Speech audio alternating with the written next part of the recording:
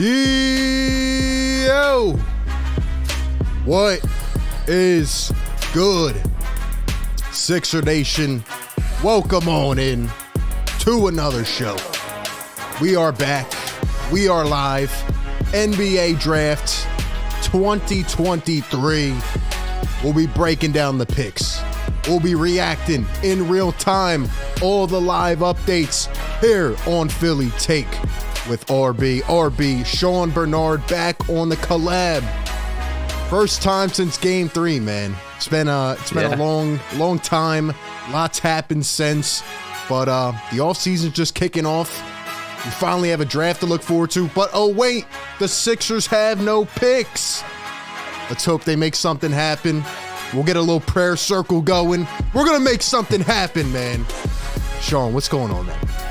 Yeah, they're better. Give me something to get fired up about, something to get excited. Give me one guy that I can get hyped and take away from tonight. But I do think we are in store for a crazy night in the NBA. It has already kicked off with things going down, trades everywhere, Marcus Smart on the move, Jordan Poole. I need the Sixers to get in the mix, and I do have faith that Daryl Morey can figure something out, and we'll see how things shake out tonight. Dude, something needs to happen. We've live streamed the draft every year. Last year, it was like waiting, and they didn't have really anything. Then they traded the pick they had, so it was kind of weird. But, 2023 draft, they have no draft picks as of right now. Let's hope they can make something happen.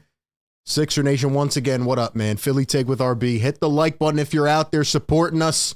Subscribe to the show. Ring the bell. You know the drill. Tonight's show sponsored by Mint Mobile and Manta Sleep. Draft getting underway. Shout out to Mint, man. Go check out all their plans as low as $10 per month. They have a bunch of specials going on. And check out Manta Sleep. Hope you're using the Manta Sleep Mask Pro. I used it last night, man. I had to get some sleep after that crazy trade because I was about to go to sleep and then boom, out of nowhere, just keeps us up till 1 a.m. So I had to use the Manta Sleep Mask Pro. Definitely go check it out. Both of those links down below in the description. All right, man, we are underway. Let me get the TV situated. Yeah, who do you think they're going with at number 1 here, Yeah, very, very tough decision. I was talking about this a little bit this week. Where would you rank Victor Wembanyama in terms of the most hyped prospects ever? Do you think he's like the most of our entire lifetime?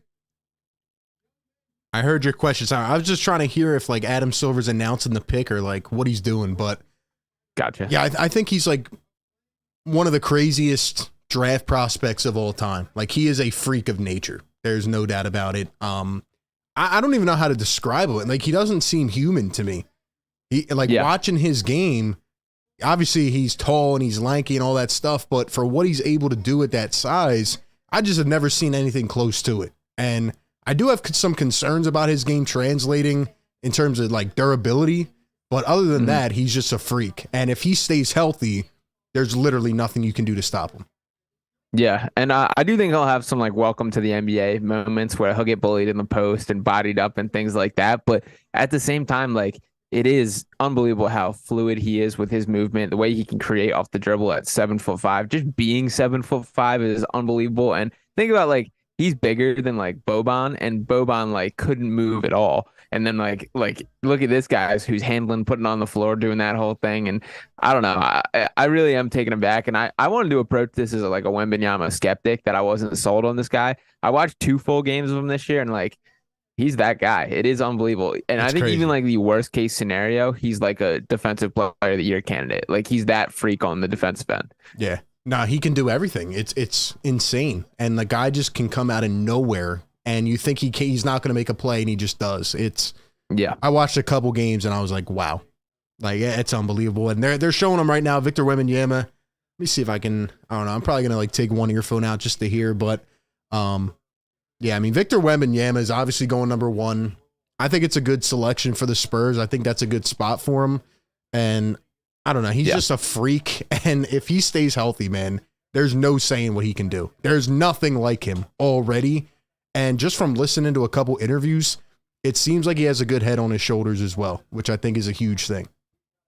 Yeah, he's been a guy that's been preparing to be in the NBA since he was a little kid, and not like one of these guys like, writes on their middle school paper that I'm going to be in the NBA. He's Right. like he does special footwork things to improve foot strength and limit injury prevention. He learned English while growing up in France, because his word there was like, basketball people speak English, so I need to speak English. And Yeah.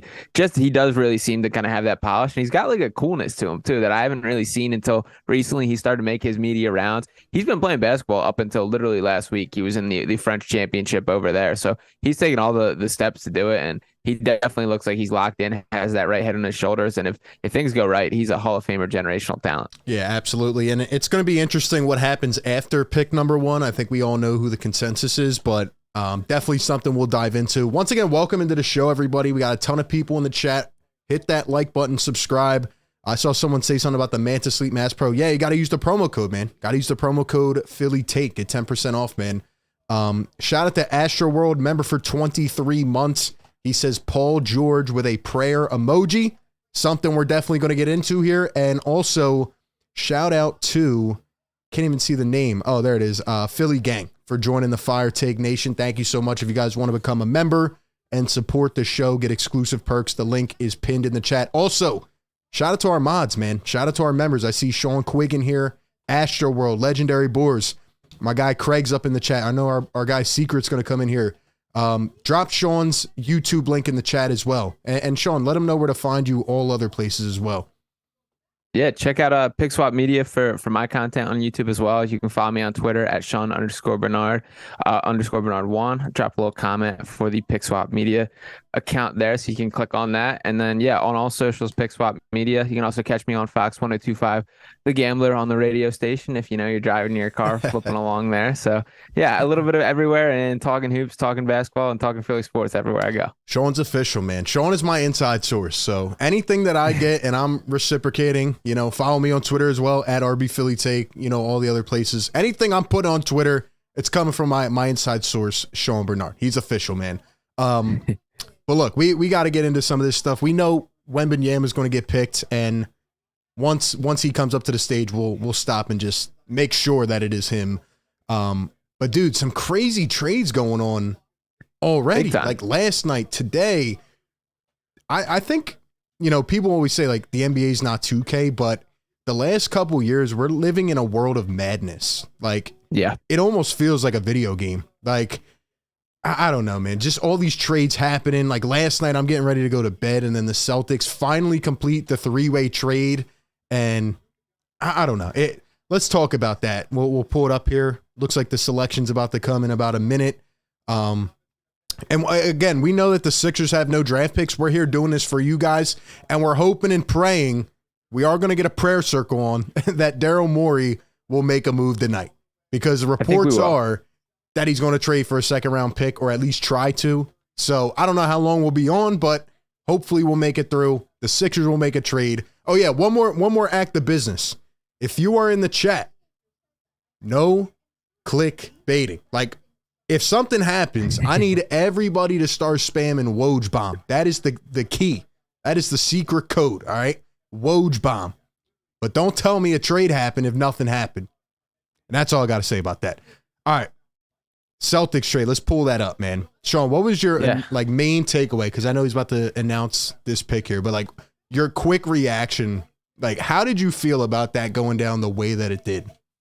Yeah, I mean, very weird how it was drawn out basically all day trying to get things to finalize. And it was Malcolm Brogdon was the guy that was discussed for most of the day. I honestly don't love it from the Celtics perspective. I think Marcus Smart is the heartbeat of that team, or was the heartbeat of that team. He very much, to me, is like a winning player, and a guy that I think is going to flourish even more in Memphis. I think he is who Dylan Brooks thinks he is. So I think he's going to fit just right in Memphis over there. I think there's more coming is probably my takeaway. Them getting those first round picks. I still think they need a true point guard. I thought they were going to target Chris Paul, but that ship has obviously sailed at this point. So honestly, I don't love it from the Celtics perspective. I'm happy for the Sixers to not have to go against Marcus Smart in a regular. I think Porzingis is fine, but I don't know. I think there's more on the way from Boston's perspective. And there's the pick. I don't know if you're synced up with me, but he just made the pick now. Is that what you're saying too? Or are you a little bit behind?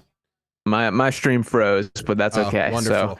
Well, he just said Victor Wembanyama, as we all know, number 1 overall. So no guessing anymore.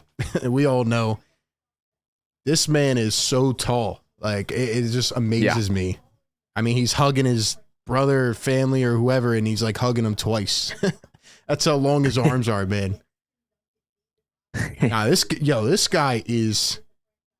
He's like a 2K character. Is he wearing a green suit? He looks like the Green Giant. He's got to bend all the way down just to hug somebody. Just a big asparagus right there. Oh my! My one thing about him is if he jumps up and comes down a little bit awkward, like that is more damage than a regular person by a lot. So they got to make sure this guy has good technique and he just keeps himself structured and keeps himself sound. Because man, he is tall and lanky.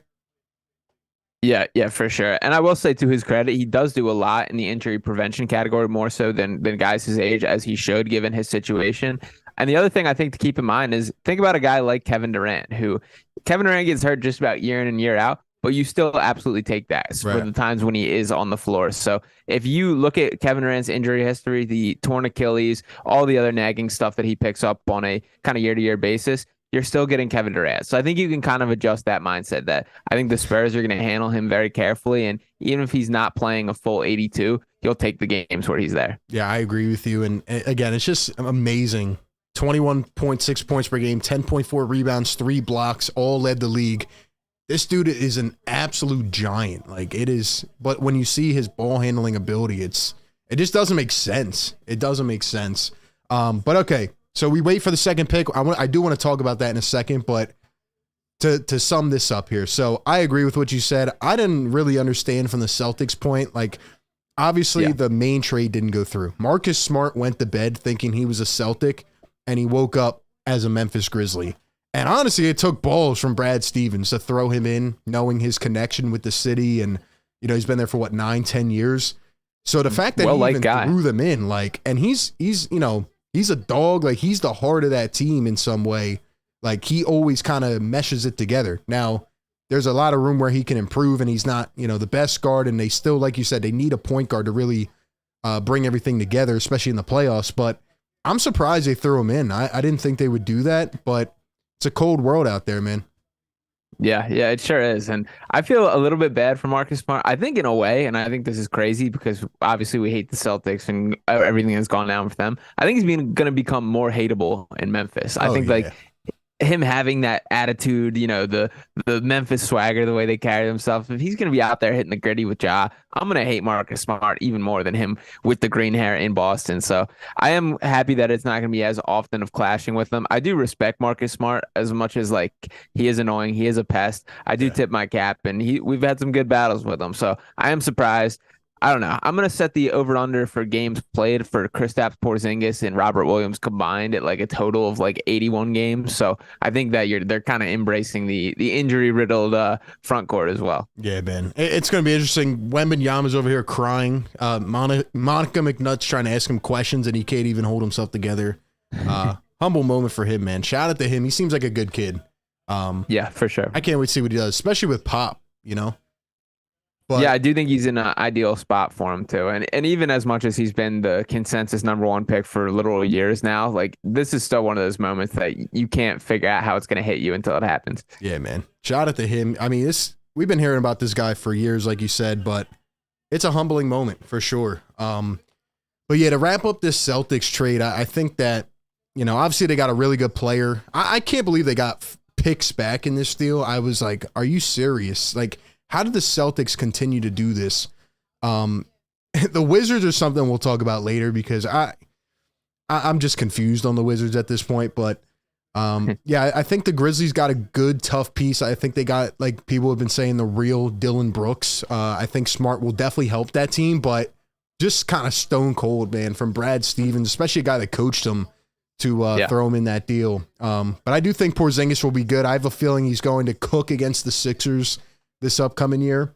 And it's going to be tough. It's going to be tough to stop him.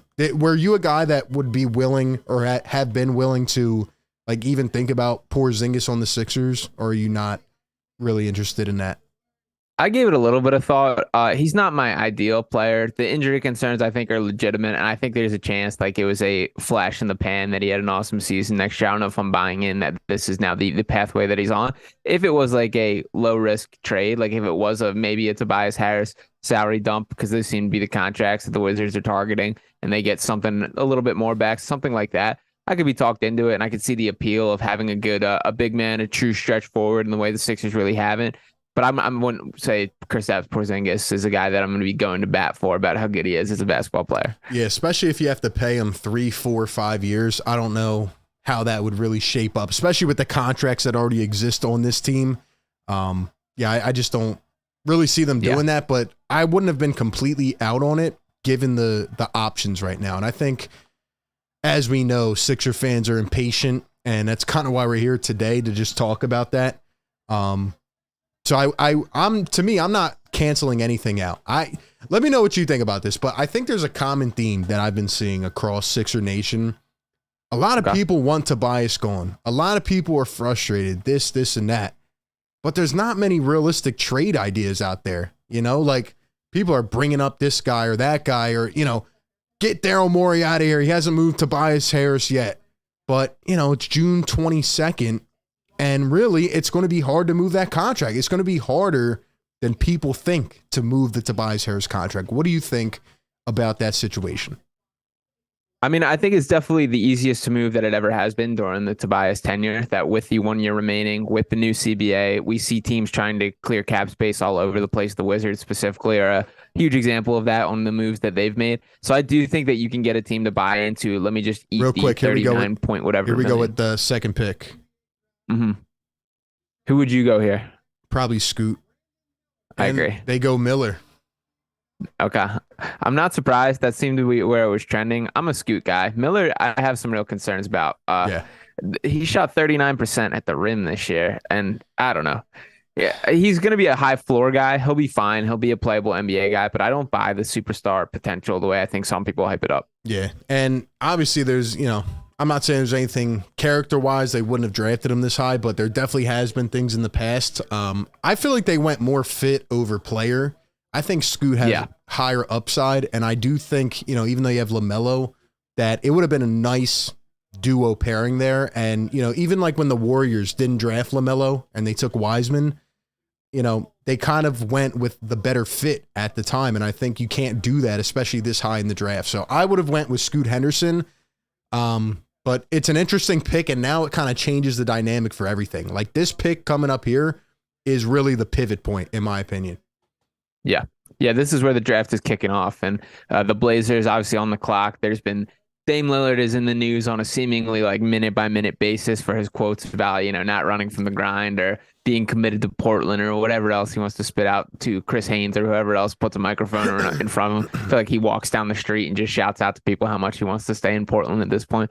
But this is interesting. If they do make a pick here, I do think that there's going to be some significant moves for Portland. I don't know if it happens this soon if they try and trade this pick. I've seen the Zion rumors as well. But I think most likely they probably make this selection as Scoot, and probably later in the draft, there's some more moving around.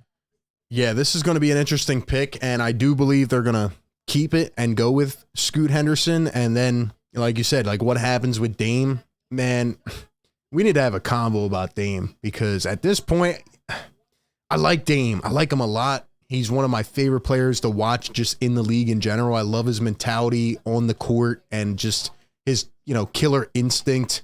But man, we got to have a conversation about Dame Lillard, because at this point, man, I'm starting to question if he even likes basketball. Like, I know he's a rapper and he lives in a nice area and he, you know, he's financially well. He's got a nice family and all that. And some guys just don't like playing that much. But there's one thing about being loyal, and then there's another thing about actually wanting one freaking opportunity to win. Like the fact that he keeps saying, oh, you know, we're going to win here. I want to build here. And nobody's building there. Like nothing is happening in Portland. We've been saying it for how many years? And at this point, I'm almost losing respect for him as a competitor, because it's like, I want to see him deep in the playoffs on the biggest stage. And does he really think, what is 32 now? Like, does he think at some point they're going to get this thing together with him? No, it's not going to happen. They got to pay him $60 million in a couple years. So I don't know. It's not going to happen for me. Yeah, I think he's even a little bit older than 32. I think he's in the 34, 35 range, but I do agree. Like, it's at the point where it's like, it's not going to happen. And from Portland's perspective, the right move, I think, is absolutely to trade Dame and get a huge package for him. They have a nice little core there. Adding Scoot to that, they have Anthony Simons, they have Shaedon Sharpe. They have a lot of young talent that is rebuilt, that like second wave of ability to play. And I know Dame is interested in winning. He would love to ship all those guys off for a win now piece. But like, if you're Portland and you're thinking long term, I don't think there's a world where you can build a championship contender around Dame Lillard. So you add you ship him off for what you can get. You add to that young core. You start piecing it together, and I think there's way more likelihood of something being there to that. Yeah, it's not going to work with Dame. They really need to trade him. I mean, we finally saw Bradley Beal get moved, and that's another thing that we're going to be talking about here in a few minutes. Once again, shout out to everybody in the chat. Guys, we got almost 300 in here. Hit the like button. Get this to 100 likes. We are here live streaming the draft. Somebody in the chat said, why are we here? We are here to, for therapeutic purposes. All right, we are here to come together and hope and pray that the Sixers do something. And we're here to talk ball and this team as we always do. So let's see. We got, who else in the chat? Secret, what's going on, man? Craig says Dame's time is up. Craig said Shams is spoiling all the picks early. Yeah, exactly. That's why I'm not looking at Twitter. I can't do that. I don't like. Let me ask you, are you one that likes when the picks are dropped early on Twitter? I know Woj is not doing it this year. I don't like that at all. Yeah, no, I don't. It definitely ruins the moment a little bit, for sure. I'm surprised Woj is backing off, and I know he says that. I think he's going to feel the itch as the draft drags on and want to break some kind of news there. I think he gets that adrenaline rush from doing that. So I wouldn't be surprised if he slips up and starts doing it. But I do think it's cooler if it's like a surprise when Adam Silver walks the stage, makes the announcement, and everyone has that same moment of shock. Yeah, no, I agree. Terry in the chat said RB's tripping with the does Dame love basketball? I don't think so, because at this point, man, sure, he may like the game, but does he love winning? How about that? Is that a better question? Does he love winning? Because if he wants one damn opportunity before he's 39 years old, he's going to go to a contender. He doesn't have to go to the best team in the league. That's why a couple years ago I said the Sixers would be a great spot. You're not running from the grind. You're just doing what it takes to at least be in competition with the other teams in the league. The Blazers, we know, are going to finish 12th next year. They're not going to be a top 3 team. Like, there's just no chance. That's my point, especially since McCollum left. So I don't know what Dame thinks is going to happen. Like, I don't think he likes win. Like, I don't think he cares about winning. I think he's well off, and that's just where he's at. But here we go with the third pick, man. I think we kind of believe it's going to be Scoot Henderson, but let's see. Yeah. Yeah, and I do think the does he love winning is the more fair question to Dame there, and I think that you can bring up. I don't see it. I don't see a world where they can find a way to win with him. So I am on the team rebuild, and it was officially Scoot. Did they just make the announcement? Yeah, it was Scoot Henderson.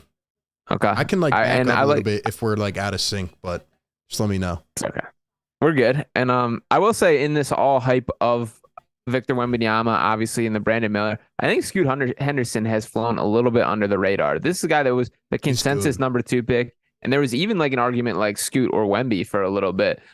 He's really good. He's NBA ready. He's got a good head on his shoulders. He's a very mature kid.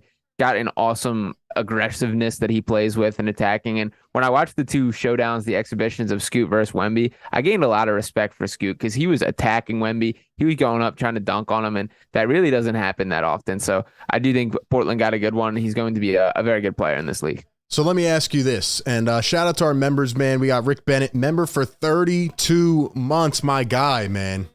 Shout out to Rick. He says, what up, all? Hope we get something tonight. Let me ask you guys in the chat, yes or no?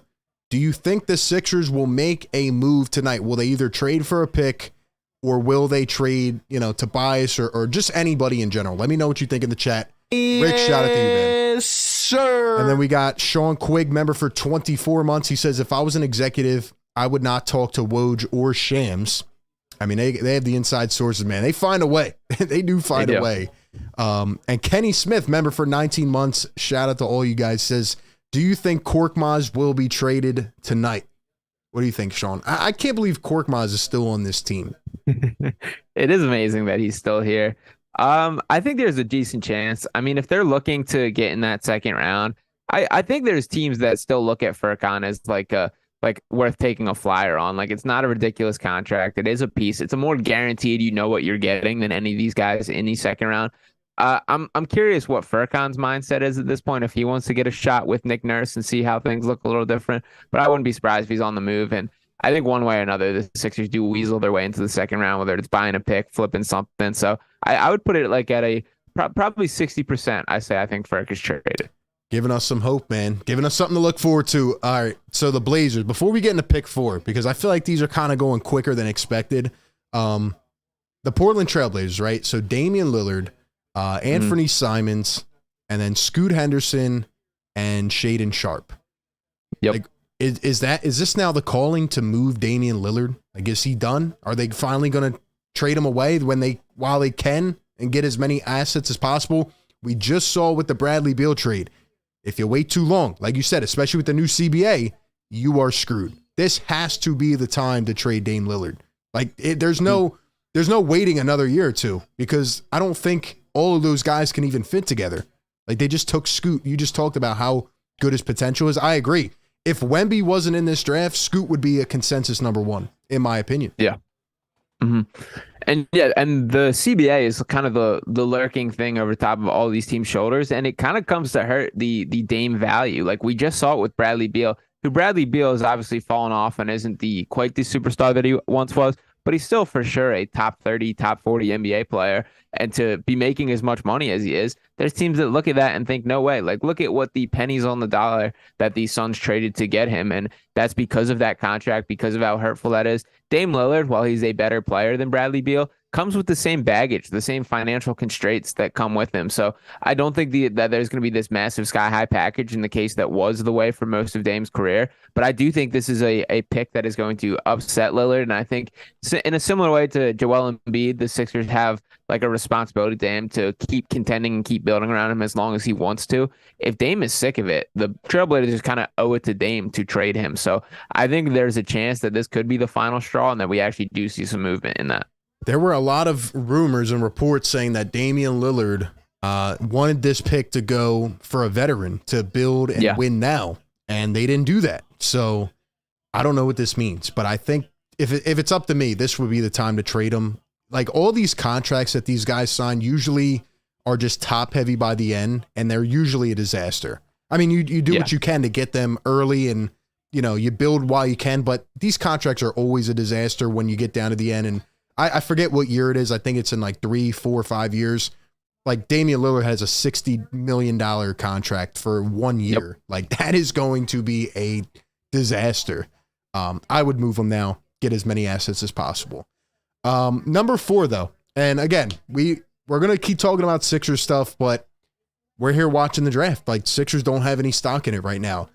You've done your draft homework. I'll be honest. I mean, I've been watching the last at least couple weeks, like learning about these guys just because I want to, and I'm interested just as a guy who likes basketball. But I mean, it's hard to be that interested when your team has no draft picks other than maybe trading into the second round. But at this point, after the top 3, like, who would you go with at this pick? And is there any other guy that is maybe like a surprise that you think should go here or could go here, or a guy that's going to slip? Like, what's your take on like 4, 5, 6, and so on?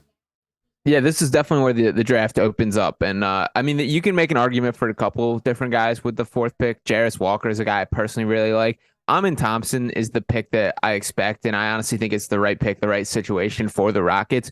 It's such a unique path. We're seeing all these different pathways to the NBA more so than ever before. It's guys coming from overseas, from the G League, from college, and they paved their own path with the overtime elite. They will be the top selected draft picks, and it's Amin Thompson and Asar Thompson, the 2 twin brothers there. Amin's the more of the guard version of them. They have very different skill sets despite being twins. Amin's much more of the on-ball guy. He's a very good playmaker. What stands out about him is he will walk in the NBA and be like a top 30 athlete in the NBA already. He really is a freak of nature with that. And his shot is what is holding him back from being like a true superstar. It really needs some mechanical work, but his feel from the game, his athleticism. There's a lot to like about him. I think that the Rockets need more of like a calming on-ball presence, a guy who's more of a playmaker. That is Amin Thompson. So I think that is the proper pick here. That's the direction I expect the Rockets to go. And I honestly don't think that there's that steep of a drop-off from him compared to the top 3 picks, but it is just really difficult to scout looking at the overtime elite and what the talent level that they were facing off with. Yeah, I think the Rockets are taking this slowly but surely. I think with all the draft picks they accumulated, they're just going one at a time, and they're just trying to build the right way, even though it is taking a long time. From watching the two brothers, I agree. Let me know if you think this is right. Actually, here comes the pick. Let's see who it is. Houston Rockets, number 4. You were right. Amin Thompson, number 4. And apparently, you know, when I was like looking them up and researching and stuff, it seems like the brothers have always played together. So, you know, now they're going to be separated. So how will that work, right? Like they obviously play off each other. And to me, like Amin Thompson kind of seemed more of the guy that was like, you know, he can make a flashy play. He can make a big play, but I think Ausar is kind of like very well-rounded as a player. Yeah. What's your take on that? Yeah, I think Ausar is the safer bet. I think there's Amin both has a higher ceiling and lower floor. There's a world where he's a superstar in the NBA, and there's a world where he's really not that playable. His shot is like really broken. He shot 25% from 3, and the mechanics just aren't there. Ausar still isn't that polished as a shooter, but he does have a clean form. He's a little more reliable on that. He's also a better defender than Amin. He's got that 6'7" frame. I think he's more of the clean cut 3-and-D wing. They're both 6'7" and have like an NBA body. So I do think Ausar is the safer bet out of the two. I like both these guys, and there are 2 other guys that I approach pretty skeptical just because of the overtime elite path. It's only the second year in program history. There's 2 other guys that have come through. That's Dennis Barlow, who's on a 2-way deal with the Spurs, and Gene Montero, who's on an Exhibit 10 deal. So neither one of them have played like legitimate NBA minutes, really. So these guys, the Thompson twins, will really be the groundbreakers and leading that pack. But I do like both of them. And at the end of the day, like you either have it or you don't. And if you take this unique path, if you're that good of a talent, you will find your way. And I kind of do believe in both these guys. Yeah, I'm excited. I think it's cool to see 2 brothers go this high in the draft as well. Obviously, there's been like some combos over the years of brothers, but they're usually like few and far in between. And for both of them to be like top 10 picks, I do think is very cool. Shout out to everybody in the chat, man. First time in NBA history. Yeah, the 2 twins in the top 10. Yeah, that's awesome, man. Let's see. Who we got up in the chat, man? Let us know you're in here. Once again, hit that like button. We still got a ton of people in here. Let's get this to 100 likes. We're almost there. Random Gamer says Daryl must be sleeping or something. Vincent says the Thompson twins have as high of a ceiling as I've ever seen in wing prospects. Was there any ever rumor of Dame coming here? Nah, there wasn't. A couple years ago, I was big on Dame coming here, but that ship kind of sailed, and it's just not going to happen. The Sixers are very restricted right now. I think that's why people are frustrated, because they want something to happen. And to go back to your point earlier, you said, what would you say, that it was the easiest to trade Tobias right now compared to prior years? That's what you said, right? I agree with that. At the same time, though, I put myself in the mindset of Daryl Morey. I don't think Daryl Morey wants to trade him for Buddy Hield. I think that's the problem. Now, whether you say that's a Daryl Morey issue or like a team issue or just whatever, I don't think Daryl Morey wants to trade him for Buddy Hield. I don't think he wants to trade him to the Spurs for some, filler piece. I think he wants to get a player back. And when he sees some of these other guys go, on expiring deals, I think Daryl Morey's looking at it like, I can get somebody for Tobias. Now, the report that we heard yesterday where, he's overvaluing and he's asking for way more than he should, I don't like that, because I think you have to move Tobias Harris. I think James Harden's going to opt out and sign hopefully a 2-year deal with the Sixers. But then you need to upgrade the team around. The only way you can really do that is by trading Tobias Harris and getting a piece back. So I think Nick Nurse came here and said, I want to win. We were close, or that you guys were close, and I can help you get over the top. So I think they need better fits, but I don't think Daryl Morey is just going to trade him for nothing. What do you think about that? Yeah, I agree with that. I think the thing to keep in mind is like while Tobias catches a lot of hate and a lot of, he's definitely the guy that catches, he's the first guy to get a finger pointed at him. He's still a necessary part of the Sixers team, and you can't just lose him for nothing. You have to have a replacement for him because he is a guy who logs a ton of minutes. He's still like a 15-point per game scorer, even on a down season where he isn't asked to do that much. And he's still a guy that steps up and has to guard the primary options on a pretty regular basis. So you definitely can nitpick that he's not made for the role that he is asked to do. And there's things that you can not like about Tobias Harris's game and how comparatively how it fits to the rest of the group. That's absolutely true. And you bring up a very fair point there. But you also got to get some guy that can. Like, Tobias isn't an awful NBA player. He's overpaid. He makes too much money. We all know that. But the Sixers, to improve their chances, have to get a guy that checks those boxes that he doesn't. So it can't just be a get rid of him, let's clear money. They have to figure it out in the process of a deal. Yeah, and that's where it comes in and it's tough, man, because there's not a lot of options out there. By the way, we're coming up at pick 5 here. I don't know who you would have on your board. They're showing the brother, and it looks like some people in the chat are spoiling, saying that the brother's going to go now, back to back, 2 in the top 5. Guys, do not spoil the picks in the chat. Don't know if that's legit or not, but do not spoil the picks. Mods, be sure to keep throwing that in the chat. No spoiling picks. But what do you think if his brother goes here? Do you think that's a good fit for Detroit? Yeah, and I hate to say that I took a wandering eye to Twitter as well, but that does seem to be the direction that the Pistons are going. I think it makes sense from what the Pistons have. Asar is a guy he's a very good cutter. He's used to playing off ball. When you think about the core that Detroit has with Jaden Ivey and Cade Cunningham, those are going to be their primary ball handlers. So they need a guy that can space the floor, create his offense without having the rock a ton. And he's just like a very good defender. He has a chance to be like a real deal elite defender. So I do like that fit for him in Detroit. And it's very cool to see both brothers go back to back in the top 5. That's something we've never seen before. So props to him. And it is confirmed, man. Wow, that is cool. That is a great moment, man. Back to back. Very cool. Back to back. Overtime elite Asar Thompson going number 5. Wow. So we said 2 picks in the top 10, 2 brothers. How about 2 back to back in the top 5? Very cool. Very cool. The little compilation they're showing some pics of them growing up when they were younger too. And it's also cool how they learn to play differently from each other too, how they learn to play together. Because think about when you think of twins like across the NBA, whether it is like the Martin twins or the Lopez twins or things like that, generally they're pretty similar in style. They obviously have very similar physical traits and things like that. It's cool how different these guys are as basketball players. And I was really pretty shocked about that when I started diving into watching them play. They're drastically different styles of play. And as I mentioned, I'm in much more of the true point guard, the ball dominant player. Asar is a true wing, a guy that's a floor spacer, a 3-and-D style player. So cool that they learn to complement each other and both have bright futures in the NBA. Sounds nice, man. Sounds nice to have a guy that can, knock down shots, play defense, and fit a role. But yeah, man, 2 brothers going top 5. Let's see if we can find something here. Again, I'm trying to be careful here on Twitter. I don't want to see the next picks because I hate that. But yeah, man, let's see. HRT says Sixers are restricted because of Daryl Morey. What do you think about Daryl Morey's job and what he's done? Because I've always been the guy to at least try to give him the benefit of the doubt and support Morey. And I think he's really had to clean up a mess. But when you look at the Sixers situation right now, I've always said you have to be able to build in the draft.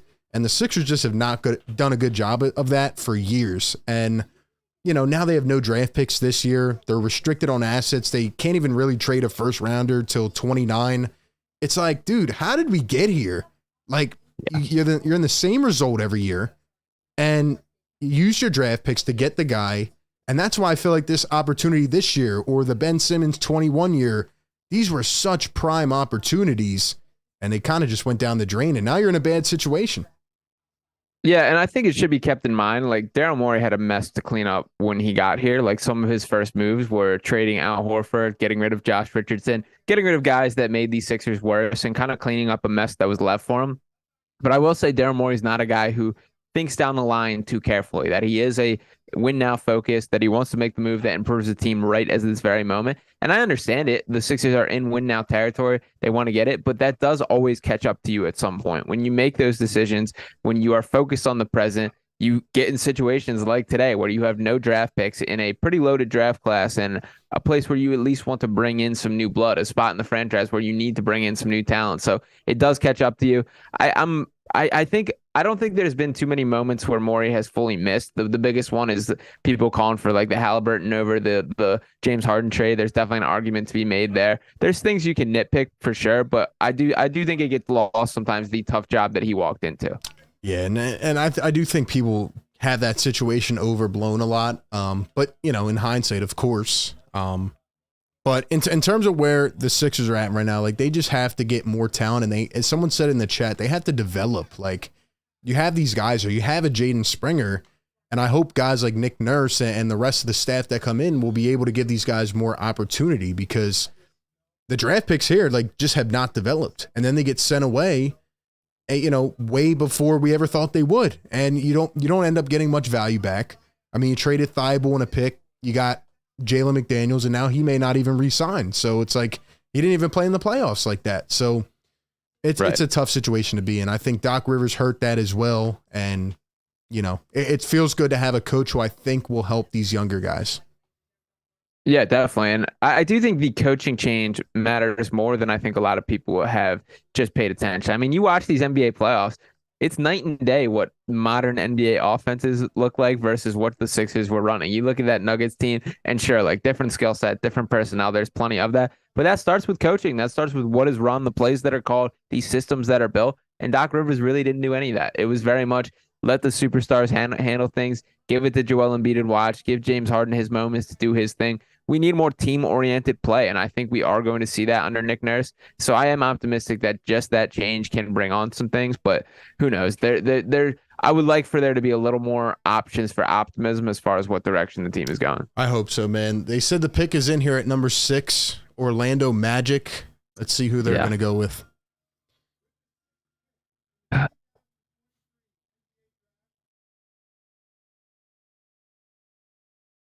Anthony Black is the pick at number 6 out of Arkansas. What do you think? And pick? I know this is you can get buried when you look back on these takes, but Anthony Black's probably one of the biggest guys like I'm out on in this draft. I just don't really see it with him. He's he's fine, like he's decent. I don't think he's going to be that bad, but to take him 6th overall, like I probably would have like a late first round grade on him. And there's a ton of guys that have fallen in love with him. To me, what catches me up on him is he's very much does a lot of things well, but he doesn't have like an excellent skill. He's a pretty good playmaker. He's a pretty good defender. His shot is not good. His shot is pretty broken. I think defense is probably going to be his calling card, and I don't feel awesome about that for a guy that's like a 6'6" point guard essentially. I'm not an Anthony Black guy. I think it's a good spot with the Magic that there's a lot of other pieces around him, the Franz Wagners, the Paolo Bancheros, the guys that can create, Jalen Suggs even. But I don't know. Anthony Black is not my cup of tea as a basketball player. Okay, so Sean is out on Anthony Black. The Magic go with him. I feel like the Magic have just been drafting tons of guys over the last 4 years. So we'll see what happens, man. Indiana's next. Wish they would move that pick. Be interested in a certain power forward from the Philadelphia 76ers named Tobias Harris, but we'll have to wait and see how it plays out. The Wizards after the Pacers. Let's real quick talk about the Wizards, man. I don't understand what the Wizards are doing. This trade happened earlier today. How do you feel about it? I mean, CP3 on the Golden State Warriors is something I never thought I'd see. The Wizards get Jordan Poole and future assets. They finally got a first-round pick because they had depleted their whole roster and didn't get a first-round pick, which is insane. Now, they did get every draft pick that the Phoenix Suns own until, 2031? The Suns don't have a draft pick until 2031. So while we're in this new CBA era, the Suns said, nah, screw it. We're just going to go get 3 big stars, and if it doesn't work out, like I don't think people understand, the Suns do not control a draft asset until next decade. Next decade. They said, screw that. So the Wizards did get a lot of second rounders, but they didn't get one first rounder for Bradley Beal. Now they got Tyus Jones. They traded CP3, and they rerouted him. But I don't know, man, like, the Wizards just took way too long to trade Beal. I think they're trying to do the right thing, but they're in mud, man. They're going to be down for a long time, in my opinion. Yeah, it is surprising. I think it's nice they at least have a direction that they're going to rebuild. For many years now, they've been in that in-between stage of not being good enough to compete, but still not losing enough to get a top pick. Bradley Beal was in a very similar boat to Dame Lillard of kind of wanting to win there, but really just wanting to cash as big of a check as he can get. So it is nice to see them hit the reset button, but there's some ugly basketball moving forward. We're going to see Jordan Poole jacking up 25, 30 shots a night, dancing and doing his thing. So yeah, it's going to be an ugly season of basketball. I am happy to see them hit the reset button, but it isn't the best kickstart to a rebuild that we've seen from other organizations, like the Sixers. Even when we think about the Sixers going in that era, look at all the assets that they had collected. That's not in the spot that Washington is in. So we'll see how it turns out. Yeah, man. Now the chat is saying Shams bomb. Yeah. Trade. Let's see. All right, we got it pulled up here. So according to Shams Charania, the Pacers are selecting Bilal Coulibaly at number 7 and trading him to the Washington Wizards. So what kind of trade is going to happen now? Like, as soon as we're talking about Washington, this happens. Like, this is interesting. What any thoughts on this? Why they would trade up to the number 7 pick here? They really high on this guy, or? Yeah, so this has been by far the biggest draft riser, considering he definitely came off the board. This was Wemby's teammate in France. He's only 18 years old, 6'8", 7'2" wingspan. A very fun player. He's got some real nice athleticism. Still super raw. Still super high potential. He's a guy who, as I mentioned, with Wemby playing until literally last week, Bilal Coulibaly on the same team had the same opportunity to still keep playing, still keep improving. He got way better as the season progressed, and that increased his draft stock right with it. So he was the beneficiary of that. When I first started learning who he was targeted as a late first, potential early second, and then he shot up as the draft process went on, and as he was still playing, to a lottery guy. To see him go 7 is even higher than I even expected, but He is an interesting talent. They aren't in a high pressure situation, so I think that this is going to be a situation where they allow him to have his growing pains, figure things out. But I thought it was going to be high if he was in the early 12, 13 range. To see him go 7 is even way further than I imagined. Teammate of Victor Wembanyama. He was on his team in France, so interesting there. Maybe his stock rose a little bit playing with Victor. But yeah, Coulibaly goes number 7 and then gets traded to the Wizards. Why couldn't it have been the Sixers, man? Why? They don't want Tobias Harris? Come on, man. Come on. It's rough, man. Yeah. I don't think there's too many takers out there for the Tobias Harris, but right now. So not at this stage in the draft. Maybe as things move on, but I think honestly the best bet for a pick, I don't think it's going to be a Tobias draft pick trade. It's going to have to be for another form of veterans that fit around the edges, whether that is a Buddy Hield, whether that is a Bojan Bogdanovic, something like that. I think is more likely than just a straight up draft pick. Yeah, and now the Wizards are up, but I'm guessing that this is going to be traded to the Pacers, so they moved up one slot. I guess they thought that the Pacers were high on this guy, but yeah, man, 7'2" wingspan for Bilal Coulibaly. So shout out to everybody in the chat, man. Let us know how you're feeling so far. Once again, if you're in here, hit that like button, subscribe. You know, all the good stuff. Be sure to follow Sean everywhere. Let us know how you guys are feeling. Once again, let's get a vibe check. Do you think the Sixers are going to make a move tonight? What move do you want them to make? Is there a certain trade out there? Is there a move in free agency? What is it that the Sixers need to do to get better?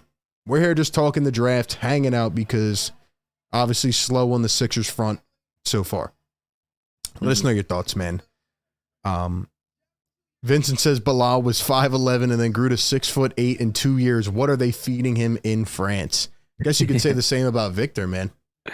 Yeah, very crazy. I'm pretty shocked that he went off the board at 7 like that. This was a guy that like I mentioned, he was initially projected as a late first kind of guy. To see him jump up like that, he's a freak athlete. He's very much cut from the same mold from Wemby, not in the generational talent standpoint, but just from a different stylistic version of basketball player than we really have seen. So he is a freak athlete. He does have the length. It is a good spot for him where he can go through the growing pains, figure out his game as he goes. I'm a little taken aback. That throws back the draft board quite a bit. Hell yeah. And my guy, I'm a little biased being a Nova fan, but my guy's slipping. I thought, I've heard him up near number 5, 6, 7, Cam Whitmore. Where's he going to end up? Like, is he going to keep falling here? 10, 11, who knows? It's about to get interesting, though, with Washington. I guess we'll trade the pick to Indiana. Utah, Dallas has a big decision to make. We'll kind of get a sense of their direction as well. So a lot of good stuff coming up here, man. Yeah, definitely. And this is the draft has gone off the rails a little bit here. I'm kind of scrolling it, looking at who's still available. Guys like Taylor Hendricks, Cason Wallace, Cam Whitmore, those were all guys that I would rank above the past 3 picks. Jarris Walker, I do like quite a bit. So there's a lot of talent still on the board. Cam Whitmore is an interesting one because I think I'm higher on Cam Whitmore than the consensus. I still like him quite a bit. I think it gets taken for granted a little bit how difficult the situation was for him, having that injury to start the season, missing preseason, missing the first 7 games of the season, and then being thrown in and kind of having to be the guy at Villanova. That's not easy to miss all that time and just be thrown to the fire. It wasn't the most inspiring lone season at Villanova for him, but I think that he's a guy who has real deal athleticism. I think he's in that same tier of athlete as Scoot Henderson, as Amin Thompson. I think I would probably rank him number 3 overall when it comes to that. And I do think that he's a guy who stylistically his game's going to translate better at the NBA than it did at the college level. Absolutely. He's number 1 right now. Jay Bilas, best available. They're talking about the trades that happened this week. Yeah, man, it's going to be interesting to see what happens here. I think at around pick 10, thinking a couple picks, we're going to do a little Sixers prayer circle. Hopefully they make something happen. Let's read some in the chat. Somebody said hopefully they get Amani Bates in the second round. Trade in the second, get Amani Bates. Shout out to Alex. He says, watching you guys right now instead of ESPN. Let's get the chat fired up a little bit, man. Let's get the chat fired up. Yeah, love that. Who's here watching the show over ESPN, man? How's everybody feeling tonight? Let's go. Let's get the comments rolling. We still got a lot of people in here. Guys, drop a like, man. That's how we push this show out to more people. Rupert says Washington is loaded on point guards now. DeLon Wright, Monte, Tyus Jones, and the guy they just drafted. Let me tell you something, man. The Wizards, I think, are about to do a fire sale. I mean, if you left it up to the Wizards, they would probably not even have enough guys on their roster. I think they're just going to start selling more pieces and try to get as much off as they can. Here we go with the pick at number 8. Jarris Walker. It's a solid pick. Eating popcorn. Just sitting there eating popcorn, too. It's a solid I like pick. Jarris Walker. I think that's a really good pick for Indiana. I think that's a good spot. That he is going to end up going to Indiana as they made the little swap with Washington in that trade for Bilal there. And they were interested in him, he's right? a guy. They were interested in him, I believe, the Pacers. Mm-hmm.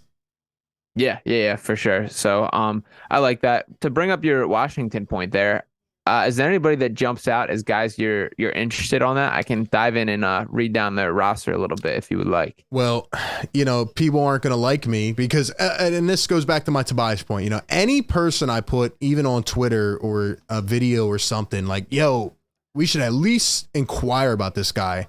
Sixer fans don't like it, but you got to think outside the box a little bit because you are restricted. People think it's just a walk in the park to fix this roster. It's not. But I think the Wizards actually would be one of the best destinations for Tobias because you'd be taking on a huge expiring salary. It fits into what they're trying to do. And I know it would be tough now, but if you could somehow find a way to get an opt-in, a sign and trade, Kyle Kuzma, I think would be a perfect fit on the Philadelphia 76ers. I like DeLon Wright. I think he could be a quality backup. Tyus Jones. Kispert, I don't know if they would ever move him, but he took a huge incremental jump, especially in 3-point percentage and efficiency this year. And you have all these other guys just going to the Wizards, and I think they're going to just be selling them off. Mike Muscala is another one. I think the Wizards would actually be a good place to look for some inventory and try to figure out a deal. I like the Wizards in terms of a deal. Landry Shamet's still there for the time being, a guy who's been traded 11 times already in his 5-year career, but tends to always be on winners. Could be a little homecoming coming back to Philly there. Mm-hmm. Denny Advia, I kind of like a little bit, a guy who's grown on me. Even Danilo Gallinari, who hasn't played for them and came over in that Boston deal, that's still a guy that I would consider giving some thought to. So I don't hate it, and I do think Tobias is the prime candidate of type of player that they are looking for. It is that expiring deal, the clearing cap space, everything that comes with that. So definitely worth a phone call and see if you can at least figure something out. Monte Morris is another one there. Yeah, absolutely. What do you think about Kyle Kuzma? Is he a guy you would entertain on the Sixers? I think he'd be a really good fit, personally. Yeah, Kyle Kuzma's a guy I used to hate and has kind of grown on me as his career has dragged on. He seems to have kind of figured himself out as a basketball player. He's a high-level rebounder, which is very appealing to me. That's something that I think makes sense and that the Sixers have taken for granted a little bit. Joel Embiid's kind of been the only guy relied on for rebounds, and to be honest, Embiid isn't even that talented of a rebounder himself. Yes, he gets them because he's 7'2" and the biggest guy on the floor, but he's not a guy who has that nose for the ball or go to get rebounds instinct. And PJ Tucker, as much as he's a grinder and does his thing, he's also not a guy that's going to be raking up too many boards on a nightly basis. So I do think Kuzma's that guy. He's got a little creation ability. He's a lot more polished than he used to be in terms of just overall game. So I'm curious what his market is and what his desired role is at this point in his career. If he is a guy that wants to take that next step, kind of go out on his own a little more. But I don't know. I do like Kuzma more than I used to, for sure. So here's the trade. Wizards and Pacers, they get 2 second-round picks for moving up one slot.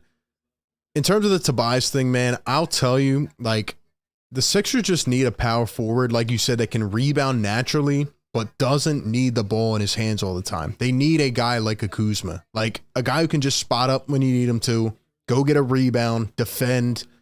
Tobias, the problem, again, is that he needs the ball in his hands to be effective. And you can't have James Harden, Tyrese Maxey, and Joel Embiid and then have to give the ball to Tobias because there's not enough touches to go around. And that's why it's never been a good fit. It's just never been a good fit. Yeah, I mean, they need a guy like PJ Tucker that's able to just spot up like that, but can actually make the shots and can be more athletic. Like, that's what they really, really, really need. And I think you can get, honestly, 2 of those types of players to fulfill that salary void of Tobias Harris. You just have to find the right situation. And I will say, if they do buy into the second round, there are a decent amount of guys who are the type of role player that I think they should be looking for. The two-way athletes. It feels like nowadays, and we've honestly seen a bunch of them go already, that people fall in love with these high ceiling, these ridiculous kind of potential players, the just like Bilal Kuble, who we saw go off the board, that it is that big swing, that the guys that fall through the cracks are these guys that stay in college for 3 or 4 years, that know their role, know how to play basketball at a high level, and are content with staying within that. Those guys tend to sneak through. And I mean, you look at like a Christian Braun, who made it a high impact on the Nuggets run this year, a Josh Hart from Villanova, guys like that, they don't get flying off the board at the top picks, but they still bring a ton of value to the team. So if the Sixers can find a way to buy in and get a guy like that, and I do believe that there are names that we can talk about as it gets closer to that, that would be a win on tonight. And you know what it is, man? Like, I was one that criticized the Nuggets last year. I didn't think they made good moves in the offseason, but the moves that the Nuggets made are exactly what the Sixers need. They need a KCP. Yes. They need a Bruce Brown, like a jack of all trades that can just do a little bit of everything, or a guy that's just a proven veteran that can spot up and hit shots. It's so frustrating watching Harden dime somebody up in the corner and they're pump faking, or they're not just doing what the one thing that this team needs them to do. Guys that can move off the ball well. I mean, even a Seth Curry, who I said, what was it, like 5 days ago, I said, should they target him in free agency? And a lot of people were like, yeah, they should. But, now he's more injury prone and he's getting older. But they need a guy like that who can just kind of fulfill 1 or 2 duties on this team and complement some of the other guys. And that's why Tobias hasn't fit. PJ's the right prototype of player, but he just didn't have it consistently last year. That's what they need. And I agree. There are guys in the second round. And that's why I hope Daryl Morey does trade into the second, because if we're being honest, he's hit on almost every second round pick. Now, the coach didn't play them enough and they were, let go, unfortunately. And that partly is Daryl Morey's fault. But there are some really good guys out there, even guys who end up maybe being at the end of the draft or undrafted, who can play ball. They just need the opportunity. And if they're hungry enough, and I always say in the draft process, like you have to look at the guy's makeup, his personality. I think that's huge. It can really be a determinant in, can this guy get better? Can he develop? Like, it's not everything, but I think it's key. Yeah, it definitely is. And that is why they are also interested on, sitting in on those interviews, talking to guys, seeing what makes them tick, what they're built like. And that's a huge deal, because we see it. Think about how many guys like have these worlds of potential but don't reach it. The Ben Simmons of the world, the Zion Williamsons of the world, that could have all-time potential right in front of, but don't just seem to have that same itch to get there. And in contrast, if you can get a guy that is hungry, a guy that is built for it, a PJ Tucker like guy who is, lacking in talent, but has all that heart and has all that ability. Every player in the NBA is massively massively talented. But if you can find a guy that like has that desire, that's what the Sixers team needs, because they do have guys that kind of go through the motions. Both Joel Embiid and James Harden have those tendencies to take plays off and just rely on their natural ability and talent level to get them there. And generally it does, but to reach like your peak as a player, there's an expiration on that. So that's what they do have to surround them with. And yes, that's within both these guys to figure it out. With Joel specifically, I have more hope for in that area. I think James Harden kind of is who he is at this point, no doubt about it. But yeah, I do agree with the point. And I think learning how guys tick and what really gets them going is a big deal. Absolutely. And pick 9 was just announced. Taylor Hendricks, UCF, going to the Utah Jazz. Jazz are another team I think could end up selling some pieces. I said Jordan Clarkson yesterday, Kelly Olynyk. I mean, that's to me a little bit of an underrated package if Clarkson was to either opt in or whatever. But, you got to find some of these under the radar packages. But I do like Taylor Hendricks, and I think it's a good pick for Utah. Yeah, he's a good player. Two-way guy, polished on both sides of the floor, which for a lot of these guys, they're very good in one area. You're hoping they can get to the other. Jarris Walker is an example of that, who's phenomenal defensively, is okay offensively, but doesn't quite have it. Still putting the piece together. So you're kind of drafting with the investment and hoping that he gets there. Taylor Hendricks does do it on both sides of the floor. So I do think that's cool. I do think that's something to note. He's in a good spot in Utah where he can play through his mistakes a little bit. He's that modern day kind of 3-and-D floor spacing guy that I believe can play power forward for stretches. So I like that selection for Utah. Cam Whitmore is still sitting on the board here. Absolutely. And now the chat's saying, Woj trade. All right, let's see, man. You better not spoil anything for me. Let's see. See what Shams is cooking up. Oh, man. Yeah. Let's pull this up, man. Well, finally, we got an interesting trade, man. Interesting. Bomb. Let's sound off the siren, man. Shout out to our guy Craig, man. Craig's our chat insider here. He was on it first. Dallas is trading Davis Bertans, and Cason Wallace at number 10 to OKC. Davis Bertans going to the Thunder. He's going to get stashed by Sam Hinkie 2.0, and he'll end up flipping him in a couple months. What do you think about this, man? I love Cason Wallace. I'm a little disappointed that this is where he's ending up. I want him to end up on the Magic. That to me was my ideal spot for him. I'm a sucker for a Kentucky guard. I think he's another guy who's going to outperform his draft spot and has more to show than he did in his lone year. But he's immediately going to be a high-level perimeter defender. He's got a mature head on his shoulders. He reminds me, not in his play as much, but just in the way that he carries himself and from like a outlook standpoint of a Tyrese Maxey, that I do think there's more to his game than he's able to show. Got a decent 3-point shot already. The defense is going to be his sticking point in the NBA. I think he's kind of cut from like the Kentavious Caldwell-Pope style of play, but I think he's going to be better than KCP is. So I like Cason Wallace a lot. I think that's a good grab by OKC, and they just continue to rake up talent in that organization. So what does this mean for Dallas, though? I mean, they're trading Bertans. Obviously, they're trying to reel in Kyrie Irving, and Cuban had some interesting comments earlier, but I want to see what they got back in this deal. But to me, it kind of seems like they're just trying to shed some of that dead salary and really make a push to get back in contention, because last year was obviously a huge disappointment for Dallas, but they need more athletes on that team. They need more depth. Maybe this is just a way to give them some more flexibility to do so. Maybe it's exactly what we want the Sixers to do. What do you think? Yeah, that seems to be it. I'm trying to find the trade details. It looks like OKC is sending the number 12 pick and a trade TPE to Dallas, so a little bit of salary cap relief with that. There's got to be some sort of player involved here. I feel like they have to be getting something back. There's no way, as much as Bertans had fallen off the rotation and had a heavy contract, to me, like if that's the only details of the trade, it's a bad move, because you have to be getting something back more than that. So I feel like there's got to be more details to come. They need a player, man. Yeah, it says, I see what you're saying. Dallas gets off the Bertans contract. Obviously, that was one of the worst contracts in the league, no doubt about it. And somebody in the chat said Bertans on a buyout. I don't know if I'd be interested in that. He's very one-dimensional. Yeah, he is. It was a quick fall from grace for Davis Bertans because there was that stretch of time where it was like this is one of the high level 3-point shooters across the entire NBA. He can shoot off screens, he can shoot off motion. You can run a ton of pin downs and sets for him. That is a unique kind of asset to your offense. But you nailed it. He's very one dimensional. That's what you're getting is a guy that can do that.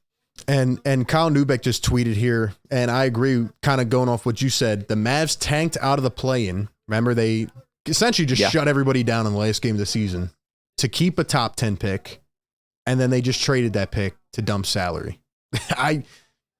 You can't really make it up with the Dallas Mavericks. And I don't know how you feel about Kyrie Irving, but I've had many, many people in the DMs saying, RB, we have to get Kyrie Irving.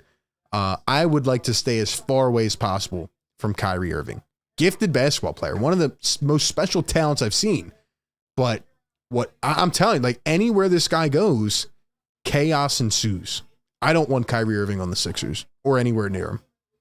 Yeah, and I don't see like a clean world where it happens from like a financial standpoint. Like James Harden's kind of the necessary evil that the Sixers are stuck with. And it is one of those like, is the devil you know better than the devil you don't? I think purely in a vacuum and from a basketball standpoint, there's no doubts that Kyrie Irving would increase the Sixers' chances of winning a championship, but it is all that baggage that comes with it, and there is no avoiding it. That even in the best case scenario, like it has been almost a decade at this point since there's been a season without Kyrie Irving, like going crazy or having some sort of moment where he needs to be taken off the court and you know, missing time for various reasons. So I don't think that's something that we need in Philly. I do agree with you that I'm very fine with staying away with it. And it also feels like outside of Dallas, there's not really too many teams that are interested in him. Yeah, I don't know. It's not it. You're asking for a disaster, but I agree with Neubeck. I agree with you. I just don't understand what they're doing here. It just doesn't make sense. Hey, maybe Luka asks out. Maybe he ends up in Philly in a couple years. Maybe that's what we should start banking for rather than Dame and all these other guys. Yeah, don't rule it out. I think there's more legitimate of a chance of that than people are getting credit or giving it credit. And I don't know. I don't really know what I'm disappointed in this because I had a lot of hope for what Dallas could do with this pick, whether it is just, you know, trading and getting a win now piece. I think that was the move, is flipping that 10th pick. I think even if they did like a Tobias Harris trade, that puts them in a better spot than what they just did. So as bad as the Bertans contract was, and I think some of this had to do with like creating salary for the Kyrie Irving edition, I'm really surprised that this is all they did. And I don't know. I don't love this from Dallas's perspective at all. I think this was a bad decision. It kind of seems like they're just, you know, they're just treading water right now. And I don't know. I mean, obviously letting Brunson go was a bad idea, but it feels like they tried to repair that and like make up for it in due time. But, you know, it just did not work out with Kyrie Irving. And now, go ahead. By the way, would you take Brunson straight up over Kyrie Irving? Yes. Yeah, I think so. Absolutely. I think Brunson's a winner. That's kind of player. And yeah, they've messed this up a couple different times now. Those are the types of guys that Jay Wright breeds out of Villanova. You know, whether it's Bridges or, you know, Jalen Brunson, Josh Hart, whoever it is, they find ways to keep their value up and continue to grow. So yeah, I would take Brunson all day, every day. Junior, what's going on, man? Shout out to everybody in the chat. We got Follow the Water, Sway, Dylan, Rabbit, Vincent, Tyler, Mr. 89, what's good, man? How is everybody feeling on a scale of 1 to 10? Confidence level.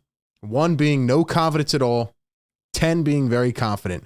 How confident are we in the Sixers getting this thing turned around and making the team better? Whether it's tonight, the offseason, how are we feeling about that?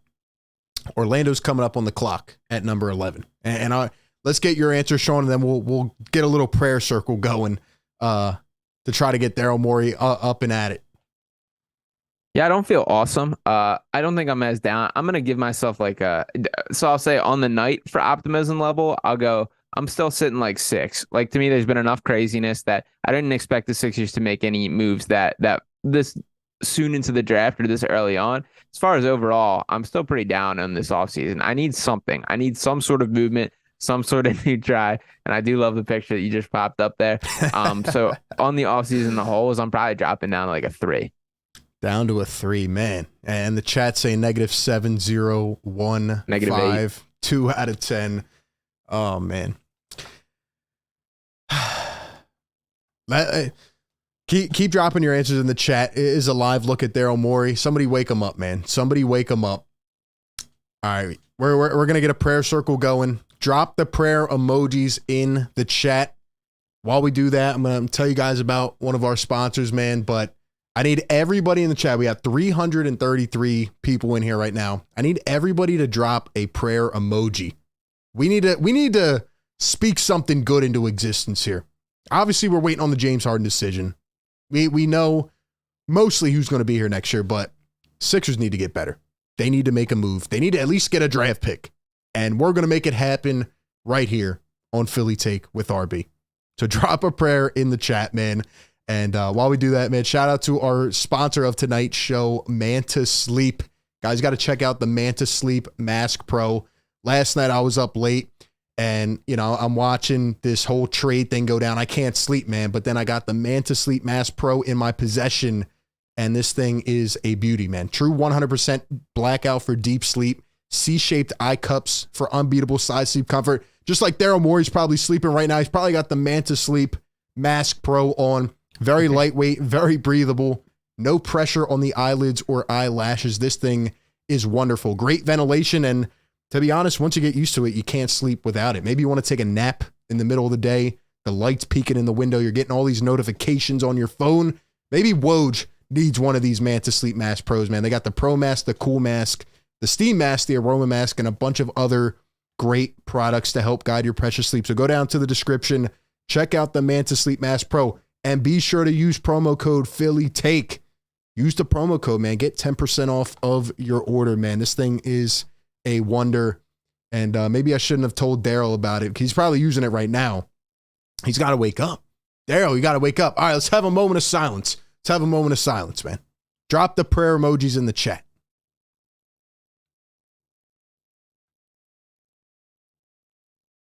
RB, I do got to throw something at you here. All right, what's going on, man? What's going on? So this Did they is make a some trade? Speculation on Twitter. No sourcing to it or no idea this is happening. But with the salary dump by Dallas there, what are your thoughts on the chances that they're targeting a Draymond Green? Draymond Green. I don't know. Would they really be able to swing Draymond though? I think they'd probably be interested in a variety of guys. I just don't know if they'd be able to bring him there based on their cap situation, the fact that they need more depth. I don't think it would be a smart move. I think they need to go out and get a couple value players. Yeah, I think that's fair. That would be an interesting little trio if there's a Kyrie, Draymond, and Luka. That's a more of a contender than we've seen on the Dallas Mavericks in several years. I don't know. I'm interested by that. I do think there's a world where Draymond is shopping around a little more than I think it has been perceived. I think there's a world where he wants to see, he wants to prove that he's not just like riding Steph's coattails, that he's actually bringing something to a team and wants to show that somewhere else. So I don't know. It's an interesting thought. That is kind of an interesting thought. I didn't think about it that way. I just personally don't believe he'll ever go anywhere. I think he's going to ride it till the wheels fall off in Golden State because, to be honest, I don't know how you feel about this. I don't think the Warriors are going anywhere. I think at any point in time, whether it's this year, next year, Steph, Clay, Kuminga, all these guys can just pop up out of nowhere. Wiggins, Draymond, and now they have CP3, who I think is going to be a great fit more than people think. And I think they can just be a contender. I don't know. Do you feel that way, or do you think they're kind of done at this point? Yeah, I mean, I think the financial aspect should always be put into play here. I think that was a part of the motivation of this CP3 trade, that they got off some long-term money in Jordan Poole for a 1-year contract and Chris Paul, so you can clear some cap space with that. I think this is a little bit of a last hurrah, that if you want to bring CP3 into the mix, have him as the true point guard and allow Clay and Steph to have much more just off-ball freedom. I think Steph was a little too on-ball dependent last year for them to be successful, so I think that was a part of the motivation. I thought there was a real chance that there was a blow-up in Golden State this year. I thought there was a real chance that this run would have ended things, that there was too much going on. It looks like they're going to try to piece it together and pull it again, but I do think that the reign is over, that I think even the best version of that Warriors team doesn't compete with like a Denver Nuggets that we saw last year. So I more tend to agree with you that it is kind of they're trying to extend the window, but it might as well be closed at this point. I think what is going to happen, and I'm not exactly sure which year it is. I think Steph has 2 more years on his deal. I think they're going to try to align Draymond's contract with that and really have like this last run together. Because to be honest, Steph is still one of the greatest shows on earth when he is cooking. And I mean, they could have, if they won that game against the Lakers, like, who knows what happens? Like, Steph can be that guy whenever. And I think Clay has fallen off a bit due to injury and age, but I can still expect Clay to give it on any given night as well. So, once you win that amount of championships, you breed that mentality together. And I think that's not seen with a lot of teams nowadays. I think that's why the Nuggets have a lot going for them because, they did it together. They have their core intact still, and they can probably win more. And I think building that together and what the Warriors have done for a long time, will help them extend it a little more. So I don't think Draymond's going anywhere. And I think the Warriors, at least for another year, are going to be a contender. Yeah, I mean, you can't count them out when Steph Curry's still on the roster. He's still that level of talent. And honestly, I think there's a side of things where Steph is playing some of his best basketball still. That he's hit like a mental spot where he understands the game even better than I think he did in his prime. Like, some of his playmaking decisions last year really blew me away, the way he was running an offense. And as I mentioned, I think he was relied on ball a little too much, that I think that was too much of a strain on him, that he is at his best when he's just making those ridiculous running circles around the 3-point line and setting up his own shot. So I am interested to see what the Chris Paul difference makes with that. But Steph is still that guy, and I still think he has a couple years of playing at a very high level. So as much as I don't think they should be favorites or considered like that, and I think things would have to break the right way for them to have that pathway to a championship, they're going to be in the mix, no doubt about it. Yeah, it's going to be interesting, man. And we've gone long enough without talking about it, but you think the Nuggets run the West now after that championship and still having everything together? I mean, is anybody going to come close to being able to stop them? Yeah, I mean, for now, I think yes. I think that when we see pieces like this and teams arrive like this, like teams try and pick guys off. I think we're going to see it with Bruce Brown this offseason, that teams are going to be trying to throw a ton of money at him and buy him away. And I think that's likely to happen. So how many of these like complementary pieces fall off? But when you look at that core, the Jokic, the Jamal Murray, the Michael Porter Jr., I mean, Jamal Murray, I think, is one of the most underrated players in the NBA. He truly is like an elite guard and among the mix for best guard in the NBA. He's that good. And he's been riddled with injuries. He's been forced to stay off the court for stretches of time, which has limited his chance to kind of grow his reputation like that. But when he's playing at a high level, there's just not that much that like you can do to stop him. And Jokic, I mean, when you talk about longevity, like what do you see slowing this guy's career down? There's basically no injury risk in the way that he plays. I mean, he doesn't even jump off the floor. And like, what's going to happen? He gets a little slower. Like, that doesn't even matter to his style of play. So I can see him playing for as long as he desires. I don't think he's very clearly not a guy who like eats, sleeps, and breathes basketball in the way you desire. Yeah. So I could see that being something. But yeah, this team has plenty of successful years ahead of them for sure. Absolutely. And number 11 was Jet Howard out of Michigan, went to Orlando. So just wanted to throw that out there because we missed that. But now, you know, OKC's on the board at 12, and it's actually going to go to Dallas. And I saw the pick already, but it's about to be announced. So I don't know if you saw the pick as well. You saw it? Yeah. I did. Should we jump into it? Yeah, we might as well. I mean, I go on Twitter for 1 second, and I mean, Shams is just spoiling every pick like 5 minutes early. So it's like I want to read things, I want to stay up to date, but Shams is just everywhere. So like he's like, oh, Woj isn't doing this, I'm just gonna go 10 times as hard anyway. Yeah. But yeah, the Dallas Mavericks selecting Derek Lively out of Duke at number 12. So maybe there goes your theory about the big man. Yeah, and I like Derek Lively, a Philly guy, and I'm always a big fan of like. I kind of buy into guys who Derek Lively was the number one recruit in this class, came out of Philly, a guy who flashed way more at the high school level than he did in college. I think Duke specifically did a really poor job of like showcasing and developing these guys. I think Dariq Whitehead's another example of a player who had more to his ability than he was able to show on the floor. Derek Lively the same way. He's a guy who essentially was a rim running shot blocker. And don't get me wrong, you can be a very successful NBA center by those being your skill sets. You can be a Clint Capella type player. That's basically what he did at Duke. But there's more to him than that. He can step out, shoot the three. He's got a nice looking little mid-range jumper as well. I think he's going to prove a lot of people wrong and show that this year. So I do buy into the talent. I think this is a decent spot for him. I'm surprised to see him go this high, but I do think that he's going to be a successful NBA player. I like the pick. I really do. I think he's a sound player, and I think it's always safe to go with a guy like Derek Lively. You especially coming from a program like that, I think he will bring a lot to the table with Dallas, and I think they needed that. I think they need more depth, especially at that position. I don't know, again, whether they're going to go for Draymond or this guy or that guy, but, I don't know if he'll start from day one, but he'll at least get some minutes. And, yeah, man, they need that. They really do. Yeah. Mm-hmm. Yeah, and like I said, I do think that I think there's a couple guys when you look at this draft who didn't get to show exactly what they are. Lively's pretty close to the top of the list, and even like digging down, I mean, I mentioned Dariq Whitehead already. Jordan Hawkins is a guy that I really like, and I'm surprised the lack of buzz on him. He's who I would regard as the best shooter in this draft. Would love to see him. Gigi Jackson's another one who's a low risk, high reward guy. Another guy that was an interesting story was the number 1 ranked recruit in the incoming college freshman class who reclassified to have a chance to play that one and done year and didn't really impress that well. So there's still plenty of names and still a lot to go on in this draft. A lot coming, man. And like you said earlier, it's a loaded draft. It's a loaded draft. So, hopefully the Sixers do something. We're out here praying for it, man. Somebody said, didn't know you were live. Should have announced it on Twitter. I did announce it on Twitter, man. That's why you guys got to follow me on Twitter at RB. The noties. Take. Yeah, got to have the noties on the tweets, man. Got to have the noties on.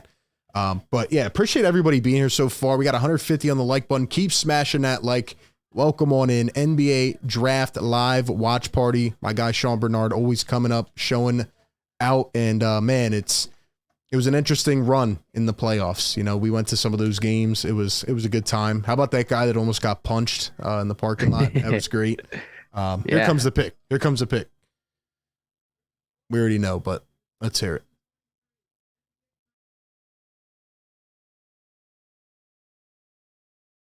Derek Lively. And now the Toronto Raptors are on the board, and who knows what's happening in Toronto. I can't really figure it out.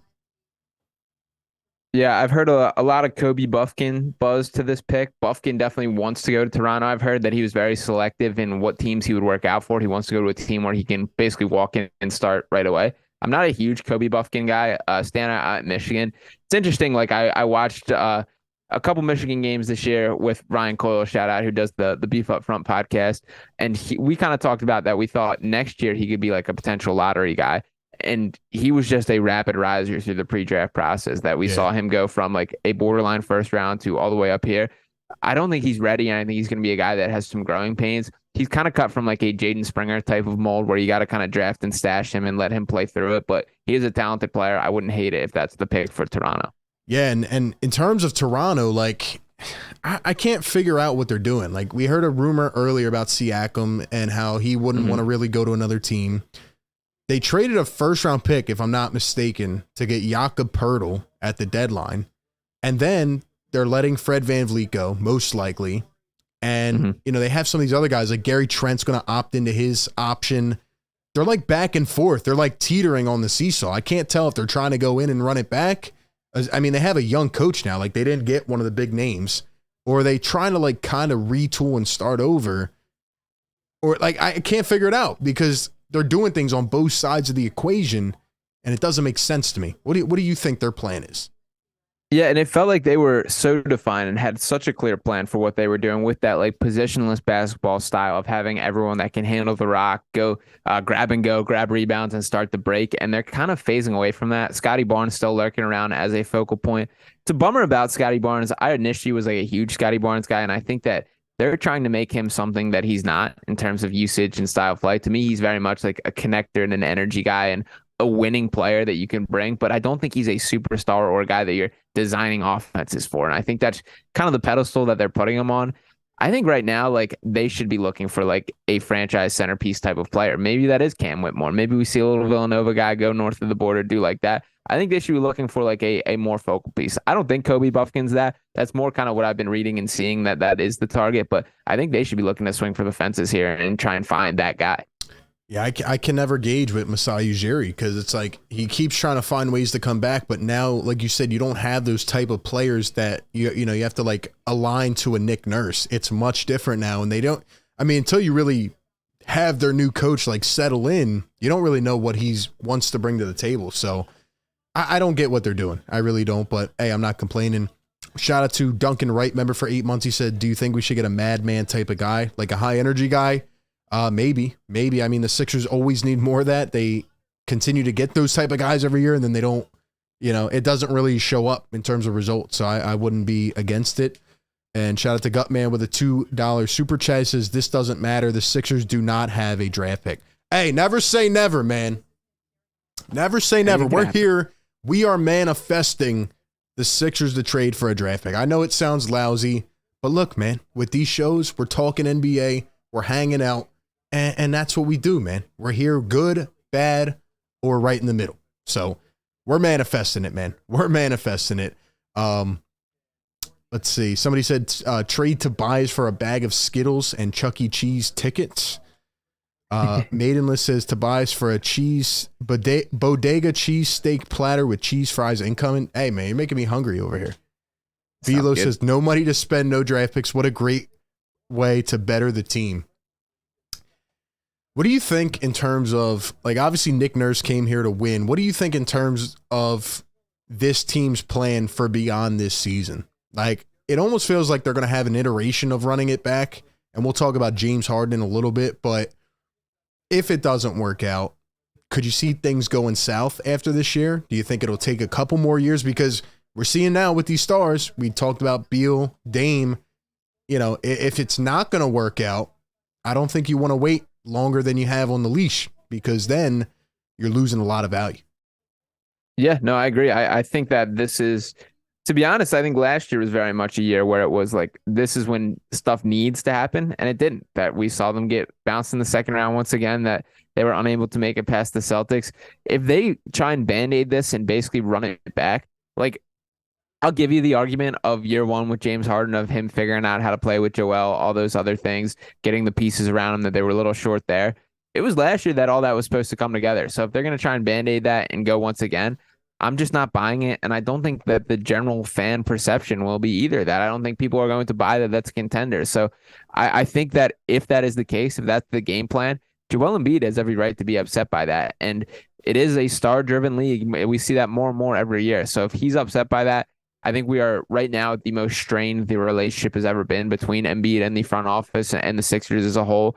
So if that things do go south, that I could definitely see a potential blow up at the end of this season. Nah, I agree 100%. And my one response to that would be, how often nowadays do we see these tenures stay together? Like, what, 2 years, 3 years? It's not a long process anymore. It's not like, let's lose 3 times in a row and then, we get one step further and then we get over the hump. It's not like that anymore most of the time. Not all the time, but most of the time. And the Sixers are now in the 5th, 6th, 7th year of trying. Like, I know there's been a few differences, but they're still getting the same result. So yeah. I agree. Like, if things don't work out at some point, I mean, we know the process was a failure. You have to just kind of detonate and, try to get as much as you can. And Joel could get you a lot of value back. So it'll be interesting to see. Here's the pick for Toronto.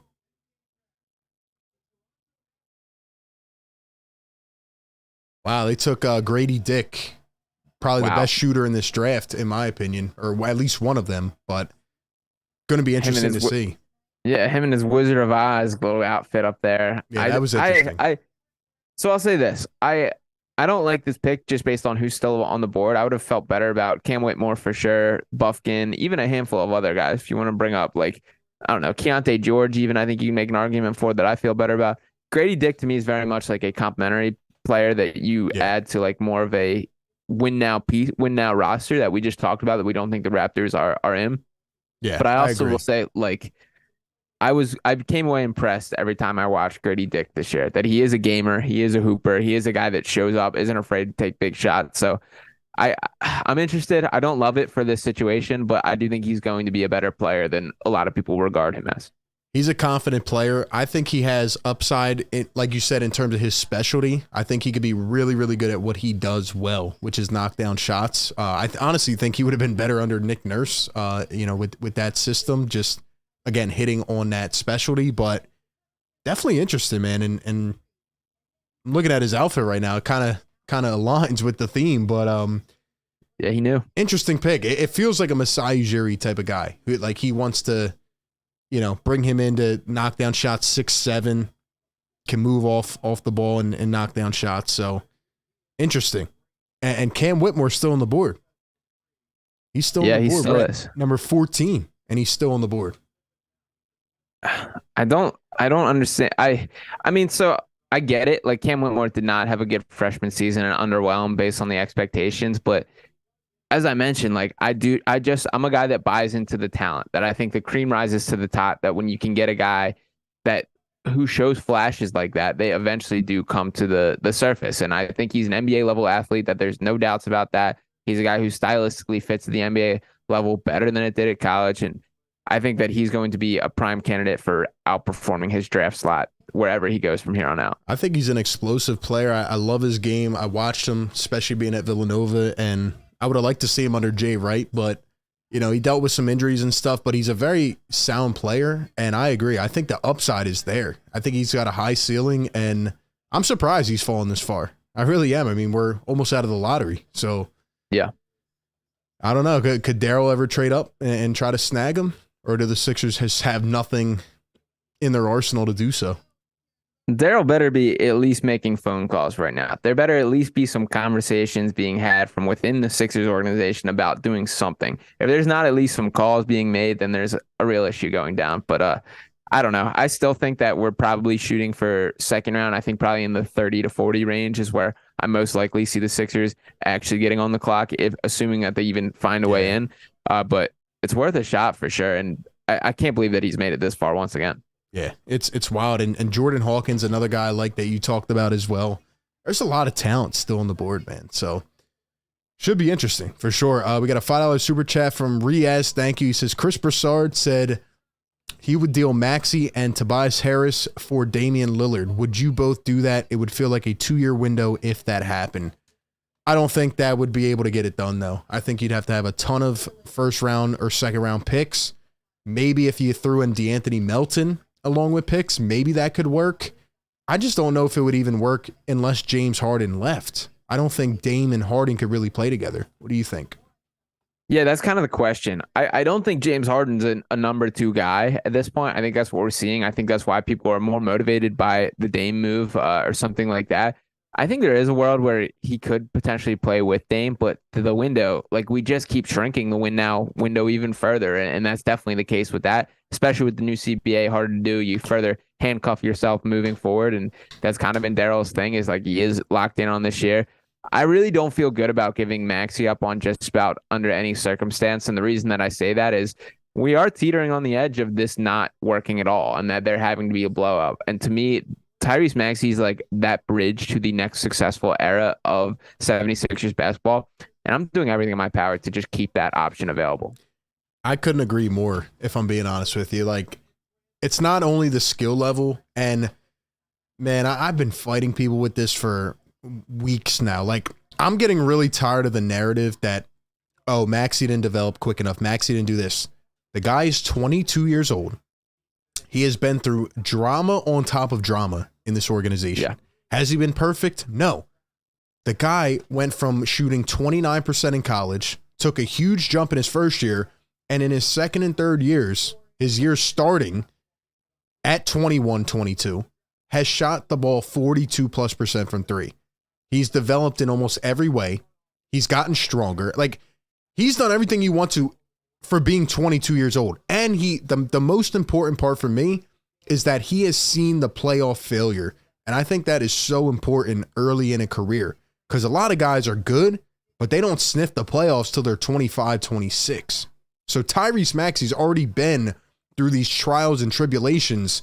And like you said, if this doesn't work out and you trade Embiid for a haul, Maxey is going to have all of this knowledge soaked in for that next stage, that next step in the next process. Not, obviously they wouldn't do the process again, but you know what I'm saying? Just the next process, the next phase of the Sixers. And I just love the guy's personality. He wants to work. He's going to get better. And who knows, maybe Maxey could be a Dame Lillard type in 4 years. Yeah, I think like that's the thing about Maxey is like, I'm done putting a cap on what he can be, that he's already blown through so many of those and shown a willingness to work that we haven't seen from anyone in a Sixers uniform in really years. And just the huge lengths that he's gone to improve. Like, think about how crazy that is of a guy who the knock on him was being a poor shooter coming out of college, Right. to within 2 seasons end up as the 3rd best 3-point shooter in the NBA. Like, that's an unbelievable developmental trajectory. And when we talk about like the Harden conversation, one of the things that pushes me toward like being okay if he were to walk, which doesn't look like it's happening. All signs seem to be pointing towards James Harden coming back. But if Harden was to leave, I want to see what Maxey can do as a true point guard, because he has developed every area. And if he's asked to be a playmaker, I'm not willing to bet that he can't do it, because he just keeps proving people wrong. So I get it. Like, he has limitations. He is smaller of stature. He's not going to be a guy. He has his defensive limitations, although I also would like to acknowledge that he's gotten way better on the defensive end since he first came into the NBA. So yeah, he's a joy on every level, on the court, personality. He's important to the culture, and to me, I'm doing everything possible to just keep Tyrese Maxey around. He's so developed for being so young, and I think people are just impatient with the Sixers, and they try to take it out on a guy like Maxey, but he's going to be really good. Here's the pick for New Orleans. It's an interesting one. Jordan Hawkins.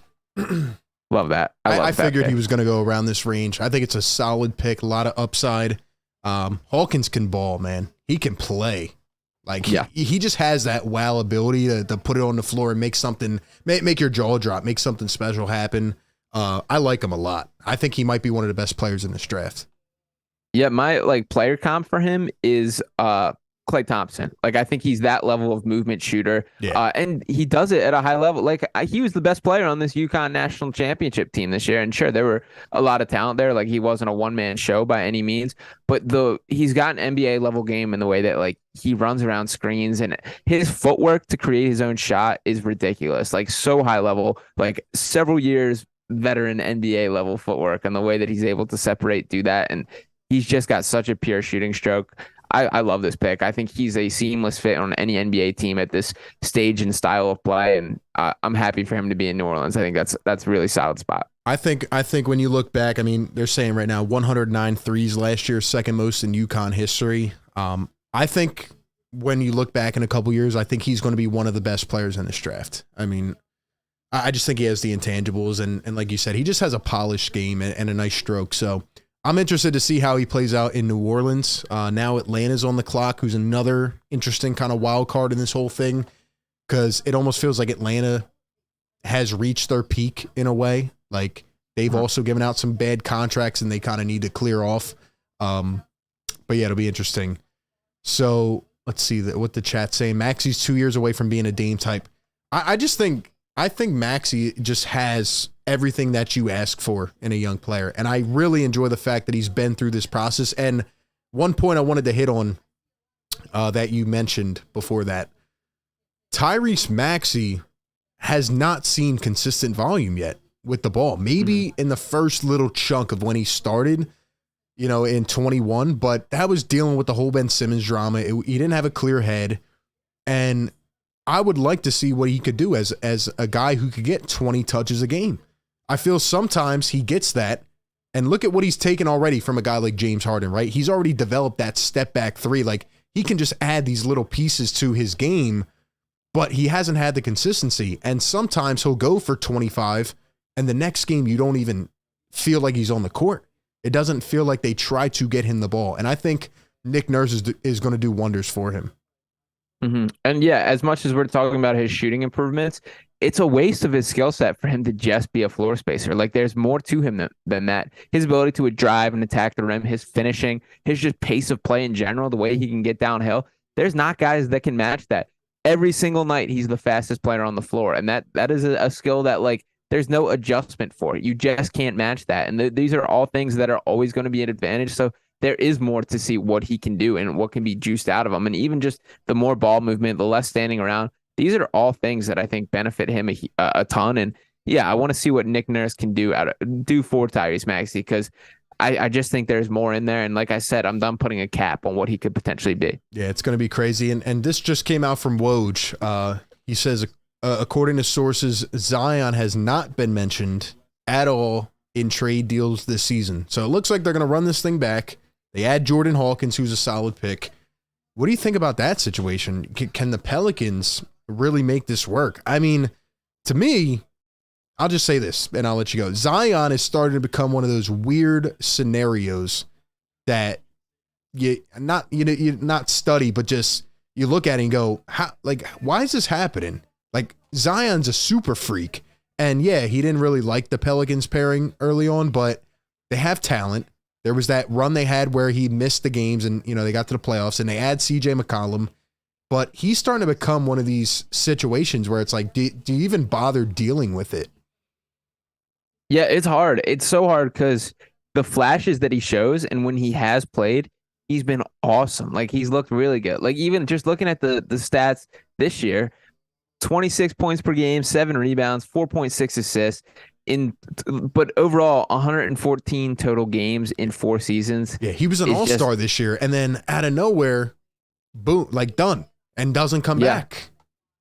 Played 29 games, and even what really started to perk my ears up about like the Zion situation is when the Pelicans got eliminated this year from that playing game. Both CJ McCollum and Brandon Ingram made comments like, I'm not 100% right now, but I'm leaving it all on the floor for my team. That's how everyone should do it and stuff like that. And it was both like, what do they mean by that exactly? Like, it made me think. And that's where I started to think that there was some sort of disconnect, especially because there were the clips like in pregame warm-ups of Zion doing his like ridiculous windmill dunks and stuff like that. And then there's all the off-court stuff that's been coming out lately of whatever his business is, getting his house in order in that regard. But it is tough to walk away from talent like that because he still has those moments where he looks so good. Like, when he's been on the court, he's been awesome, but that just hasn't happened. I mean, 24 games in his rookie season, 61 the following, 0 in 21-22, and then just 29 last year. That's just not enough. And it is frustrating because I do like this little core that the Pelicans have. And I think that if Zion was open to being a part of it, that they could have like a really successful team, but it just doesn't seem like he does. And there comes a point where you got to cut your losses a little bit if that is the case. Absolutely. And your guy, Kobe Buffkin, just got drafted by the Atlanta Hawks at number 15. So we're out of the lottery. Utah Lakers coming up next. Cam Whitmore's still on the board. I just saw Kevin O'Connor say on Twitter that medical concerns could be the reason for the falling, but a contender could definitely upgrade. I mean, could you see him going to like the Lakers or something? Oh man. Yeah, I could see that happening. Wow, I'm surprised. So Cam Whitmore making it all the way out the lottery then, which is a huge surprise considering like there was a world where he looked like the 5th pick like a couple weeks ago. Yeah. So yeah, I'm very surprised to see him continuing to fall this far. I can't get this, and I'm not wrapping my brain around this. To me, Cam Whitmore should have been gone several picks ago. It has to be something to do medically because he's got that uprise and potential, to be a very skilled player, and it has to be medically. Like I said, he had a couple injuries this year, so maybe it's that. Sway Vens with the $5 super chat. He says, size wins championships regardless of Maxi's work ethic. Small guards very rarely win. We need a solid wing, ideally a Paul George type. I mean, I think you have to have a skilled guard. I think Maxey can do multiple things. I do think he needs to upgrade his playmaking, but that will come with time and just learning. And I think having the ball more in his hands. But on the Paul George thing, again, another thing I floated on Twitter, got attacked by the crowd of, oh, it's not realistic, blah, blah, blah. I said back to those people, and let me know what you think about Paul George, but I don't think a lot of teams are going to be interested in Paul George as we may think because, one, he's making $95 million the next 2 years, and two, he's going to be 34 next year. So I don't think a lot of teams are willing to give up what the Clippers may ask for, and I think the value could come down. I'm not saying the Sixers would be in the running or have enough to get Paul George. I don't know if they have enough to get anybody like that. But if they could, if there was ever a world where they could, I would honestly maybe even think about it. I mean, I think Paul George, if healthy, and obviously it's a big if, would be a great compliment to Maxey and Embiid. Yeah, and that was the first point that I was going to bring up is the availability. Like, RB, when do you think the last time Paul George played more than 55 or more than 56 games in a season? Yeah, it's been a long time, man. I get it. It's a risk. It is. Yeah. 2018-19. So he's never done it in a Clippers jersey. And especially like the Sixers have already accepted that inherent risk by having Joel Embiid, that he is a guy that you got to deal with those nights off, the load management, the injuries that pop up here and there. I do have concerns about pairing him with another one of those guys. I do like Paul George. I think he's honestly a guy that goes a little underrated in the grand sphere of just how good he is, that he is that two-way ability. He's had flashes where he's been a super high-level defender, specifically early on when he was in Indiana. He was an unbelievable. He was going head-to-head with LeBron James back then, but that was like 10 years ago at this point, and he's still very good. I still like him a lot, and I think his archetype of player, that big wing, is what these Sixers are missing. Yeah. But I think once again we're shortening the championship window even further, and I think the target has to be a guy like about to take that leap, not kind of coming down on the other side of it. Now that makes perfect sense. I guess it's more of my desire to just want a player of that archetype, like you kind of said. For sure.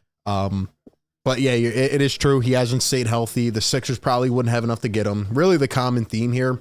And that's why I've been saying today and over the last couple of days, you got to think outside the box. Like, if Tobias does get traded, if Daryl Morey is able to kind of get off that high horse and come down and, like, is willing to trade for maybe a guy who could take that leap, like you said, it's going to be to a team like the Jazz or the Pacers or the Pistons. It's not going to be for one of these big names. I think Daryl Morey's going to try to command one of those names and, go all in one more time with Nick Nurse, but I just don't see any team willing to give up a big name for Tobias Harris. I just don't think it's going to happen, and I don't think they're really interested in a 2029 first-round pick at this point. So it's a tough situation. Yeah, and my personal pick and one of the trades that I was excited about, which is clearly off the board now, is I wanted to give a little phone call about Jordan Poole. I want to see what a Jordan Poole trade package was. And not the perfect player by any means, but like you're not going to get it for Tobias Harris. And the reason I say that is the same reason that we're talking about is I still think Poole's a guy who has more to be unlocked. And I also think Jordan Poole is a guy who was such the little brother in Golden State that he was kind of always trying to prove himself. And he's a guy who, when you look back at when he played at Michigan in a much more traditional offense, not the unique Warriors off-ball movement flying around, I think there's a world where he's a way better player when he's just like relied on as more of a normal basketball player rather than fitting in the Golden State system. So that was my grand idea for a Tobias trade that I would love to see. And again, not perfect. And that's clearly off the table now that he will be in Washington. But those to me are kind of more of the trades that you need to target, is a guy like about to take a leap that has more to be unlocked and that needs a little bit of a change of scenery. I agree with you that I think Jordan Poole is a better player than we saw last year. I don't know. I as crazy as it may sound, I think the Draymond punch thing like really just altered that whole situation. Definitely. Jordan Poole was a really skilled player. It's why he got the contract that he did. I mean, I loved him out of Michigan, the way he was able to create shots. And, I thought he'd have upside. I didn't think he'd be that good in terms of what he showed a couple years ago, but he really just fell off. It feels like the chemistry never really repaired after that altercation. And I do think he has upside, but I just wouldn't have like even thought about that contract because it's just now it's like it's up in the air. Like, what can he do? I think the Wizards are banking on him to be that guy, but like you said, there's just too much uncertainty, and I don't know. The Sixers need the right fitting piece, and I don't know who's out there that can fit that at this point. But even like to bring up the contract for Jordan Poole, like he'd be making like $15 million less than Tobias Harris, and for sure to talk about a guy that is like 23 years old and still figuring things out. I do think the Draymond punch mattered. And it's also like a roll of the dice for long-term security that could have helped them. Once again, we're talking in hypotheticals because he's just been traded to Washington. Right. I think there's a world where that contract ages pretty well. Like it's more of the Jalen Brunson age than like a true superstar deal. And that Jalen Brunson deal is going to be looked at as one of the best value deals in the NBA. So yeah, I mean, it wouldn't have been perfect. Like ideally there's a better trade out there, and maybe that's what Daryl Morey is holding out hope for. But I do think like that to me is like the bargain bin kind of that I'm shopping in. Absolutely. Now, let me ask you about this trade, one that I put out there, and I got attacked for it, but Utah Jazz, Jordan Clarkson, Kelly Olynyk, and maybe another filler, like a Horton Tucker, or I don't know. I'm looking at their roster now, maybe a Rudy Gay or somebody like that. What would you think about that type of deal? Do you think the Sixers could go for a couple more value players like that? Do you think Jordan Clarkson is still valuable? I think he'd be a sniper off the Sixers bench. I've actually been wanting him for 3 years, but who knows if he's going to opt in or opt out. Just a hypothetical. What would you think about that deal? Yeah, I probably would do that, to be honest. Again, like, we're not getting the perfect player. We're not getting the missing piece for Tobias Harris. It's just not going to happen. Right. Those are the types of deals that we got to suffer and take for. And ideally, to me, like, I want to get a wing in there. Like, Talon Horton-Tucker would increase my likelihood of getting it quite a bit, just because he is like a big body, a guy that can guard on the perimeter, a true like 6'6" wing. Like, the Sixers have really lacked those type of players and still do on roster. So adding that to the mix would be super helpful. But Kelly Olynyk is a nice stretch four in a way that the Sixers do need. They haven't had that guy around Embiid really ever. Al Horford in theory was, but in practice it didn't work out. And Jordan Clarkson is a bucket, and they really haven't had a guy that can just be a spark off the bench. Like Shake Milton was probably the best example of that. Jordan Clarkson's a much better player than Shake Milton. So I do like that deal, and I could definitely be talked into that depending on how things go. Also sounds like there's a ton of buzz on the Utah Jazz number 28 pick that's been talked about in a ton of trades. So maybe try and get that in the mix as well. Yeah, absolutely. And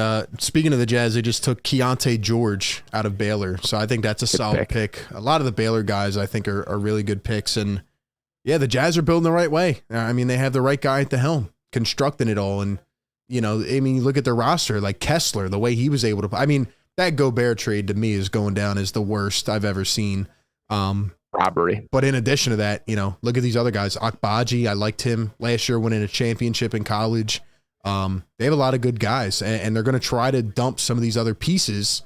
Maybe a Tobias Harris would fit better in Utah. So I'm excited to see what their plan is as well, because I think Utah is a team that could get out of that cellar very quickly. I don't think they're going to be down long enough. I think Danny Ainge knows how to flip the switch, and I wouldn't be surprised if in 2 years they're a contender again. And when we talk about targets as far as teams wanting Tobias Harris, Utah kind of fits that archetype too, as far as Tobias is like a good leader, a good veteran presence, a good culture setter for like a young team. So it's that kind of mold that I see a team talking themselves into, is you're taking on that cap hit for 1 year and then clearing stuff after, and having a guy who helps set the tone is a good personality and guy to bring around young guys. Like, we heard all this talk about Houston talking about with James Harden as like a guy to be a veteran leader. That to me is like pretty far down my list of guys I want as like a culture setter and leader in the locker room. Tobias Harris is on the opposite end of the spectrum there, that he is a good human being, a good leader, a guy that doesn't put his ego first by any means. And I think that a younger team could talk themselves into bringing him in to help set that kind of culture. Yeah, I agree 100%. And especially on a 1 year deal, then have it bounce after that. I think it would be good methodology there. And I think it's something Danny Ainge would definitely do. He might even trade him before the deadline, but Aaron Cabbage with a $2 super chat. He says, I'm going to bet Jordan Poole wins most improved ASAP. Could happen. There you go. He's on your side there. He thinks, you know, Jordan Poole can come back and revive a little bit, being in a new situation. I mean, he's definitely going to have the ball in his hands if he stays in Washington, because Washington's going to get the number 1 pick next year. I mean, they're not trying to win for a couple years, but I see what they're trying to do. I think they should have got more of a haul for Bradley Beal, but the timing of it screwed everything up. I think the fact that you got rid of Porzingis and Beal and didn't get 1 first-round pick, I think that's a failure. But they are building assets. They're building for the future. They can probably flip some of those picks, and you know they're going to have a lot of cap space. So they're finally doing it. They should have done it 4 years ago, but it's finally come that time. And Bradley Beal didn't have any intention to really help him. I mean, he said, trade me to the Suns, and that's it. So they really couldn't bring him back at this point. And I think that no trade clause was absolutely disastrous. And you just can't do that because, like you saw, they were handicapped. Might be the last no trade clause we really ever see, because it's clear how much of a mistake that was. Because he even went as far as like having a say in the trade itself. Like, there was talks of DeAndre Ayton being involved, and he was like, nah, like I want to play with DeAndre Ayton. We're not doing that deal. So that give a player like that type of like control is pretty insane, and something that never really before seen, and something that like I think that front office are going to learn about handing that out. But to the same breath, like Dame Lillard kind of has a de facto no trade clause. Like, even though it doesn't say it in his contract, I guarantee he's involved in those conversations in a similar fashion if it does get to that point. So I think there's a point where that's how teams have to play it, where they'll give him a little say, but you can't just put it in writing like that, like, ever again. Yeah, you definitely cannot. And, it came time. I mean, I said it when they signed a contract. It just didn't really make sense at all. But yeah, we'll see. We'll see what the Wizards do. I think there's still going to be a fire sale. I mean, they've been involved in almost every trade at this point, and I don't think they're done yet. Mm-hmm. So we are at pick 17. The Lakers have a minute to go here. Cam Whitmore is still on the board. This could be a potential fit. Miami's up next, then Golden State. I don't know if he makes it past these three. I would be surprised if he does, but if he does, I think there's something up medically. Very bad. Yeah, it has to be. I can't believe he's still here. I really can't. Like, he can't make it past these three. I can't believe he's still on the board at all. I'm nervous where he's going to fall. I do think the Lakers are pretty likely to take a swing on him. That feels like the right kind of move for them, that type of swing. Even like if he gets to Houston at 20, like, that's a terrific piece of their puzzle that they can add in there. Mm-hmm. Anywhere that he get, or Miami at 18, I would hate to see that, because he's going to be that next diamond in the rough in Miami. There's no doubt about it. Yeah, it's going to be very, very interesting, these next 4 picks, and then we'll be in the last third of the first round. Once again, shout out to everybody hanging out with us. Great show here, man. Shout out to Sean. If you guys aren't following him, Instagram, Twitter, be sure to follow him on his YouTube at PickSwap Media. We got a bunch of people still in the chat. 350 people in here rocking with us. No draft picks. You guys are the best. Hit the like button. Let's get it to 200. We're almost there. Let's see what some of the chat is saying. Game 6 was supposed to be ours, and they didn't want it for some reason. I think that's a big, big statement, man, because you can get all the talent that you want. But I don't know about you, Sean, but that game 6, game 7, those two are going to stick with me for a long time. They're going to stick with me a long time. I mean, we went to the games, and it was competitive, and I felt like this team had the series won in game 6. They had it won. That's where they lost the series. Did I think they were going to win game 7? Probably not. But to go out there and just deflate, and it felt like they didn't try. And for the first time, I saw Joel kind of just give up early in the game, and James gave up. And I mean, even next regular season, I'm still going to remember that playoff series, because this was the opportunity. I really thought this team was different. Maybe they wouldn't have beat Miami, but you had such a crystal clear opportunity. And to let game 6 slip like that on your home floor, and, to let game 7 go that way, even game 3 when we were there, when it felt like James Harden didn't even want to attack the basket, a couple things go different. This team could be in the finals. It's yeah, absolutely. And as much as like we want to complain about Joel, and there's absolutely moments, like, as long as he is on the floor and healthy, the Sixers have a chance to win every single night. And that goes for playoffs, even though we haven't seen the best ball from him and haven't seen a healthy stretch of playoffs from him. But he is still that guy. He is still the superstar, and it's got to happen. That they got to find a way to get it done. I'm right now, I'm feeling low a little bit. Like, I'm not having the juices. I'm not having the motivation. Yeah. I need something to get me back in. I need the Sixers to be scheming something. I hear you, man. The pick was just in for the Lakers, and it is Jalen Hood-Schifino. I believe I'm announcing that correctly, out of Indiana, and that is pick 17. What's your thoughts on that pick? I see you shaking your head. Yeah, I don't like Jalen Hood-Schifino either. He's okay. He's not a great 3-point shooter. He's very good in like pick and roll situations. He's a mid-range killer. Like, if you play drop coverage on him, he will score. He's pretty polished, pretty mature player. I don't see a ton of upside in him. He, to me, was more of a second round target for me. I saw some lottery projections. There are some guys way higher on him than I am, for sure. But for a Lakers team that has lacked spacing all year, this is not a knockdown shooter. This is a guy that is pretty ball dominant. I'm not a Jalen Hood-Schifino guy, so I'm just gonna be a little bit biased in this. But Cam Whitmore just keeps on sliding. Everybody, even Twitter, I refreshed one time. Every tweet is about Cam Whitmore. How's Cam Whitmore still on the board? How's he still on the board? Look, man, I don't think it's possible for the Sixers to trade up, but if there's any way, I think he would be a perfect fit. And, man, it would be nice. But I don't know if he's going to get past the next 3. I don't think he is. But maybe he will. Maybe he will. Miami's on the clock. Isn't it crazy, too, how 3 out of the 4 teams that were in the conference finals have made a move even before the draft to trade, or, Porzingis, or the Nuggets trading for picks, or the Lakers trading for picks. The Lakers just picked a guy. Miami's picking a guy. These guys were in the conference finals. Miami was in the finals, and they're making draft picks, and we're just sitting here looking foolish. It's tough, man. It really is. It is.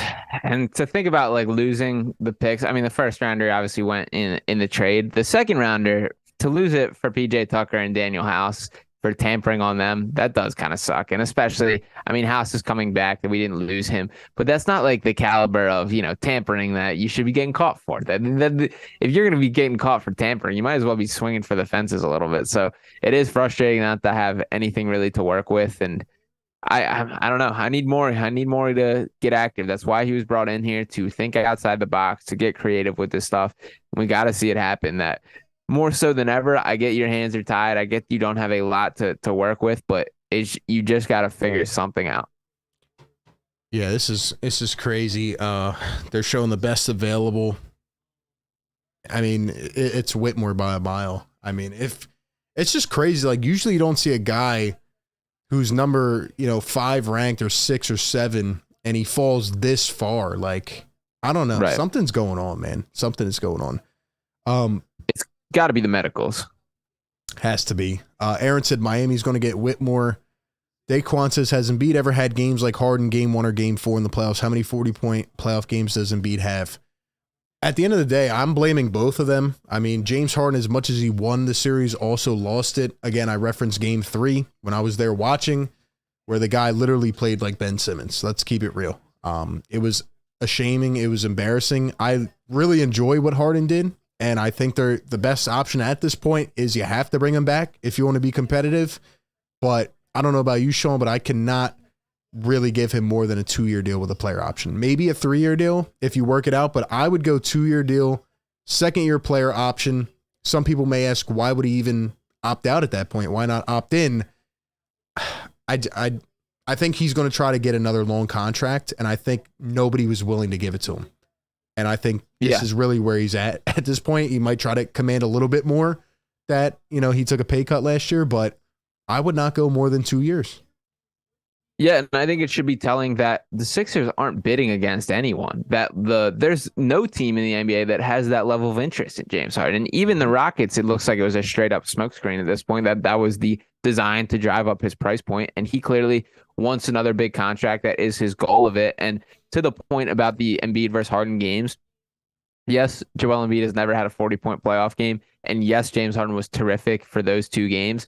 But to be so disappointing in the other 4, 5, however many you want to count up on the poor performance that he did have, that you kind of forget those, is really telling. And that's the James Harden like conundrum to me, is that when he's good, like, he looks awesome, but when he's bad, he's actively like detrimental to the team. And even when he has his good flashes, that 42 and 45-point game, it didn't feel like he like turned back the clock and found the fountain of youth. He was just hitting tough shots. He wasn't creating this crazy separation. He was just hitting shots over guys. And I get, yes, like, they all count the same. That still should be noted. That's still impressive. But I don't have that much confidence that like we can run that back and we're going to get the same performance next year. I just don't feel that way. And to me, like, agreed. I don't know. I don't know if we ever see that version of James Harden again on a basketball court. I think the biggest element as well is the playmaking. I think that was the biggest impact for this team. And in addition to your point, everybody wants to talk about Joel getting injured. One reason we may not see that version is because how confident can we be that James Harden stays healthy? That's another reason I don't want to give him the contract, because, even at the end of this season, he was dealing with that injury near the last couple weeks, and that really hindered him. And obviously he came back, but at times he looked slow. He looked unathletic, and he couldn't get going. So he's only getting older. I think he takes one of those little hits, or he like slides, after getting kneed in the thigh or something, or his Achilles comes up as sore out of nowhere. I don't think that's just going to be a one-time thing. I think that will continue. It happened 2 years ago. It happened this year. He's going to keep accumulating these injuries. Joel and James are more injury prone than ever. And I think, especially with how Nick Nurse is going to want to play basketball, I don't know if it's that favorable. And I'll also say, like, I'm probably the most down I've ever been on Joel, that I've been like a ride or die guy for Joel Embiid. That postseason is the most disappointed I've ever been on him. But where I will still stick up is, number one, like the bad Joel games. And I have to take this away for game 7 and specifically, but the bad Joel games, he's still typically dominant defensively, that he changes a game just by his presence on the court. And it's also like, I still have hope that he can like find it within him to get that fire, to get that, like, just will his team to win the way that we see superstars capable of doing across the NBA.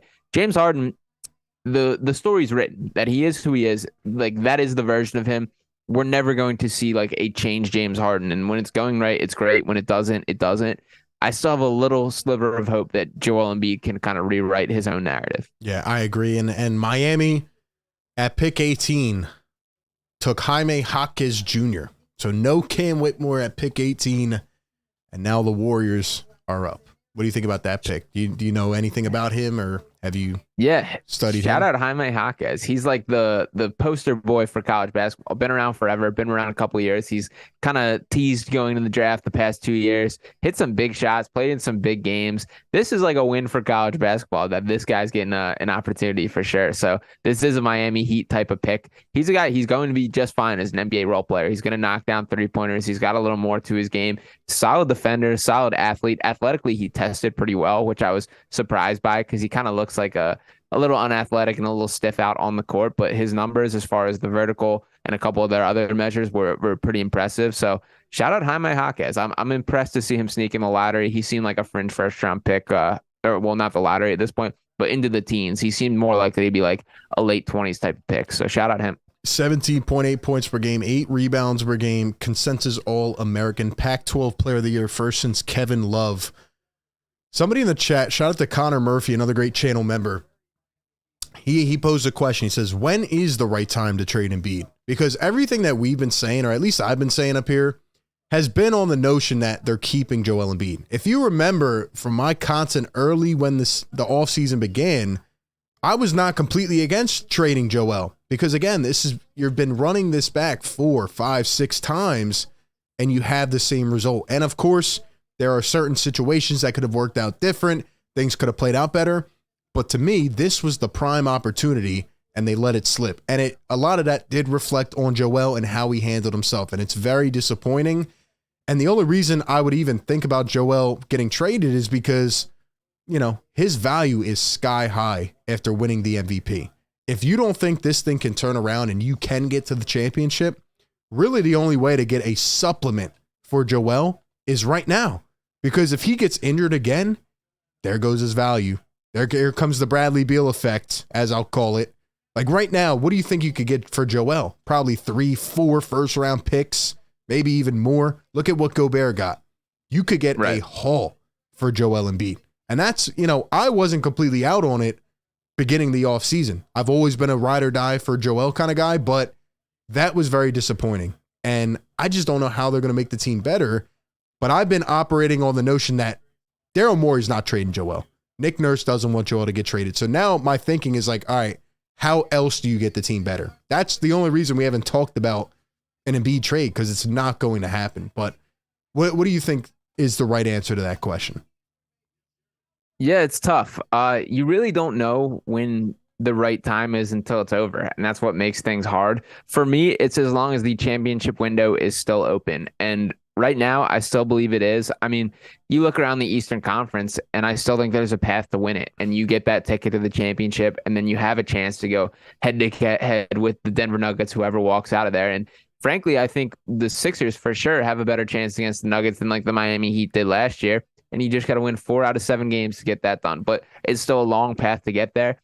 As long as there's a chance at winning a championship, you hold on to Joel Embiid, you hold on to this general core. There's definitely changes that need to be made and pieces that need to be switched out. But to me, that's kind of the answer is as long as the championship window is open and there's a chance to contend, Joel Embiid should be a part of this roster. And as we mentioned in the same breath as the Bradley Beals, the Dame Lillards, Embiid embodies this franchise I would argue even more than either of those guys, that this is a dude that has outlived 4 general managers, 2 coaches, 150 roster players. He is the process. Like, that is him. This is all built around him. And as long as he's this level of superstar, you have a chance every single night. We've seen games, and they have unfortunately all been regular season games, but we've seen games where he's just put this team on his back and willed them to a win. Let's see what Nick Nurse can do, changing things up, changing system. Let's see what other changes are made. It's not over yet, I guess, is my point.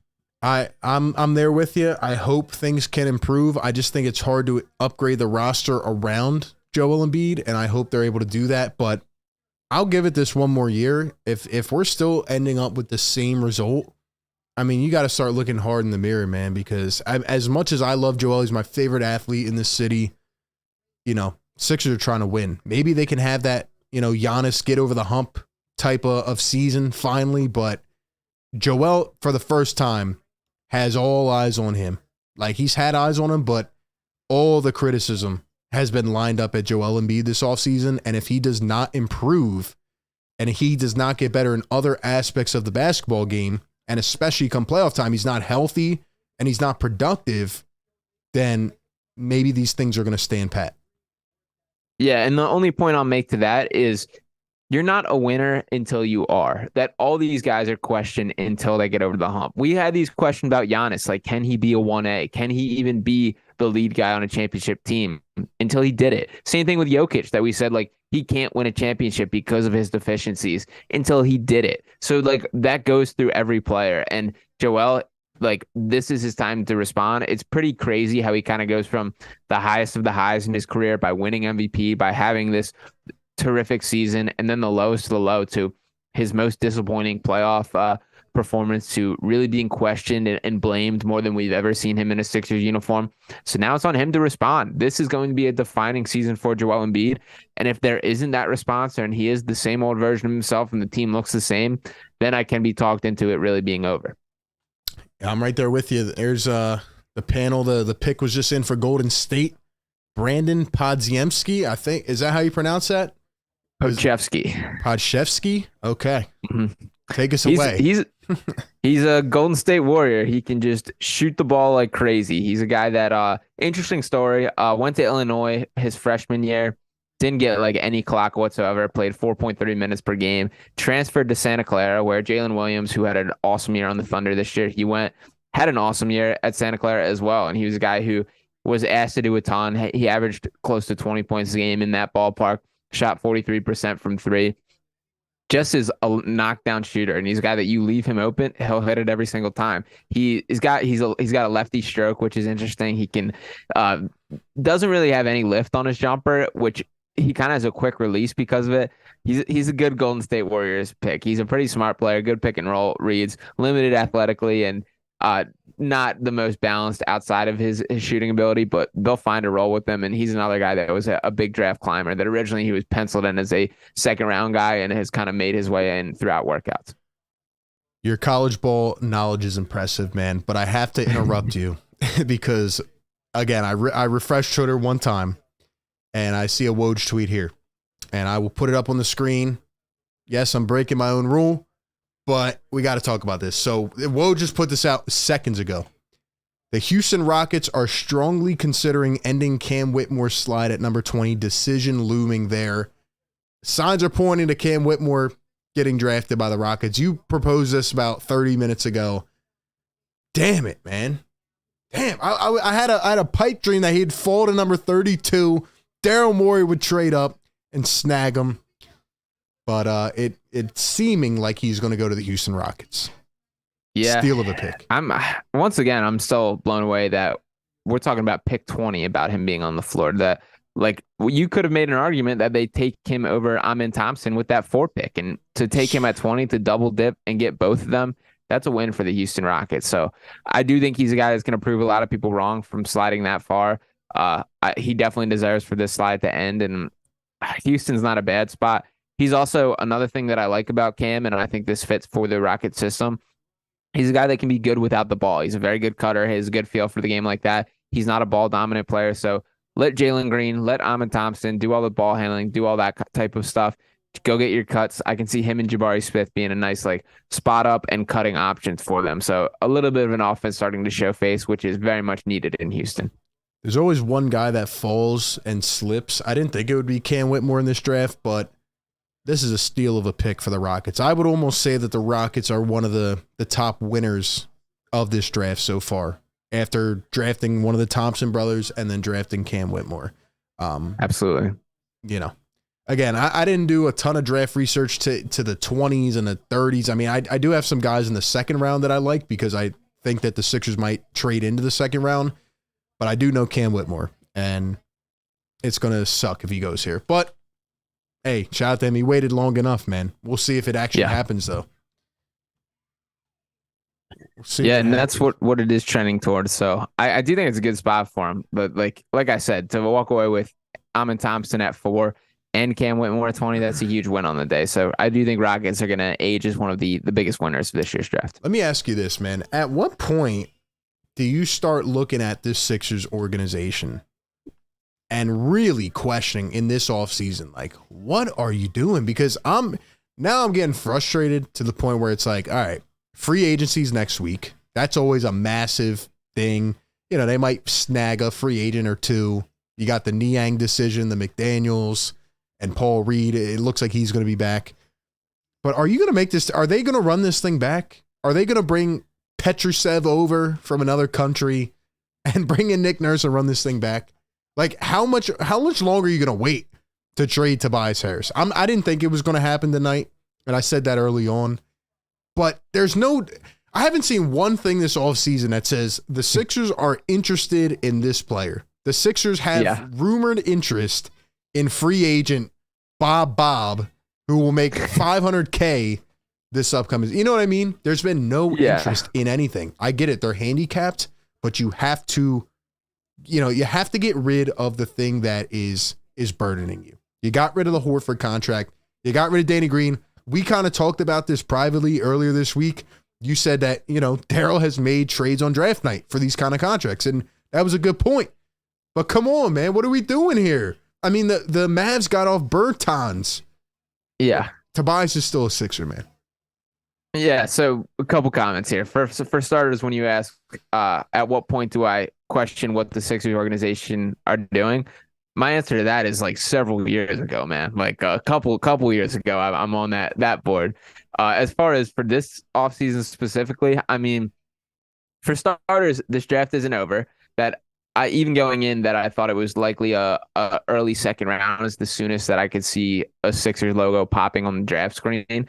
We still haven't hit that point. And also the Tobias Harris thing. Like, I don't think Daryl Morey views tonight only as the window to trade Tobias Harris. And I think that especially we're seeing that more so than ever with the new CBA, that those expiring deals are valuable. That Daryl Morey knows this is one of his limited trade pieces, that he's not going to blow it if the offers aren't just coming in. I think tonight's gone a little bit off the rails in a way that they didn't expect, and with the guys sliding, teams throwing stuff all over the place, Morey hasn't been able to carve out a niche to find his way in that. But I think like there's still value in that. Tobias Harris is who he is. His value is not going to change whether it's tonight or tomorrow. As much as I still think like don't count it out and the draft isn't over yet. Like if we reach the end of this offseason, nothing happens, I'm super disappointed in Daryl Morey. But for right now, like we still have got to get to at least the second round before I'm starting to hit the panic button. I hear you, man. I'm trying to stay composed here. We've kind of flipped since the beginning of the show. Damn, man. Are they going to make a move, man? I mean, if they don't make a move by 42, I might call it a night. Like, come on, man. Come on. They got to trade up and get a pick, man. Cash considerations. Just buy one. Josh Harris is out there buying NASCAR rosters and sports I haven't even heard of. You can buy a second round pick, man. Come on. And there he goes. Cam Whitmore to the Houston Rockets. It is official. He looks pissed, man. He looks frustrated. I would be. I hope this is some fuel to the fire for Cam Whitmore. I hope he's looking at this saying, I'm better than all 19 guys drafted ahead of me. Maybe like 17, let's be realistic. But he should be fired up by it. And this is a win for Houston. I kind of think that he's a guy that might have been benefited by like a more structured environment than Houston clearly is. So I'm a little disappointed by that. But either way, shout out Cam Whitmore. I do think this is gonna be aged to be a guy that's surprising that he slid as far as he did. I'm surprised that Miami and the Lakers passed on him, but man, he's a sound player. He's going to be a good guy, a good asset on a team. Watching him right here, yeah, his explosiveness jumps off the screen, man. It's crazy. Yeah, I would consider him the third best athlete in this entire draft class. That I'll give. Amin Thompson is on another level athletically. Like I said, I think he's like a top 30 NBA athlete right away. Yeah. Scoot Henderson, I'll also pop a nudge above Cam Whitmore, but beyond that, like, it goes underrated how athletic this guy is. And I saw a comparison as far as when they do the athletic testing and who he kind of matched up with. And Anthony Edwards was the closest guy that popped up for his measurables and his numbers. So that says a lot about Cam Whitmore.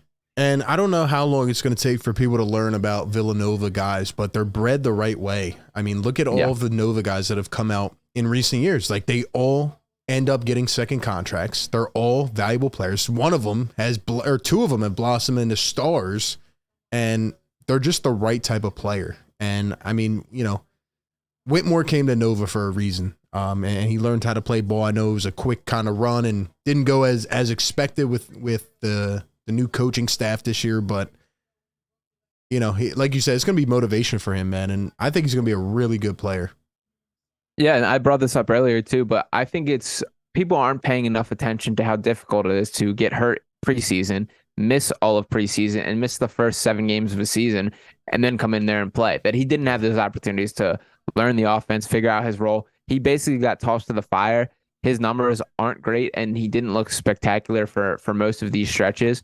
But at the same time, like, I'm a believer in talent. I believe cream rises to the top, and I do think he possesses that. And we will see how it shakes out at the NBA level. Man, oh man. I'm surprised people are still in the chat. Shout out to everyone in here, man, hanging out with us. This is tough. I'll tell you, man, it is tough watching the NBA draft when your team has 0 picks. Yeah, I'm almost disinterested to a point where it's like, I want something to happen, but I'm pissed because it's like being a kid at the candy store and you can't have any candy and you're just looking around and it's like, damn, man. See, I'm still fired up. I hate how much of a draft sicko I am because I still love all these guys. I'm still pointing out guys that I still really like that are available on the board right now. I just need the Sixers to give me something. Give me one guy to be excited about. In a little bit, I want to get into our second round, you know, players that we like. I know you've done a ton of work on that. I have some guys that I like. We're not there yet, though. We're not there. We're still at 21 here. Brooklyn Nets have back-to-back picks. This could be a little bit altering for the Nets franchise. I think the Nets have a lot of improvement to make. Obviously, they still have Ben Simmons' contract on the books, which is probably the worst contract in the league, but Mikal Bridges has blossomed. They're trying to obviously bring Cam Johnson back, Cam Thomas. They have a lot of young players to kind of build a core around, and these 2 picks could really be, you know, influential in that process. Yeah, absolutely. And there's still a couple nice names on the board. Bryce Sensabaugh is a guy that I think is probably likely they take a swing at. Ohio State guy, averaged 23.9 points per game this year. I heard some bad things about his medicals as well. A little knee arthritis situation kind of going on. He gets compared to Carmelo as far as a player comp for him. That's an interesting one. That Leonard Miller, G League guy, would be nice to add in that, and a guy that I like a lot too.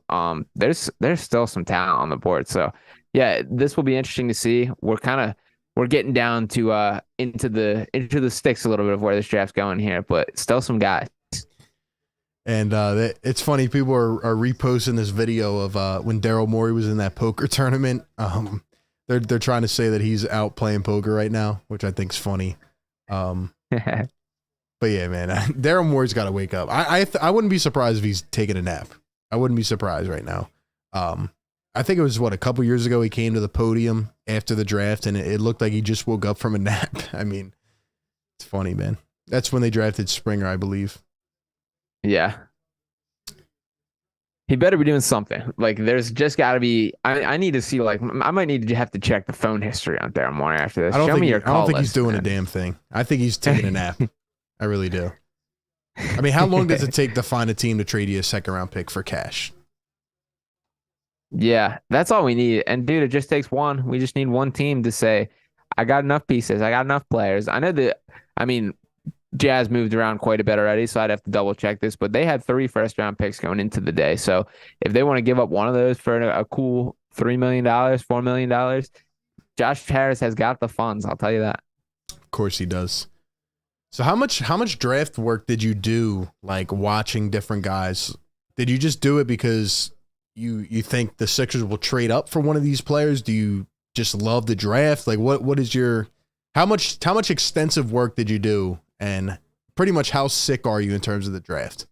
Yeah, so a little bit of it all. Like in general, I watch a lot of college basketball as the season goes on. So some of these guys, like when I start to dive into the scouting and where guys are going, it's like, oh yeah, I remember him. Like Kobe Buffkin's a guy I remember watching a ton this year that I was like, okay, like I remember his game, remember how he played. Beyond that, like I get into the mock drafts and try and go one by one. Wembanyama and Scoot, I both went out of my way to make sure like I saw them play a couple times because I knew that they were likely to be the 1 and 2 guys, even though Scoot did fall to 3. Brandon Miller, I watched a ton of just because I saw the buzz that he was getting. So as I start to see that, and then beyond, like in the lead up, I try and go through. I watched a lot of like the Hoops Intellect breakdowns that go through the strengths and weaknesses, which are awesome videos there. Try and get at least like a full game in for the guys that I am interested in. So I try to get, I'd probably say there's probably like 45 guys that I've gone through pretty strongly and just kind of formed opinions on. Love it, man. Love it. Somebody in the chat, Joe, he says, Philly RB, you are totally overreacting, dude. All right, man. Guess I'm overreacting. I mean, I don't even know if I'm reacting at all. I'm just here plain faced. I don't know what to say. I mean, there's nothing to really like be excited for unless they trade for a pick. I think they shouldn't have traded their other picks that they selected late in the draft. You know, like we're all these valuable players, and it's unfortunate. Here's the Brooklyn Nets. No clowning. I think they're going to take Leonard Miller is my prediction. G League Ignite guy, teammates with Scoot. I don't love him, but at this stage in the draft, I think he's solid. He's like 6'10", moves like a guard pretty well, could shoot the ball a little bit. He's like a 20-point per game scorer. He's a good little counterpart to Scoot with the Ignite. I think this would be a solid selection for the Nets. So they just took Noah Clowney out of Alabama. Okay, Alabama. And now they have another draft pick coming up next. So they got a chance to add 2 players here. Okay. Interesting. I don't love Clowney. He's not one of my guys. He's fine. He is who he is. He's a big man, can do a little bit of everything. He's a little too stiff for me. He's okay. He's not one of my guys, not one of the guys that I overly hate. He's one of the more neutral parties to me in this draft. I wouldn't have taken him in the first round, though. Seems like a Nets type of pick.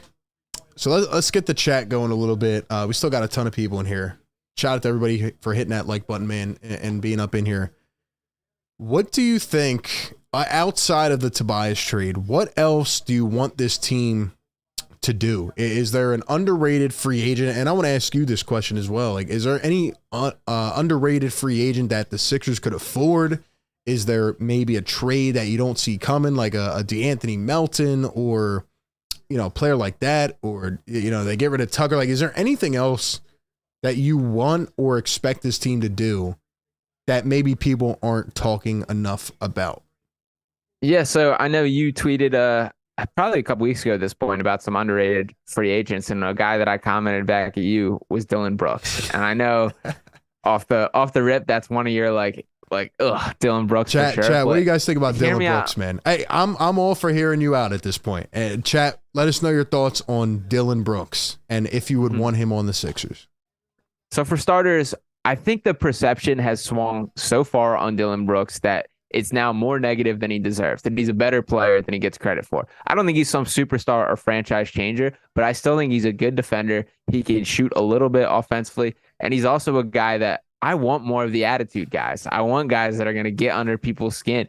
Get me those guys that I know are going to care. At least that's Dillon Brooks. And I think it's pretty cheap. I think his deal is going to underwhelm guys a little bit. That, I mean, like, again, he's not going to fix all that, you know, he's awesome, but he brings an attitude. He brings a toughness. He brings some qualities that I like. And I think that his value is way lower than it should be at this point in time. Well, you just woke the chat up, man, because they are going off. They are going off. Somebody said, I'll stop watching the team if they get Dillon Brooks. Somebody had said I'd take Miles Bridges before that.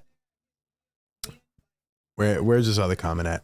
Somebody said, RB, you're precious, but look, I have no more effing hope. We are losers. Apparently, I'm overreacting, though. I mean, I'm at the point where I'm just sitting here even keel, but looks like a consensus no on Dillon Brooks. But I think Sean does have some pretty good points, though, about the toughness. And, as bad as it sounds, I do think Dillon Brooks is better than what he showed in the playoffs. Now, I don't think he's a good player anymore, and he's not a guy I would want on my team. But really, the reason he was so exposed is because he made some dumb-ass comments that he just had no place making. And I think he put way too much pressure on himself and ultimately failed. And he has obviously all eyes on him, and he was a fool. That's what he was. If he can keep that in check, yeah, maybe he could be, a nice little defensive piece off the bench, but he's got to stop that. Like, Philly would love his attitude, but that silliness and not showing up after, he would be game 7. I could already see it. Like, he goes 0 for 6 and he's making some dumb comment, and Philly's just raking him on Twitter. Get him out of here. He's the worst player ever. He stinks. I could already see it. Yeah, no, I could see it too, but I agree. His mouth got him in much more trouble than his game. Some of this, it also has to be like a reality check of who you are, Dillon Brooks. I think his role was too large for him in Memphis. I mean, he was their starting guard. He played like 30 minutes a night. I don't think that's the best version of Dillon Brooks. I think you reel that in, bottle that in. And I know, like, I saw the reports of him wanting a bigger role, stuff like that. I don't think there's a team out there that buys into that. But if you can get him to talk through and believe, like, I am a role player, like, that's what I do. I can be like a defensive-minded guy who makes a positive impact. I think he can make a positive impact on a team. And I mean, we're talking through the bargain bin. There's not a lot of money to work with. I think that's a guy who could outperform his amount of money on the table at least.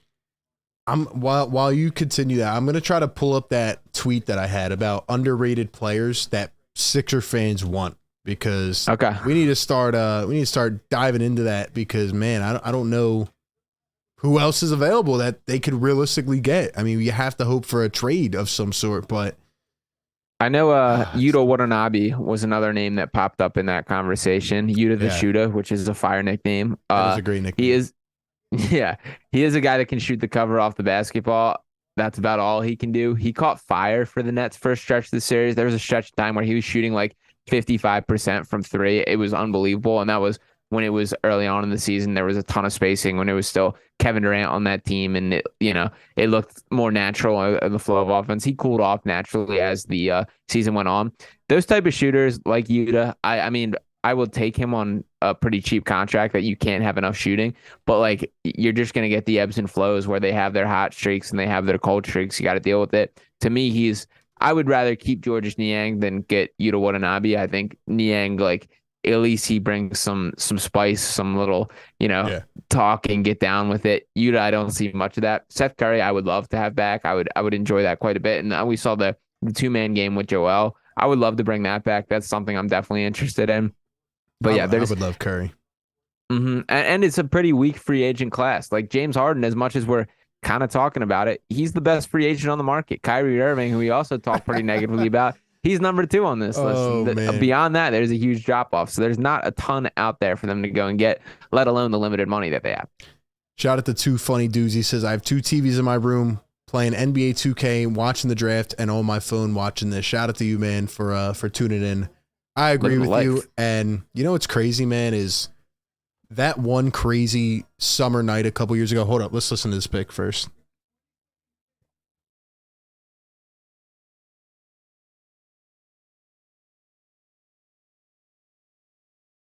Dariq Whitehead from Duke. So they go with more of a big man than a guard. So, all right.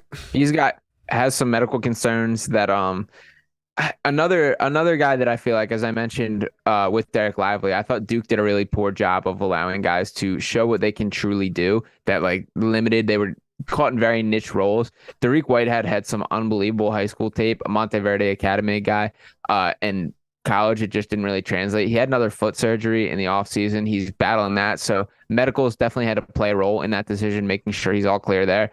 But I'm a buy the talent guy, so I like Dariq Whitehead. But you can definitely make a case that this is a little bit of a reach for him. Interesting pick there by the Nets. So they go with back-to-back players there, and now who is it? Portland on the board. So should be interesting, man. Let's see. Nick Smith Jr., Colby Jones, some of the best available. What do we got? 3, 6, 8 more picks left in the first round. Then we get to something interesting, man. Daryl, wake up. Wake up. But yeah, to the point I was making, I forget what we were talking. I'm getting delusional at this point. I'm just like sitting here waiting for something to happen. We were talking about free agents though. I'm looking at this list over here, and yeah, it's just there's nobody realistic I could see. Maybe a DiVincenzo, but I think he'll cost a little bit too much. A lot of people are saying Kelly Oubre. I don't know what his contract terms is right now. Lonnie Walker. I like Lonnie. Don't love McDermott. Could they get Dougie McBuckets? I wouldn't mind that. They're gonna have to try and find, and this has also been like a Sixers issue. When you look at contending teams, when you look at like the Phoenix Suns, their game plan is essentially like, we're going to fill out a roster with veteran minimums guys who want to contend for a championship. Yeah. The Sixers never find guys that want to just like, let me ring chase here. And maybe that's telling towards Joel Embiid and James Harden or whoever else, but like they have to kind of find some of those guys that just want to like up the ante and have a chance at a ring, and they really haven't. Yeah. No, that's a good point. And now I remember what I was going to say. That one off season a couple years ago when everything just happened in a span of like 2 hours. It was the night where Jimmy Butler went to Miami and Sixers signed Horford, Tobias. So many guys signed max contracts that night that the last couple years of free agency have just been very lean. There's nothing really exciting. Now there is, like you said, James Harden has been probably the most exciting, or one of them, the last couple of years. But once all those guys start to expire on those contracts, then we'll probably have all of it coming in at once, probably in the next year or two. But there's just nothing really out there that kind of moves me that the Sixers can afford. It's a tough situation to be in, man. Yeah, no, they're not in a good spot. And we've kind of like brushed over a lot of it. It's like, as much as Daryl Morey catches heat, he doesn't have much assets to work with, and that is the struggle of it. Like, just sitting here, even you look at last year when they pull off the DeAnthony Melton trade, it's like at least there was that 23rd pick that it was something. You had some little notch in the one little arrow in the quiver, at least something that you had to work with. Like, there's just not a lot right now, and I mean, they're just spectators in this draft in the same way we are right now. Like, they're just seeing what unfolds in front of them. So I don't know. It's got to make something out of knowing. It's not great, and it is actually absolutely, shout out Giacomo Fisher. It is absolutely because Brian Colangelo pissed away the assets for years, because he did, and that is what it comes down to. You think about how many picks the Sixers had, and I don't want to reminisce, but I mean, we got to talk about it on draft night. Like, think about how many draft picks they had, and they just blew them all and didn't get any valuable players that developed. Like, you give the Nuggets or, the Heat or one of these teams this amount of draft assets, look at what they're going to build. For example, Danny Ainge, look at the lineup that he's already built in a year. Yeah. And that's just getting rid of Mitchell and Gobert. Like, it's something, man. Here's the Blazers at 23. And real quick, that's what when we get into like the process conversation about the process failing, like, it wasn't the thought process or how things played out. It was the execution of how those assets were used where the Sixers sunk themselves. Yeah, it's frustrating, man. Chris Murray out of Iowa. Yeah, twin brother to Keegan Murray, who had a very good rookie year. I was going to say Sacramento Kings. What's that? I was going to say he looks like him a lot. No, yeah, it's kind of crazy to me that like twin brothers. Keegan is regarded like way better. Keegan's a little bit better as far as a shot maker, a self creator, but Chris Murray, like, for the most part, it's pretty similar games. We talked about this with the Thompson twins, how it's unique, how they have very different games. the Murrays play pretty similarly. They're a little bit like power forward, small forward-ish. I think he's a guy that is going to be like a long-term NBA role player. Actually, I actually like him. I wasn't a Keegan Murray guy last year for the 4th pick. Same. I think the 4th pick was too high for Keegan Murray, although he performed very well last year. But I think the 23rd pick or wherever we're at for Chris Murray is too low. So a little bit of a middle ground. I think he's going to be a solid player. That's a good pick. Yeah, I was not high on Keegan Murray, but he definitely proved me wrong. And man, oh man, like we're just sitting here waiting, watching, laying back. I think once we get near the end of the first round, like in a couple picks, we should talk about some second round guys. Okay. But the Kings are on the board, Memphis, then Indiana. Chat, if you got anything, let us know. Give us some sleeper picks. Who do you want the Sixers to potentially trade up for? Who do you think could go? Is there anything else that you think could really happen here just with any teams coming up? I'm probably going to go to the bathroom in like 2 minutes, which means something insane might happen. Maybe the trade will happen then. But I'm going to put that pick of Daryl Morey back up because I think it kind of epitomizes the mood right now. There we go. Let's put this back up. Got some Amani Bates love in the chat. I like that. What do you think? Could Amani Bates be a guy that you trade up for? Will he even get drafted? What do you think? Yeah, I think he's going to fall for a little bit more. Amani Bates is probably the ultimate boom or bust guy in this draft. Like, I think there's a world where Amani Bates is like a high level scorer and like a 15 point per game guy. And I also think there's a world where he just is out of the NBA 2 years from now. And it's all about like if he can fit into a team style offense. If you take every single player in this draft, go to a blacktop and say, let's play 1-on-1, I think Amani Bates probably wins it all. Like, I think he's like that level of hooper, but can he fit into like the constraints of an offense is a different story. All right, we got a Woj bomb. All right, let's see what it is. Could it be? As soon as I said I'm going to the bathroom, let's see what happens here. Let's see. Please be the Sixers. Please. It is not, but wow, I honestly forgot about this guy. Former Sixer, Rashawn Holmes, is going to the Dallas Mavericks. Interesting. So I wonder who they're getting back. But so Christian Wood's likely gone there. I think that's been pretty well reported. So Rashawn Holmes, like the Christian Wood replacement. Rashawn Holmes, who has showed some like signs of progress and shown some flashes throughout his time. And the number 24 pick. So they're gonna draft somebody here. Dude, I honestly forgot about Rashawn Holmes after that situation he had. They didn't really disclose it a lot, but you're right. Like, he was making really good improvements ever since he left the Sixers. And then he had that whole off the court issue, and it felt like he wasn't going to play maybe again. I really didn't know where he was at. Like, did he even play that much this year? No, he's kind of been like a rotational big man, gotten minutes here or there, but yeah, he had an off the court issue with his girl or wife or whoever it was, and it just sounded bad. Like, it didn't feel like he was going to play again. And he has I think he has a decent sized contract, and Dallas I don't know what the Mavericks are doing. I don't like their approach. That's just my opinion, though. Yeah, I'm not 100% sure. They're not moving the needle for Luka Doncic.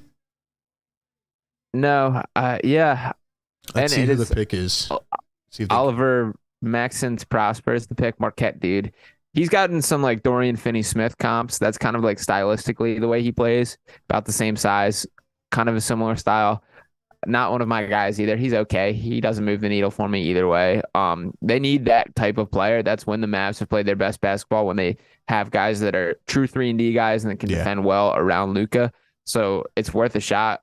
I don't hate that as like a fit for him, but this still is not the type of move that if you're Luka Doncic sitting at home right now, you feel, wow, I feel way better about the Mavs. If I'm Luka Doncic at this point, like, If the Mavs say Kyrie leaves or something, I mean, it seems like he's going to come back. But if he didn't, if I'm Luka Doncic, I'm seriously starting to think about asking out, because I don't think Mark Cuban is making this team better at all. I think the one guy he needed to retain after they go to the Western Conference Finals, he lets slip away. And really, what have they done since? Like, you knew trading all your depth, number one, was going to hurt your team. And then you bring in Kyrie Irving, and the team falls out of the playoffs. And now you want to bring him back And now you bring in Rashawn Holmes, and who did they traded Bertans, or like they're not really doing anything to me that's like, all right, we have the trust of our star. We want to garner his respect and like really make this thing serious again. I think they're kind of playing around at this point. I would not be surprised if Luka Doncic wants out within the next year or two if they don't make this thing better. Yeah, I could see it. And another little Woj announcement that the Milwaukee Bucks are acquiring the number 36 pick in a deal with the Orlando Magic. So that is a second rounder that has now been traded. That means we have to be in business, that it is starting to happen. It is the Sixers' time to get in on the mix. Bro, the Bucks are making trades before the Sixers. Like, I'm sick at this point, man. That could have been the Sixers right there. Yeah. This is exactly the range that the Sixers could have traded into. Yep, this is where they got to be getting active. That I need to see it. This is the time. Dude, I don't even know what to say. Oh, man. Shout out to everybody in here. Guys, hit the like button. Get this to 300 likes. Let's try to get some energy in here, man.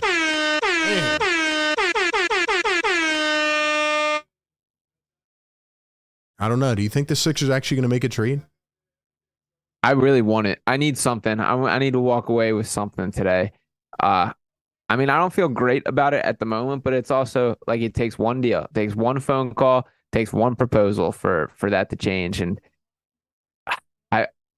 I don't know. I wish I was more confident about it, but like I said, like we get one thing to swing the right way when we're in business. It just sucks thinking about all the players that the Sixers drafted late in the draft that were steals that are no longer part of the team. It really frustrates me, man. Just because the coach, who now is no longer here, didn't want to give opportunity to. It's frustrating. Mm-hmm. And that 34 pick, which we are eyeing, or not eyeing up, but a place that we love to be selecting in, that was traded for Jalen McDaniels, who is currently a free agent. We're not even sure if he will be back. So what pick was that? 34. 34. Shout out to my guy Craig, and we're gonna shout some people out that have been here all show long. But Craig said we're gonna trade for the 60th pick. If we do that, I'm done. I'm going on strike. Going on strike, man. It's frustrating. Pistons just moved up to 25. Things are jumping.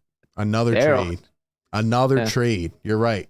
Number 25 from the Celtics. Is that one of the picks that they got in the Porzingis trade or no? That sounds right. I think you're right. Yeah, I do think you're right about that. Dude, moves are happening. You're right, man. Okay. The Sixers have to jump in on this. Like, oh my gosh, man. And it seems like everybody wants Imani Bates. Seems like everybody's high on him. I mean, he was one of the highly recruited prospects at one time until some other things happened. But yeah, he also like underwhelmed me on the court beyond the off court stuff. When he first went to playing under Penny Hardaway, like there was some attitude concerns of him kind of butting heads with coaching there. Then transferred to Eastern Michigan, which was a weird choice to go to school wise. He had some flashes where he looked unbelievable, but there's also like moments where he kind of disappeared, and he wasn't that like he's up next moment. Like he was literally on the cover of Sports Illustrated for a couple of years ago. So I still would take a flyer on Imani Bates. Like I said, like I'm a talent guy. I believe that there's a chance that he can, outperform things and figure things out. The talent level is there, but he hasn't exactly inspired me to go out and get him. Can he do that on the Sixers, though? That is the real question. Can we finally get some developmental pieces? That's why I really like the hire of Rico Hines, because he has a lot of experience in that. Same thing with Bobby Jackson, who had the best record in the G League last year. It's time to see the Sixers develop a guy off the bench. Can we see that? I mean, for years under Doc Rivers, Brett Brown, guys didn't know their roles. Guys didn't get consistent play, no quality minutes. They just couldn't develop. Like, can we see Jaden Springer take a step? How about that? That would be huge for the team. You have, again, I said this to begin the show, like, you have to build within the draft. Like, look at all the successful teams, the Celtics, the Nuggets, the Warriors. most of those guys are hometown bred. Like, yeah, you might need to put the final piece on top, but how do you get that final piece? You reward them and you entice them by building the infrastructure. You need to draft well and develop. The Sixers have probably been one of the worst in the league doing so, and it is severely costed them. Severely.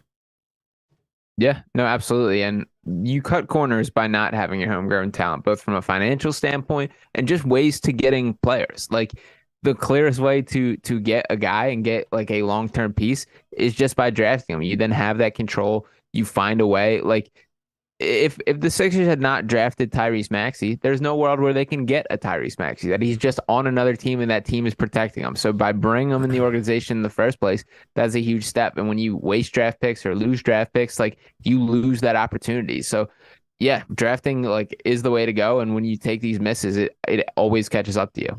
Yeah, and Celtics get a number 31 pick, so they're moving back a little bit. Here's the pick coming up.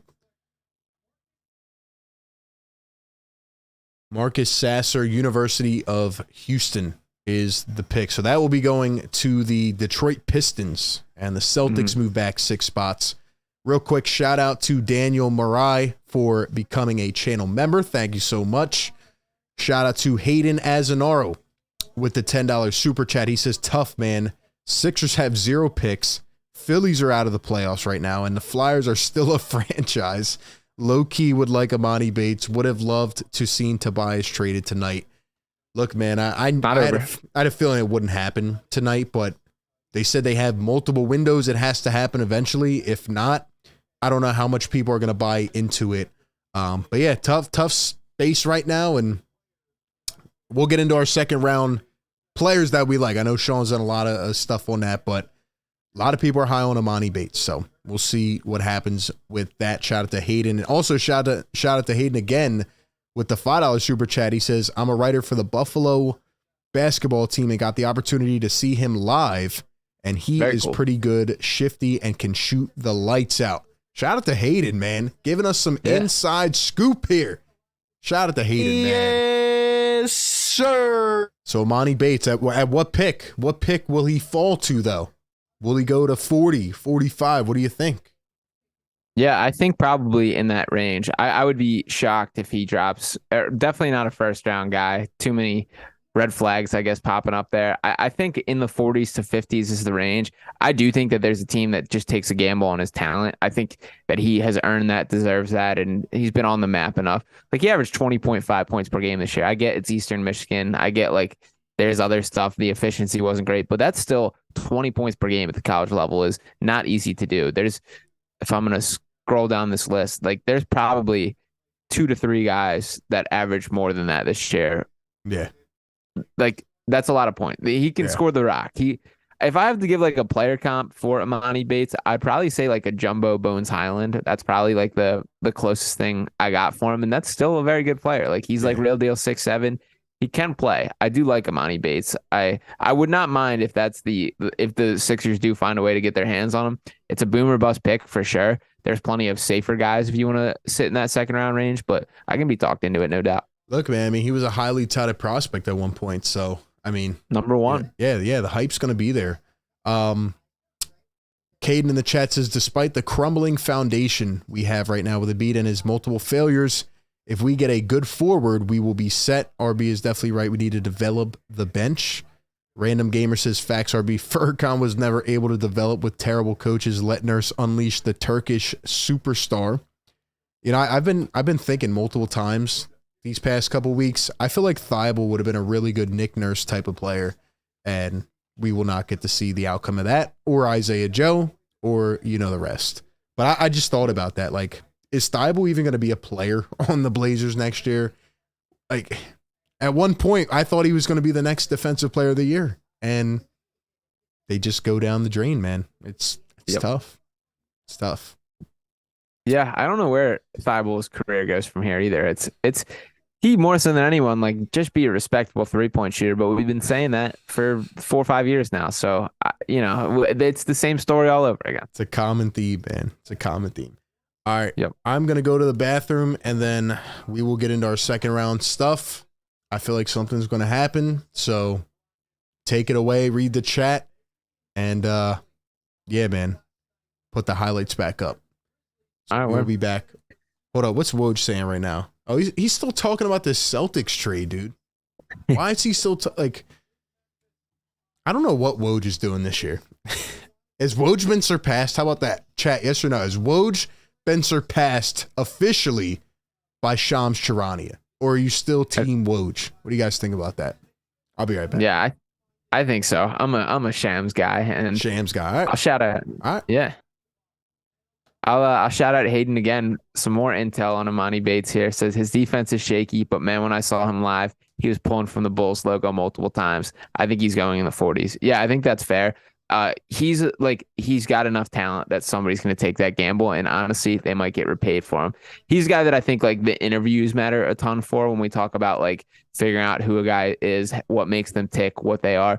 If he will buy in and understand like his role, like he's not going to have the freedom to shoot the ball 20 times a game like he did at Eastern Michigan, like he wanted to do in college in Memphis too. So if he can buy into his role, be like a spark off the bench, I think that's the ideal place for him to start. But I also think that there's a chance where he gets pouty like he kind of did in his first year of college and had to transfer.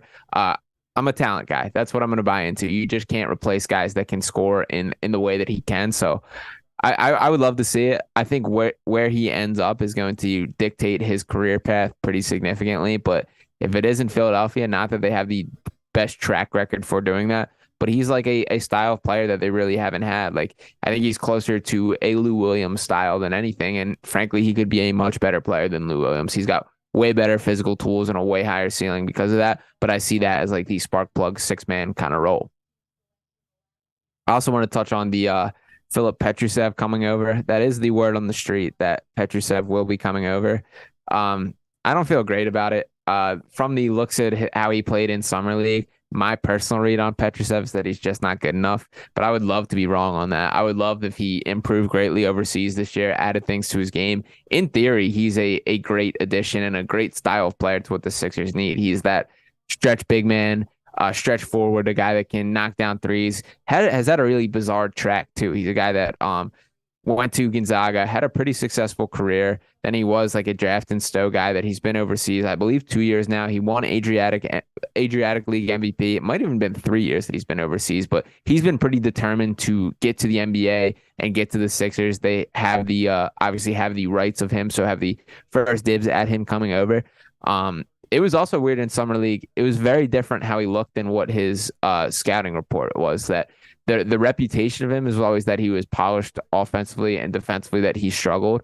In Summer League, he had a ton of impressive block shots. He protected the rim really well, did some really nice things defensively. But offensively, there wasn't much that he looked comfortable doing. He was pretty limited. So I was surprised by that. I think he's going to, we'll see what he looks like this year. And we got Vincent Salamatino saying, I think Petrusev has improved immensely and is the perfect combo big man off the bench. He can shoot, block shots, and rebound. I love it. I hope that's the case. If that's the guy we're getting, that's awesome. And like, in theory, he's the exact type of player the Sixers need. He just has to be that level of talent. And I think Summer League is going to be big for him as far as carving out a plan. And Daryl Morey's been pretty active, like basically tweeting propaganda of Petrusev throughout the year. It's all the highlight plays and things like that. So who knows? Maybe that he has improved, continue getting better. And yeah, as I mentioned, like in theory, he's what we need. We just got to get it in actuality.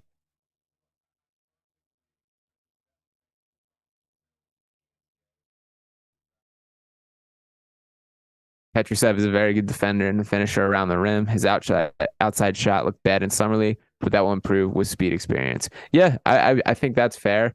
I'm about to Google how old he is. I'm gonna guess like 24 at this point. Let's see what we got. 23. So he's not old. He's got a chance. Yeah, he was Adriatic League MVP. Interesting. Very interesting career path for him. And I'm even looking back at these are his college stats. Like the 2 years at Gonzaga, which were back in 2018, 2019, then he showed sign. Like his shooting numbers aren't bad. Interesting. He was a 17.5 point per game scorer. Slipped down. He shot 30% from three as a freshman, only 18.2% as a sophomore on increased percentage. And then he made the NBA jump interesting. He's going to be a strange player. It's cool to have him as like an option, at least as like a freebie, bring him in. But I wish I was more in on Petrusev as a player, as a guy who can make an impact like that. RB back in action. We are back, man. Feeling rejuvenated. Ate a banana. Got some energy in me. All right. Did the Sixers make a big trade? They did not. We were talking about some Philip Petrusev, though. So we were talking about what he brings to the team and what to expect from there. They're running it back with Petrusev. I'm excited. Yeah. Let's do it. Petrusev, that's a big offseason acquisition right there. He'll be the new 4. Love it.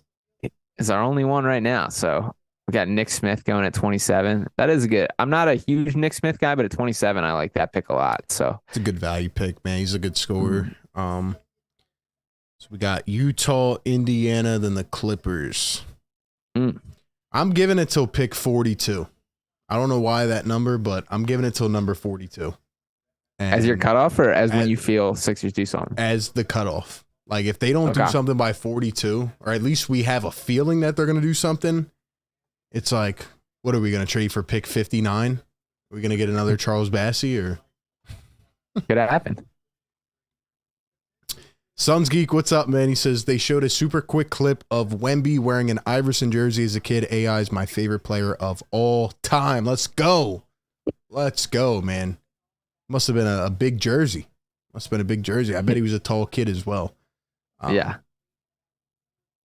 Secret said, I thought a trade would happen as soon as RB went off stream. Exactly. The real ones know. The real ones know, man. I thought something was going to go down. All right, before we get into our second round picks, guys, let us know in the chat. Who is your second round sleeper for our draft junkies out there? Who's someone that you would want your team or the Sixers to target in the second round? A lot of Amani Bates love already. A lot of Amani Bates. Give us some thoughts in the chat. We'll get to that, but before we do so, let me give a quick shout out to our other partner of today's live stream, Mint Mobile.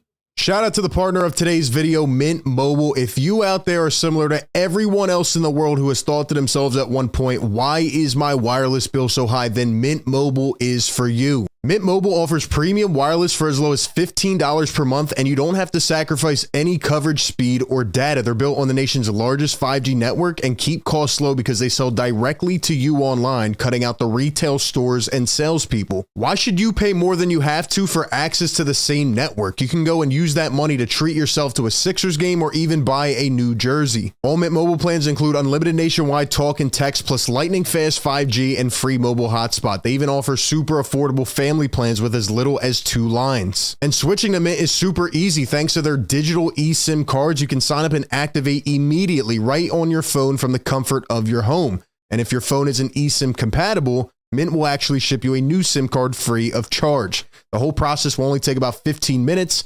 And if you get stuck, Mint has a great customer service team to help you through it. So if you are interested in reliable coverage and fast data for a fraction of the cost, go to mintmobile.com/PhillyTake. You can go right down to the description of this video and click the link, or you can scan the QR code on the screen. Shout out to Mint Mobile. They are doing a special. If you sign up before July 14th, get 50% off their unlimited plan. Check them out. Link down in the description. Real quick, we missed a couple super chats. Hayden, my guy, $5 super chats is, his defense is shaky, but man, when I saw him live, he was pulling from the Bulls logo multiple times. I think he goes in the 40s. All right. And we hold up. Here's a pick from Utah.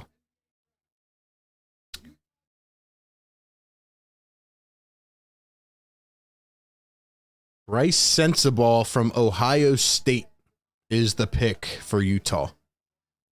That was who I was saying was getting some Carmelo comps that has some knee issues. I don't love him as much as a lot of people. He's a little too just, I don't know, post-heavy, chunky mid-range kind of guy, but he can play. He can ball. He's got a little bit of quickness. He moves quicker than he looks. But yeah, Utah, these are low-risk, high-reward swings. He could turn out to be a very good player.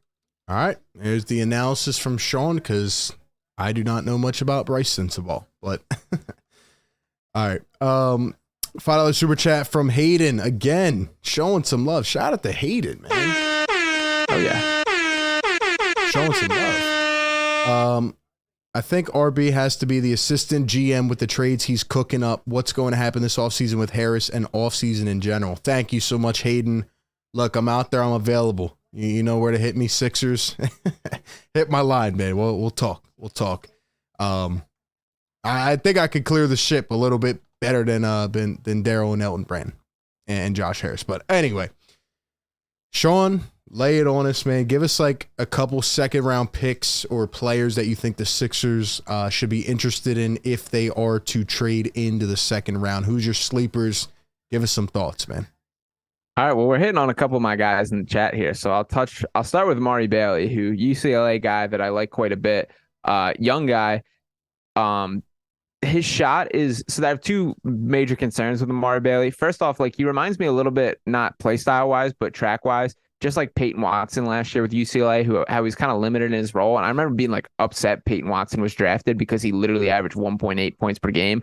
Amari Bailey showed way more than that, but he still feels to me like a guy who has more to them that he wasn't able to show. The shot looks weird. Like it changes. His form is inconsistent. It looks a little different. The release point and the base on just about every shot, but he still was like a 37% shooter. He also had a little wiggle in the mid-range that he could create with. He's another concern I have with it is he gets lost on screen navigation a ton.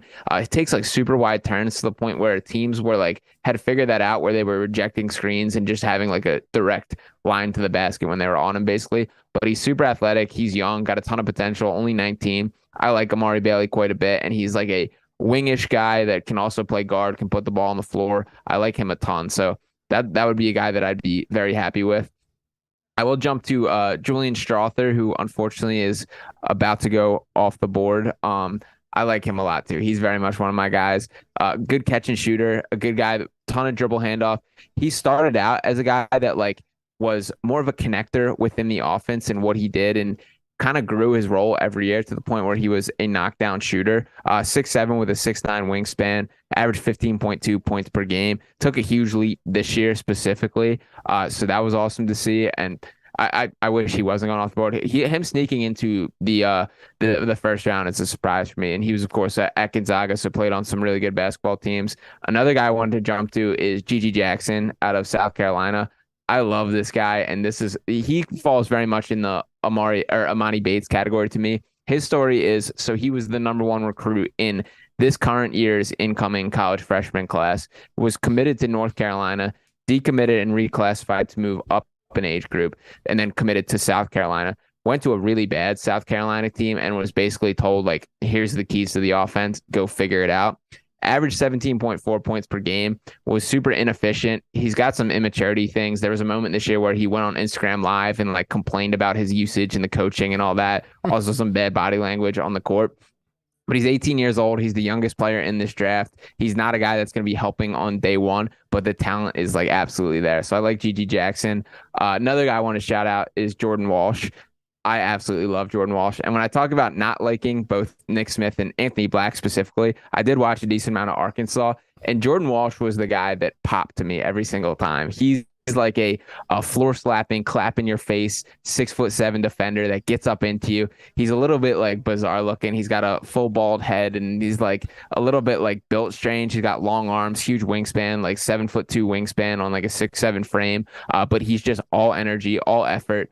Really bad shooter, and that's the concern. He's kind of Matisse Thybulle like with that, but he is more willing as a shooter. He will throw it up. He's also very good on like a grab and go guy where he'll get a rebound, push down the other edge. He does a lot of the little things in a way that I think converts to winning, and he's just like a loose ball magnet. Like he gets on the floor, dives for things. He's a dog. He's a guy that I like quite a bit. So those are probably like my top four, only three of them available right now.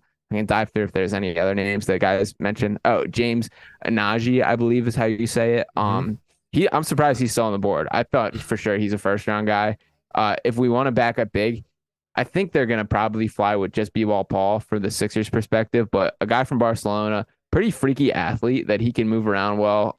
Good shot blocker, very good shot blocker. I am surprised that he's still sitting there available. So if I have to rank like my priorities right now, I am a Gigi Jackson guy. I'm putting him as my number one. Amari Bailey, number two, and Jordan Walsh, number three, are probably my favorites. I also wouldn't mind Amani Bates. He's right in that conversation with me as well.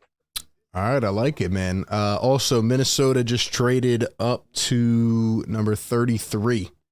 So they traded with San Antonio, and the Spurs are getting 2 future second-round picks from the Timberwolves. So that trade just happened. Yeah, a couple of guys I like in the second. I don't know if the Sixers will be able to trade up high enough to get them. I like Keontae Johnson. I think he could be a great defensive wing, and he's a good off-ball player. He's a guy I watch a lot, and even in the tournament, just a great cutter, very physical guy who I think could be a much better version of a PJ Tucker. Obviously has to work on his shot, but if more consistent, I like Keontae Johnson. In addition to him, another guy I like is Kobe Brown.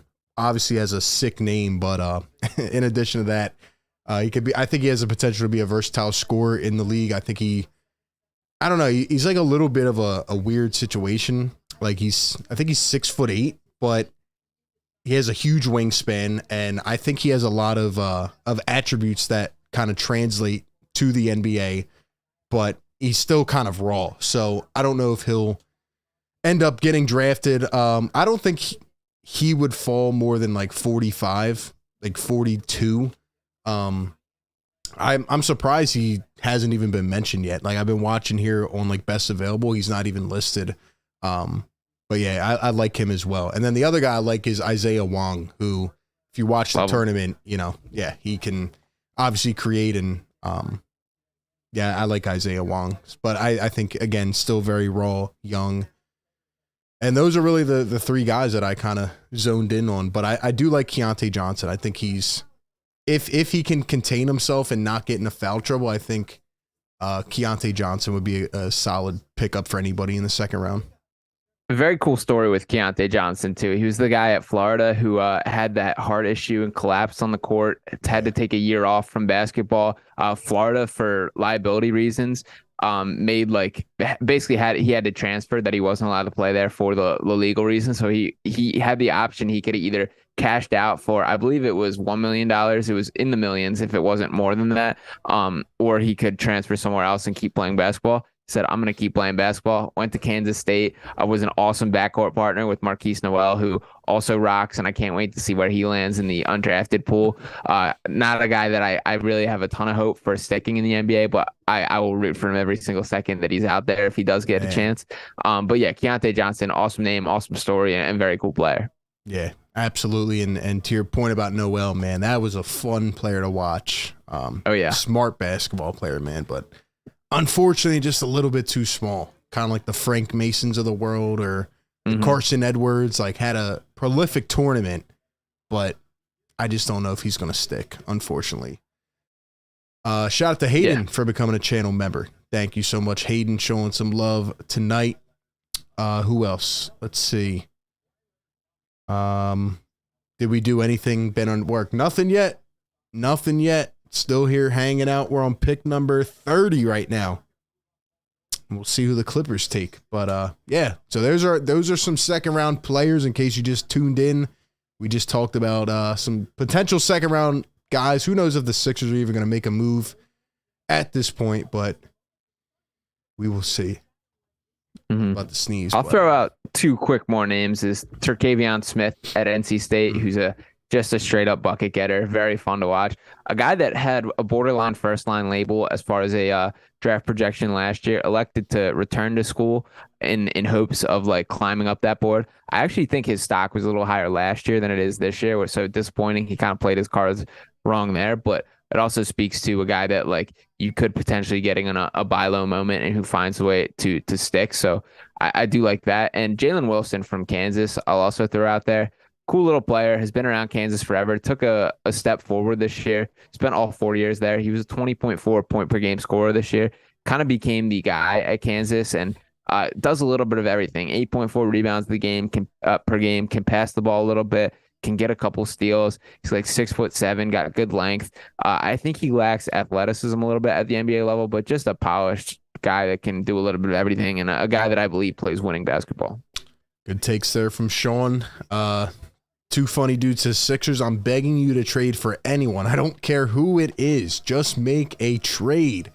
People are antsy, man. I don't blame them. Here's the pick for LA Clippers. And there's Kobe Brown. So thanks a lot, RB, for bringing the guy up, and then he gets drafted number 30. I said I didn't think he was going to fall past 42, and I don't know. I didn't expect him to go this high. I thought he'd be like mid-30s, but damn. Yeah, I've seen a lot of Kobe Brown love. Missouri dude, a little bit of a forward wingish kind of guy, kind of a power forward type player. I wouldn't say I'm as in on him as a lot of people are surprised me. I've seen a lot on the timeline of people hyping up Kobe Brown. I'm surprised to see his name come off the board this soon, but solid. Yeah, I think he shot like 45% this year, which was like a 20% increase from year one. So I like his game a lot. I think he can like create as well, even as a bigger player. But definitely a lot of work to do. He is pretty raw. But now there's a Kobe in LA for the Clippers. So see see what happens there. And now Detroit is back on the clock. Another guy that has slid is Leonard Miller out of the G League Ignite. I brought him up a little earlier talking about a good co-star to Scoot Henderson in that Ignite program. I'm surprised to see him falling down. 12.3 rebounds, 20.5 points per game at 6'10". He can put the ball on the floor a little bit. Only 19 years old. He's a guy that overshadowed by Scoot, obviously, and I think that this comes back to some people either not paying attention enough or not buying into like the G League path still completely. It doesn't bother me, and I think he's a guy, like if you got it, you got it, and I do think that he has the talent. So I think the team that he lands on is going to be pretty happy as well. Yeah, absolutely. Hoodie J said they didn't draft a guard. They drafted a power forward, which means they're trying to trade PG. I don't know, man. I don't think the Clippers are going to blow it up. I don't know where that rumor sparked from, but I mean, if they do eventually, then they're going to get rid of everybody. Like, I wouldn't be surprised if Daryl Morey ends up trading Tobias to the Clippers and gets Rocco and Eric Gordon. I wouldn't be surprised. I could see that happening. I would say, please, 110% do not do that ever in your life. I don't know your thoughts on Rocco, but I cannot stand to see Rocco in a Sixers jersey ever again. I would take TJ McConnell before Rocco. Wow. Honestly. So I'll say this. For starters, I think Eric Gordon had more juice in him than I expected when he did play last year. We made all the jokes about Rockets 2.0 and him obviously coming here, and I was pretty much like, he's washed up, like he doesn't have anything. When he played for the Clippers last year, I was kind of impressed. Like I was like, okay, like he can still move, he can still shoot, and he's still got some like energy that he plays with, which was cool to see. So I wouldn't mind that in a Sixers uniform, although it is a year older. Rocco, I mean, like I respect Rocco. He was a huge part of the era. Man. He stinks. Yeah, he stinks. He's still more of like the archetype of player that like they need. Like he is more wing like. Like, do you feel better about? How about this? Do you feel better about Robert Covington or Daniel House going out on the court? I mean, as bad as it sounds, I feel better about Daniel House. I do. Wow. I don't like Robert Covington. I mean, I don't know how you can be a forward and never learn how to dribble a basketball. And then in addition to that, he shoots 1 for 13 from deep, and then you try to make him a center. And yes, he did, he played so well to the point where he got traded for multiple first rounders. So I give him credit for, kind of adapting to that scheme that they had in Houston, but he doesn't play anymore. I don't think I think he would be overpaid for his role. And I can never stand the guy. I just think he'll shoot his way out of the gym, and he just hasn't developed another powerful skill that I think would make him a much better player. I've been waiting for him to develop another skill. Yes, he could be a good rebounder, but I'm not interested in Robert Covington. Yeah, I hear you on all that. And I think he's definitely not a guy I'm pounding the table saying the Sixers need. I would hope there's a better deal out than that. Eric Gordon for sure is like the sell of that trade for me, that I do think that he could be helpful and would be a positive addition. I just don't know if Daryl Morey, if he makes another Rockets trade, I think people are going to lose their minds. Yeah. But Celtics landed James Anaji, or I believe is how you say that. So the center that we were talking about a little bit. Celtics moving all over the place tonight. Yeah. Well, actually, I just saw here Shams says that Charlotte is acquiring that pick or acquiring Najee, and they are sending number 34 and 39 to Boston. There it is. Okay. So the Celtics are getting 2 picks there. I mean, the Celtics just got Porzingis. They're trying to sell one? Could they? I mean, by the way, and shout out to everybody hanging with us, but if this makes you feel better about the length of time that we are sitting here, so this is per Hoops Hype, the time of the last pick in the first round in years past: 2019, 10:55; 2020, 10:59; 2021, 11:18; 2022, 11; 2023, 11:15. And what selection do we have coming in here? We are on 31. Okay, so not too far over. So in the range, but a little bit over. I did not expect it to take this long to get through the first round. I felt like it started off quick and then it just slowed down tremendously. They've been throwing in a lot of commercials in here, man. I'm giving it till pick 42. If they don't trade by pick 42, because we heard a lot about the 30s. Shams just posted, I hate how he's doing all these video ones now, but it just says reporting on Dame Lillard and the Trailblazers next on Stadium. Let me see if I can play that. Hold up. Let's see. For where the future will land with Damian Lillard likely extends now between here, this point tonight, and the start of free agency and potentially even into free agency, and just seeing exactly what Portland is able to do. And if Portland is unable to make a meaningful move and enough to improve the team, Lillard has made it clear. All right. He's literally saying the same thing that we've already heard 10 times.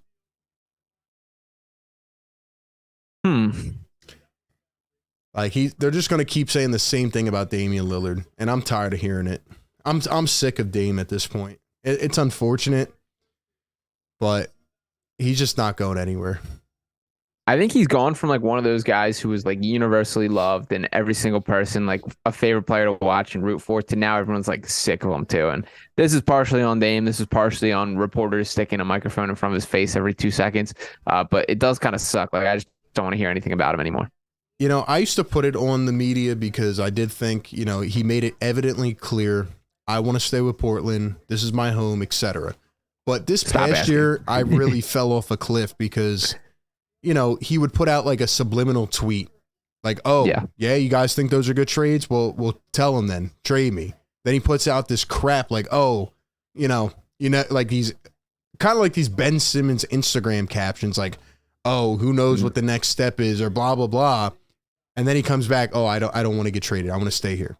And then he goes on ESPN and says, well, when the game's over, when it's all said and done, you know, you guys are going to talk about me. I'm not going to talk about it anyway. Like, that's why I just get all these different mixed emotions, and I already know the result. It's like the Ben Simmons thing. I know the outcome. He's going to stay in Portland. But they're trying to drive this thing up like it's going to get, you know, some traction and it's going to spark up, and all right, fine. Maybe he does get traded, but I'm just tired of hearing about the same thing over and over again. Tell us when he's getting traded and where he's getting traded. And if not, I don't care what he has to say. If he wants to stay in Portland, fine. I'm not going to be interested in watching him, though. I want to watch him on the biggest stage, not go, you know, be out by January and sit out the rest of the season. So that's where I'm at. Did you see Ben Simmons is back in the gym already though? Like I said, same result. You already know. You already know what's going on, man. Ben Simmons' career is over. It's over. It was very funny to me how the caption this week, it was like, chop wood, carry water in silence as you're posting to like your 7 million Instagram followers. Once the off-season workout videos come out, that's when I know like full season effect, like full off-season effect is here. It's gonna be looking like straight Pete Davidson out there, man. Give me those highlights over Ben Simmons. Jalen Pickett, Penn State is the pick to the Pacers. There you go. I'm a little surprised to see his name this early. I kind of didn't think he was gonna get drafted at all, but shout out Jalen Pickett, shout out Penn State. Made a little noise in the tournament, and good player for sure. But I'm surprised to see that. And that pick is going to Denver. So the James and and Najee highlights looked sick, by the way. Like 7'7" wingspan. He's just blocking everything. That's a good pickup by Charlotte. They got like Mark Williams is kind of cut from the same mold as him. They got a nice little combo of big man down there. Yeah, man. Every team seems to be getting better. Isn't that right? Oh, just about. It sucks, man. It really sucks not having a draft pick. I'm just hoping at some point we just see, boom, Sixers are trading for draft pick 35. Like, just give us something, man. I see a little bit of buzz of Trace Jackson Davies in the chat. It's an interesting player. I think he might just be not good enough of a shooter or an athlete to like be crazy good, but I do think he does enough just stuff to stick around the NBA and be a positive player. He's a very headsy player. Just does a little bit of everything. He can pass a little bit, good rebounder. That's not at this stage in the draft. That's pretty solid. So it'll be interesting to see where he lands. Somebody said Philly should keep Mikal Bridges if they draft him tonight. Well, you can throw that one out the window. That's still one of the most haunting things. Just unfortunate. And yeah, I think a Draymond type is pretty spot on for Trace Jackson Davies. I think he's probably a little more of a talented scorer. Although Draymond could shoot when he first came. I don't know what happened with that. He used to be an okay shooter that completely fell off. Yeah. I don't know what happened to that. Draymond, like he used to be able to knock down shots. That's what made the Warriors even more lethal. Like you just had to guard everybody almost. But especially when they went small. So now the Spurs proposed trade to Minnesota is the one they traded a little while ago.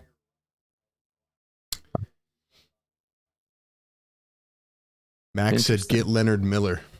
That's the guy you talked about. Yeah, G League Ignite cat. So that's a very good pick. Get very good value at this stage. I thought for sure he was at least like a first round guy. I was expecting.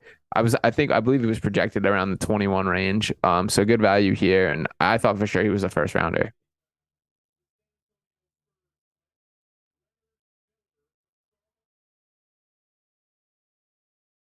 Leonard Miller. So I guess he's heading to the Timberwolves.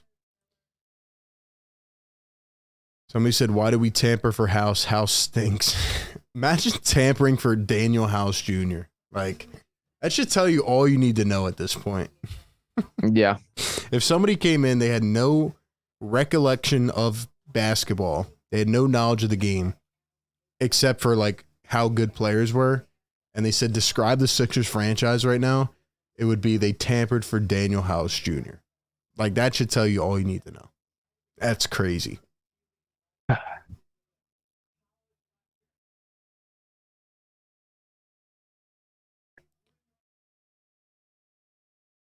Oh, look at that jump shot. Big Lenny. Speaking of Ben Simmons, do you think he ever plays again? I feel like he has to, but like I also can't even see it at this point. Play for like 15 games and then sit out for day to day and then not play the rest of the season. Make his money. Yeah. I don't know what his career trajectory is from here because he obviously like nobody's going to give him significant money for sure. Once this contract expires, then what? Like, does he walk away? I think there's a real chance of that. Does he take like a minimum deal somewhere? Because I do think a team will still take a chance on him because he is like a two-time all-defensive team. He did show those flashes forever ago. And we see like teams take flyers on players like that. So I could see like a Sacramento Kings or one of those franchises taking a chance on him. But I also don't think Ben Simmons has the mental capacity to like shoulder that well and figure that out. So I don't know. I don't really know where Ben Simmons goes from here.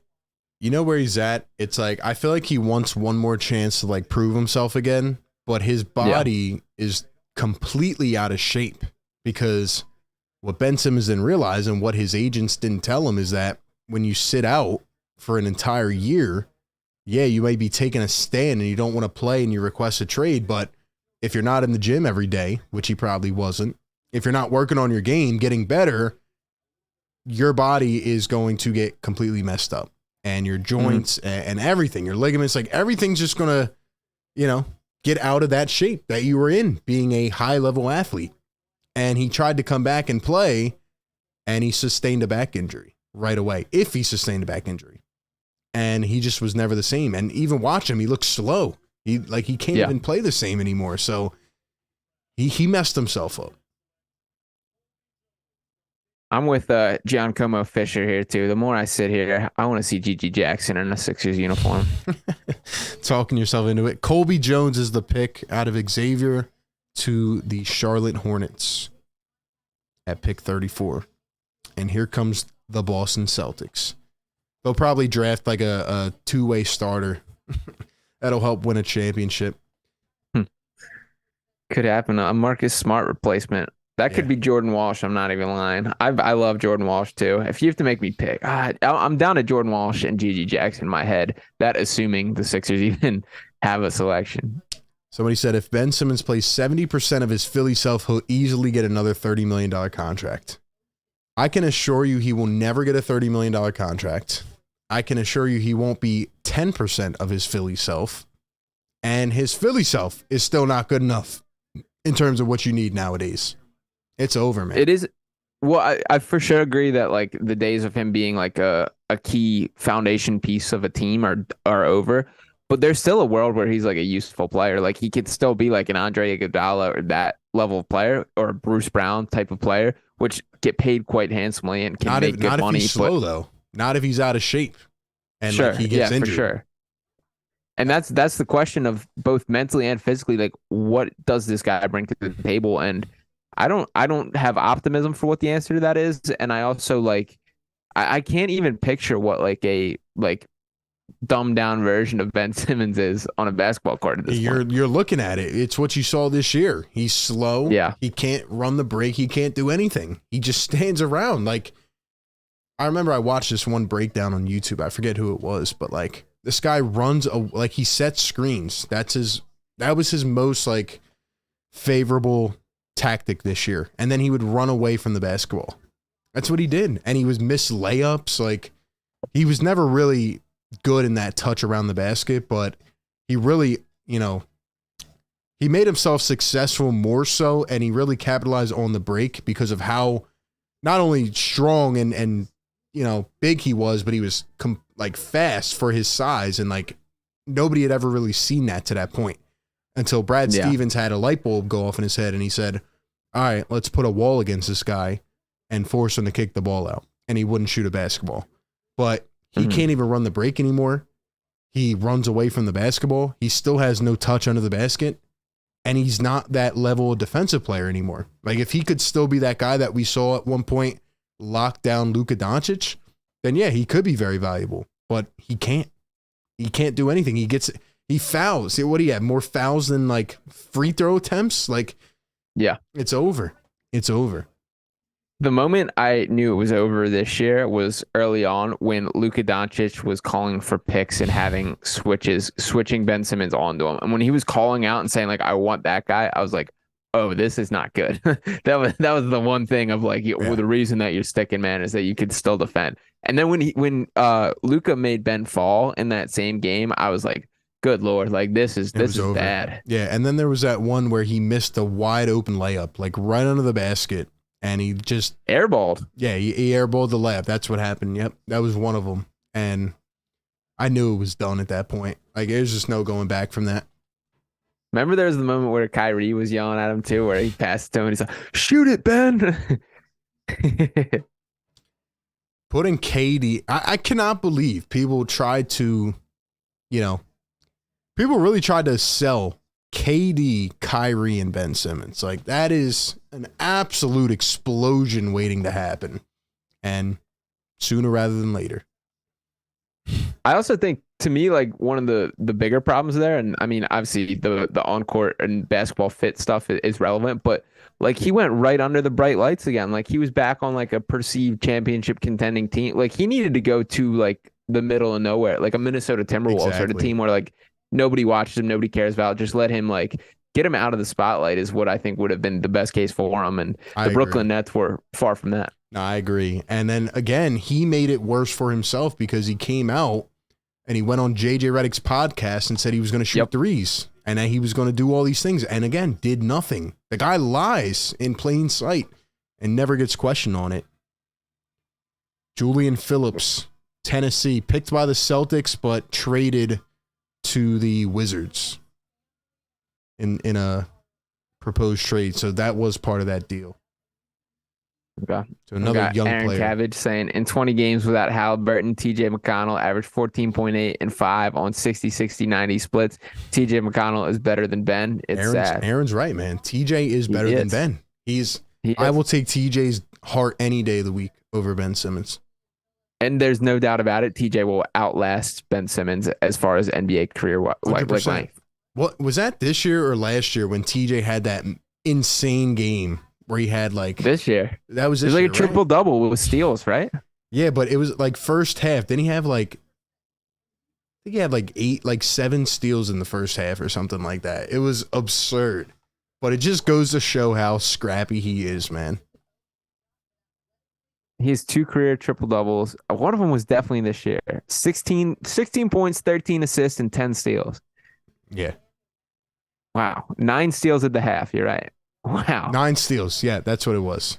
Yep. It was the most ever.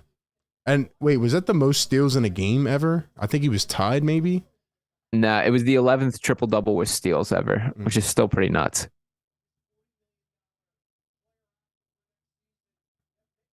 Woj is on here talking about the Bucks.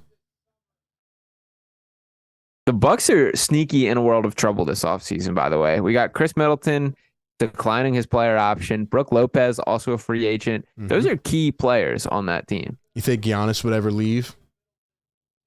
Not yet, but I don't think... I wouldn't say not ever. Yeah, I don't know if he would leave Milwaukee. I think he would try to recruit another player there, but you never know.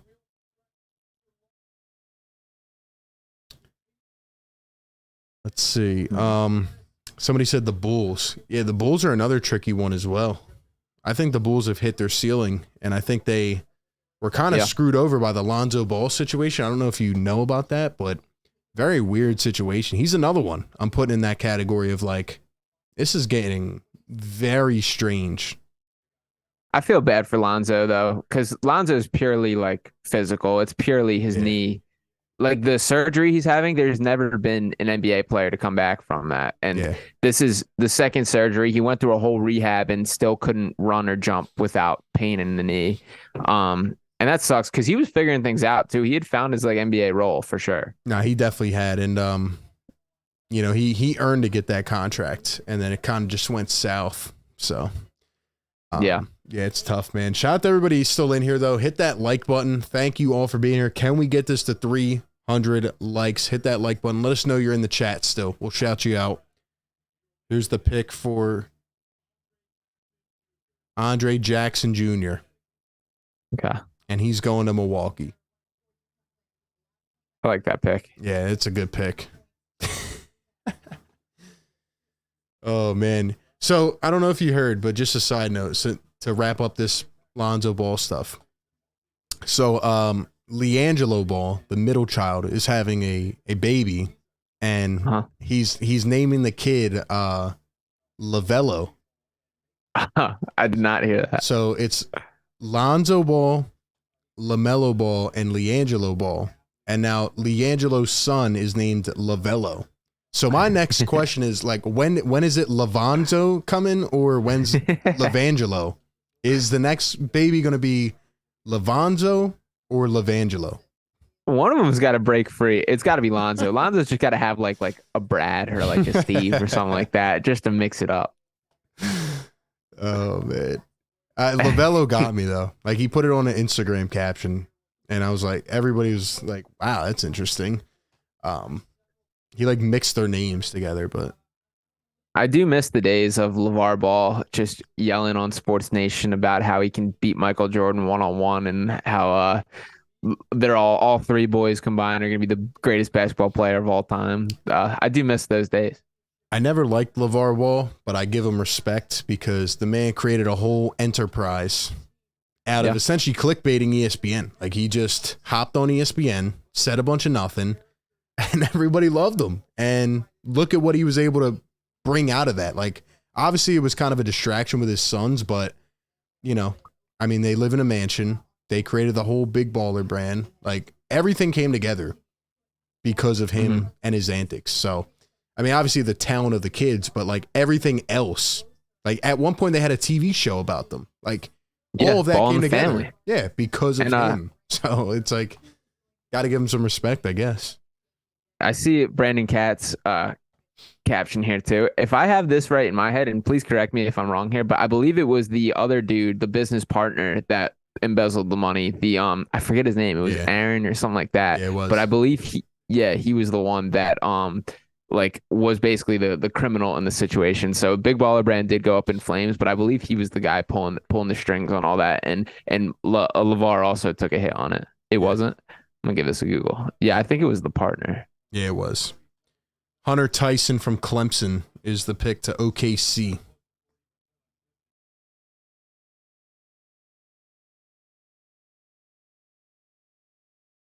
Alan Foster. That was the guy.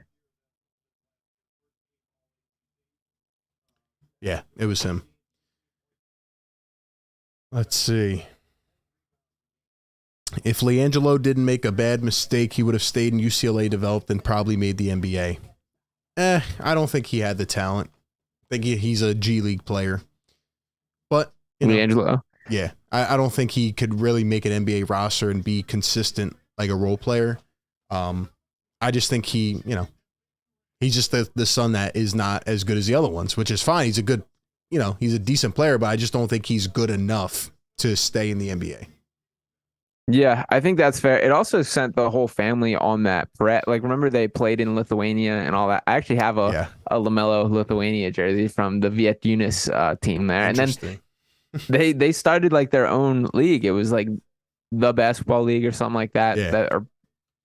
So like it started them on this whole path because LiAngelo like was literally trapped in China and everything with that. So LiAngelo definitely mixed it up. I'm glad Lonzo got out of I guess made it. And LaMelo was always the best one out of the three of them. Yeah. No, it was a crazy situation, and that whole family has always had drama around him. That's another reason I respected Lonzo. I felt like he kind of broke away from that finally and just became his own person, separated from the father antics. But we'll have to wait and see what happens. Even LaMelo, like the freak injuries that he had this year, like he comes back first game, he steps on someone on court side, like, dude, crazy stuff. I think the tides have turned that LaMelo. I don't want to say he's underrated, but I think he's a better player than like the perception of him is because of the injuries, because of that, and he also I think he gets labeled as like a losing player too easily. Like, let's see what Brandon Miller brings to this team. Let's see what like a true actual roster is. But I've always kind of liked LaMelo.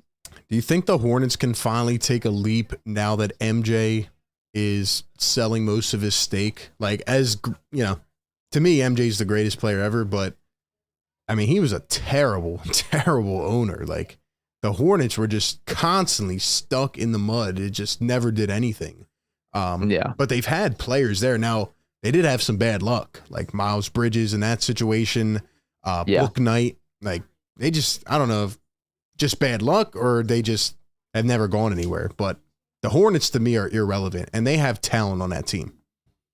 Yeah, they've tried. I think the bad luck point is like legitimate. Like the Miles Bridges thing, like he was like the co-star to LaMelo before things always obviously happen and legal issues, suspension, whatever's coming with that. Things like that. So like it's tough to plan from that as an organization.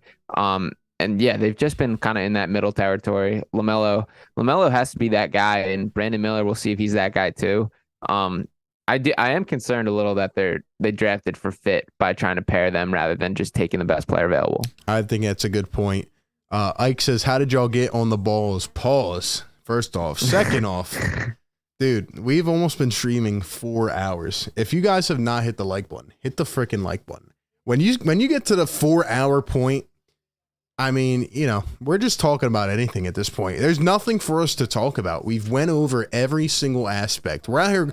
Imagine live streaming for 4 hours and your team doesn't have a damn draft pick.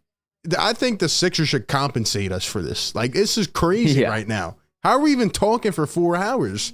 Like, dude. And we're at pick 39. I'm giving it 4 more picks, man. Maybe if we get the 300 likes before pick 42, I'll stay till pick 45. But that's where I'm going, unless the Sixers make a trade. I mean, it's almost midnight. Come on, people. We're just here for attendance purposes. We're talking about Lonzo Ball, LaVelo Ball. He's not even born yet. Come on, man. Oh, my gosh. But you're right, man. How the hell did we start talking about Lonzo Ball and LeVar Ball? Crazy, man. I'm not even sure how we got there either. I don't know. I appreciate everyone for hanging with us, though. Nah, we've had 300-400 strong, almost all live stream long. If you guys have not followed Sean yet as well, mods, drop Sean's YouTube link in the chat. We got to get those subs up for him as well, man. He's, as you can tell, he knows his stuff. He's my guy, and hopefully we can get out the more games next year as well. Get some post game live action going. That's something I tried to say earlier until we got interrupted, but. You know, we're out there capturing the moment, man. We got guys almost getting punched on motorcycles. Like, it was wild. Cop time, man. Face to face with this drunk dude. It's a time, man. Yeah. Here's the Hornets.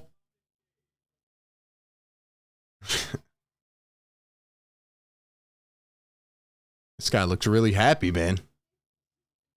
Muhammad Gay out of Washington State. Kind of looks like a Bol a little bit. Yeah. Wow. And he is going to the Charlotte Hornets. So congratulations to him. All right, we got Rich Paul pulling a Rich Paul here. This is from Sham. So we got a Shams bomb? We got a Shams bomb? Kind of. A mild one, but update here. Clutch Sports CEO Rich Paul began calling teams in the second round and requested them not take client Chris Livingston. It's believed Livingston has a set draft spot in the second round. He canceled all 7 of his remaining workouts. Huh. So I think they want him to have his choice of what team rather than a team choosing him, basically. I don't think I've ever heard that from a second round pick. That's kind of weird.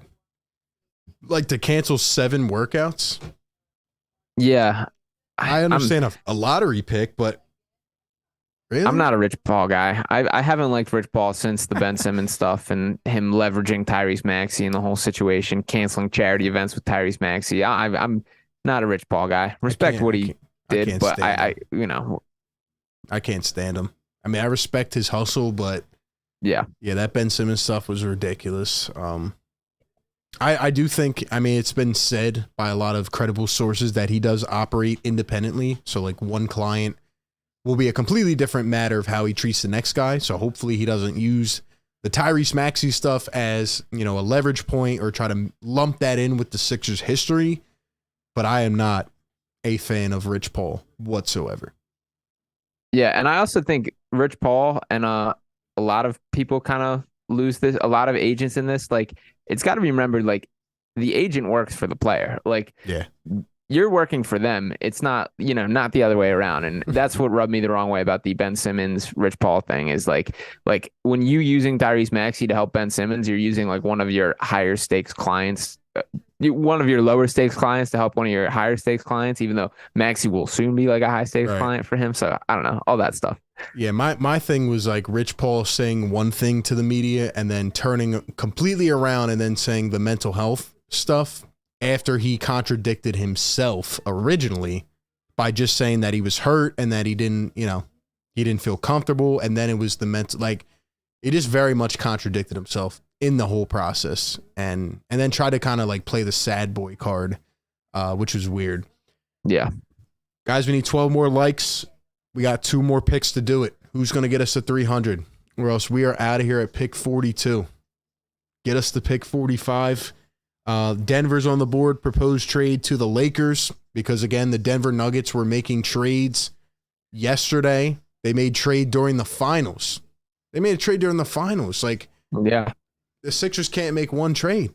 They can't make one trade, man. I'm sick. I haven't heard a peep out of Daryl Morey. He is slumped. Hold on. Let's get a live look at Daryl Morey. I just got notice from a source. Somebody just sent me a picture of Daryl Morey. live look at Daryl Morey. Here he is. He's slumped. Slumped. I think, you know what Daryl needs? What he's really using right now? The Manta Sleep Mask Pro. He's using it, man. I'm going to need this thing good time tonight because I'm going to be on Twitter too much looking at these draft picks and everything. Check out the Manta Sleep Mask Pro, man. Daryl's seeing nothing. He's not getting any notifications on his phone. He's got this bad boy right over the head. He's feeling good, man. By the way, where did this picture come from? I have no idea. Like, somebody sent me this, and then they put it in the Discord. If you guys aren't in the Discord chat, man, join the Philly Take Discord. It's a great time. Where did this picture come from? Is this photoshopped? Like, I just don't understand. It's not a flattering picture of him for sure. I feel like it's real, though, because it just... How do you Photoshop that? Like, it just looks real to me. But yeah, no, I think that's probably him. I mean... oh, man. Unbelievable. I will never forget a couple years ago when the Sixers drafted Jaden Springer and he came out to talk to the media after and his hair was a mess. It looked like he just woke up from a nap. Like, I don't think he made that draft pick. All right, guys, we need 6 more likes. We got one more pick to do it. PA Sports Takes says Gigi Jackson is still on the board. That is Sean's guy. Bring him here. Sean's guy. Yeah, I think I'm digging my foot in there. Give me Gigi Jackson as my selection. I love Jordan Walsh too. Those are my 2, but I think Gigi Jackson is my number 1. All right, I'm going with you, man. Shout out to Secret Man, still in here, 675 Craig. Let's shout some people that have been in here all show long. If you have, give yourself a pat on the back, man. It's an occasional thing where we do a long show like this, but we're hanging out, man. Vincent says, you guys think maybe Morey thinks the draft is tomorrow night? Possibly. Maybe he's on a different time zones, got his phone set different. Remo says he's at Wawa right now. Let's see. Craig says Jordan Welsh already went. Yeah, I'm checking that now. I missed that. King Bree says Amari Bailey to Charlotte. Maybe MJ was the problem. Amari Bailey to Charlotte's a good pick. Yeah. Secret Underdog says we all deserve a cookie for being trolled by Daryl Morey.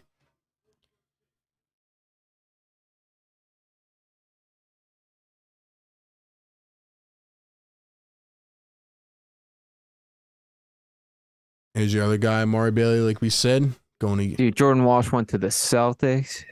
Did he? Or was it a traded pick? That's a good point.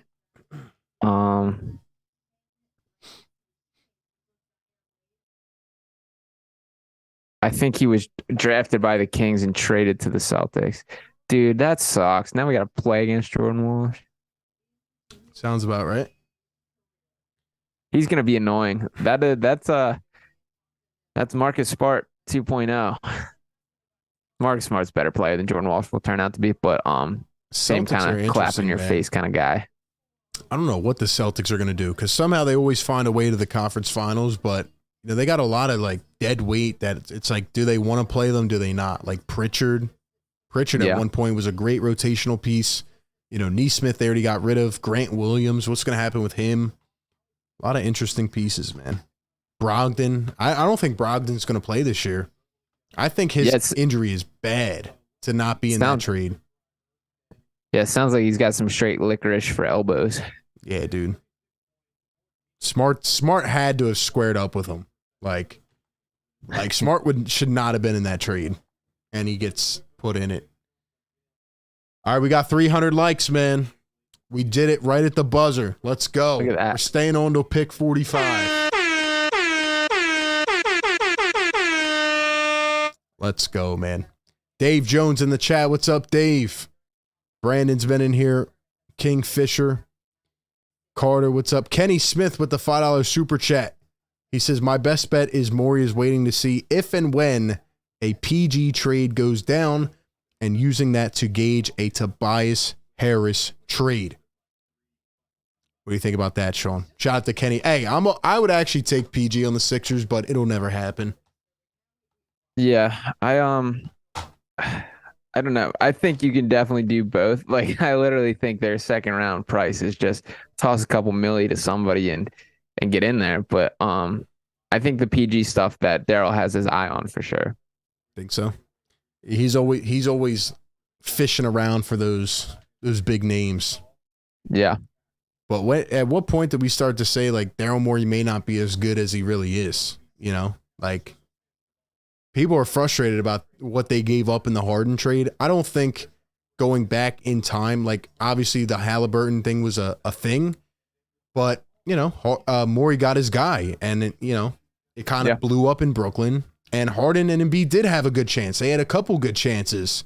It just the injuries and unfortunately not showing up in Game 7 cooked them. But I'm not going to sit here and say they didn't have a great season and they didn't have a good chance. I think they did. I think people are mad about including the draft picks though in that deal. Yeah. So if you got to pick one out of Kawhi and Paul George to target, who would you rather? Paul George. I think player like talent wise, Kawhi Leonard. But I just don't see a scenario where he is ever healthy late in the season again. Like we talked about Paul George, I think PG can actually make it through one time. I mean, he did get to the conference finals when Kawhi was injured. Kawhi literally is not going to be healthy anymore. It's sad because Kawhi, I would take that prototype, that player that killed us in the playoffs, I would take that Kawhi almost over anybody. But it's just not there anymore. It's unfortunate. And the Clippers have been a team for many years, kind of like the Sixers, but even worse, have had so many different star players, and they just can never put it together. Mm-hmm. It's sad for the Clippers. I think I might still be taking Kawhi. You just need a stretch of play. And the other thing I'll say about Kawhi is he doesn't get rusty ever. You throw him in there and he's Kawhi Leonard. Like when you think about when Joel Embiid misses games, like, you see it. Like it takes him a couple games to get back into it. Kawhi Leonard, he's right there. The single second he's thrown back in, he looks like a top 10 NBA player. I have no gripe against that. Like I have no disagreement. It's just I don't think he'll be healthy more than 50 games. And coming into a playoff series, I just don't think he can stay healthy. Yeah. If he can, I would absolutely take him over anybody. But unfortunately, it's tough. Somebody said unhealthy Kawhi is better than healthy Paul George. I think that's ridiculous. Any guy that's unhealthy when it matters, you're just killing the team at that point. Yeah, I mean, I hear that. I'm not an availability is the best ability guy. I'm a give me your best shot while you're there. But I see the point both ways, and with Kawhi specifically, he's pushing that envelope of just not being around. Neither Kawhi or Paul George have played more than 60 games in their entire time with the Clippers. Yeah, that's a failure, unfortunately for them. And again, like look at the different tenures that they had. Right, they had Lob City. Then they went out and got a couple different guys, and then they get Kawhi and PG, and it's like all the guys they've had on that team to not even get to the finals. And part of that was Doc Rivers' fault. So yeah, it all comes full circle, man. It's crazy. I remember telling people for years that Clippers team would get to the finals with Lob City. I cannot believe they didn't. They were fun. They were fun to watch. A lot of fun, man. It's actually one of the guys outside of the Sixers that I really enjoyed watching back in the day was Blake Griffin. Like he was one of my favorite players. Just he was electric, man. He took a nice little dig at Doc Rivers this year, so there's still some bad blood there. Said, he left me open, didn't make an adjustment, which is kind of a thing with him. Ryan Rupert from France going to the Blazers. Yeah, man. That game where Blake Griffin was cooking the Sixers, like there's just any game you can take a guy off the bench. You can just take somebody you wouldn't expect nearly to even show up to the stadium, and he's going to have a game. It's crazy. That DeAndre Jordan dunk over Brandon Knight, that might be the best dunk on somebody moment of all time. That is one of my favorite dunks of all time. Let's see. Kawhi is much more injury prone than Paul George. For sure. Paul George is a draft dodger. Let's see. Healthy PG and Kawhi lost to Luka by himself. Craig said Blazers to Rupert. See, Craig is losing it at this point too, because he's been here all show. He's losing at this point. He's saying Blazers to Rupert. Oh, man. Gabe Vincent, free agent. I love Gabe Vincent too. I think Strus is a free agent too. Gabe Vincent definitely is. I would not take Max Strus on the Sixers. I like Vincent more. Yeah. I think Vincent's like and he's only 26. He's very like mature on the court. To me, he's going to be a very good like veteran, but still young addition to like a young backcourt. I cannot believe the Miami Heat made the finals with that team. Like, they ran out of steam, and obviously the Nuggets were a lot better, but you look at that team, man, it's like, what the hell? And, you know, I was kind of surprised by how Jimmy played in the finals. I think the injury definitely had a big bother on him, but there were times where, you know, we saw Jimmy just kind of disappear into thin air, and it was surprising to me. Yeah. He made bad decisions with the ball as well in crunch time. He was out of gas too. He honestly, after like that Bucks series was unbelievable. That like the 50-point performances, doing all that. Yeah. From that point on, he kind of not faded off, but he wasn't that guy for the rest of the playoffs. It was the other guys to a lot of the extent. Yeah. I wish Jimmy and Joel would have got another opportunity. I really think that would have done wonders. Yeah. All right, let me do some coping real quick. So say the Sixers don't get a pick. So our additions, we're talking Philip Petrusev from overseas and Jaden Springer, who has barely played. Does that put us over the edge, do you think? Yeah, it puts us over the edge of the cliff that people are going to jump off of in a week. Honestly, like, I'm starting to think they're not even going to trade Tobias. Like, this show is making me go crazy. It's been 4 hours now. Shout out to everybody. Drop a 4 in the chat, man. Drop a 4 in the chat. We're losing it. We're losing it. I'm fading. I'm starting to think the Sixers are not going to trade Tobias. I'm starting to think that they're going to keep him. The first month of the season, he's going to play fantastic. And then he's going to make a comment and then forget how to shoot. Tell a friend to tell a friend. I cannot believe he faded off like that after making that comment. And then they're going to get to the deadline. There's going to be a lot of hype about trading him. They're not going to trade him. Then they're going to get down to the end of the season, get bounced, Harden and Tobias walk, and then you make a decision. Maybe I'm losing my mind, but you saw all the trades that happened tonight. Sixers can't even trade for a pick. They're either not going to trade for a pick, or as soon as we get off here, they're going to trade for a pick.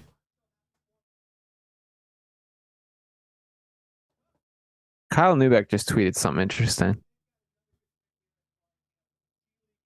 See if you can pull that up. Yeah, let's see this.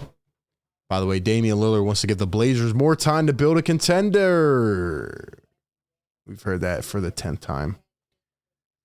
Let's see. All right, Kyle Neubeck. Guys, we got something. We got something. Everybody hold up for a second.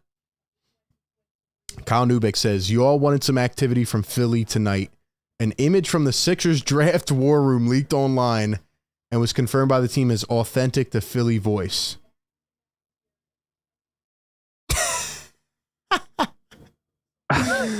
Yo, they're going to trade for pick 57, bro. They're going to trade for pick 57. So this is the potential trades that they're targeting, or potential picks they're targeting.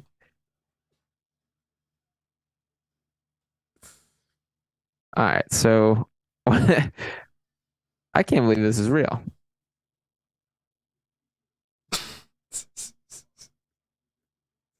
Who the heck leaked this photo, man? Who? That's what I want to know. Who leaked the photo?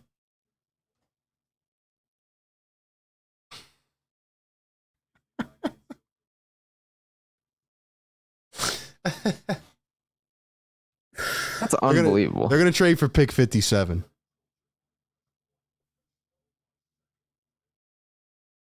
First off, we got to play detective here for a second, right? I know. I'm gonna have to zoom in here. I want to see what's on the second board. It says Maxi. Let's play a game in the chat. Let's see. Maxi. Melton. Bro, why is that? Springer. It says Springer at the bottom. I can't even zoom in. Yeah, Springer, Maxi, Melton. Does that say Embiid? Is this the starting lineup? Yeah, so it says Maxi, Embiid, Harris. I can't read the middle one. Wait, does this mean James Harden is gone? I can't believe that this is online. This is unbelievable that this is leaked. This is the Sixers draft night. This is the Sixers draft night breaking news. Unbelievable.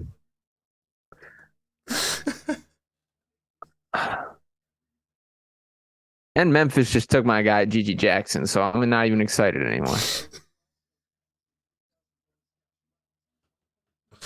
I can't believe this is actually real.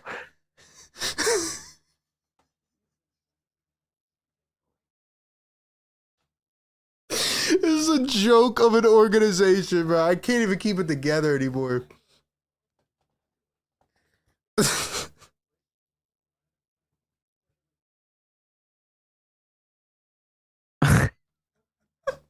Unreal.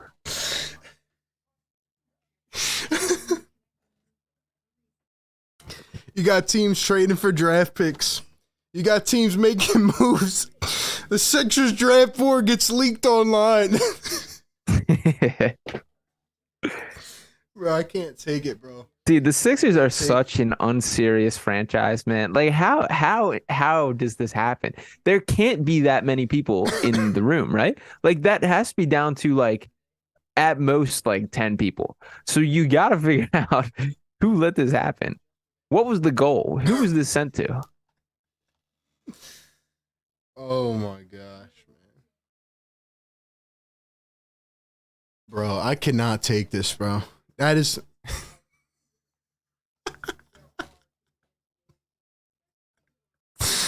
Yo. Dude, this is nuts. This is absurd. Maybe that was planted by Daryl Morey just to show I'm there. I'm doing something. I'm aware the draft is tonight. Nah, we got to talk about this, man. You got teams making trades. You got teams trading for draft picks. The Sixers draft board on a whiteboard is getting leaked. Like, what is going on, man?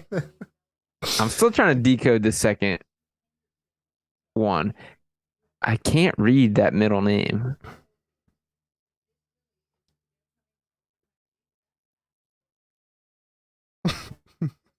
I can't believe that this is real. Oh, man. It's got to be just the players under contract.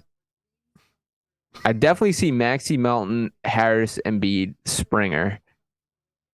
It looks like it says Reed. I think there's Paul Reed on there. That's good news.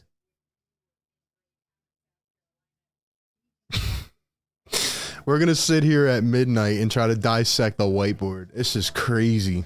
It's like some Zapruder film. I trust Neubeck, man. Neubeck's my number one go-to. Like, no doubt. He's got the inside intel, man. He said this was confirmed to Philly Voice. I still like. How do you let this happen? How is this a thing?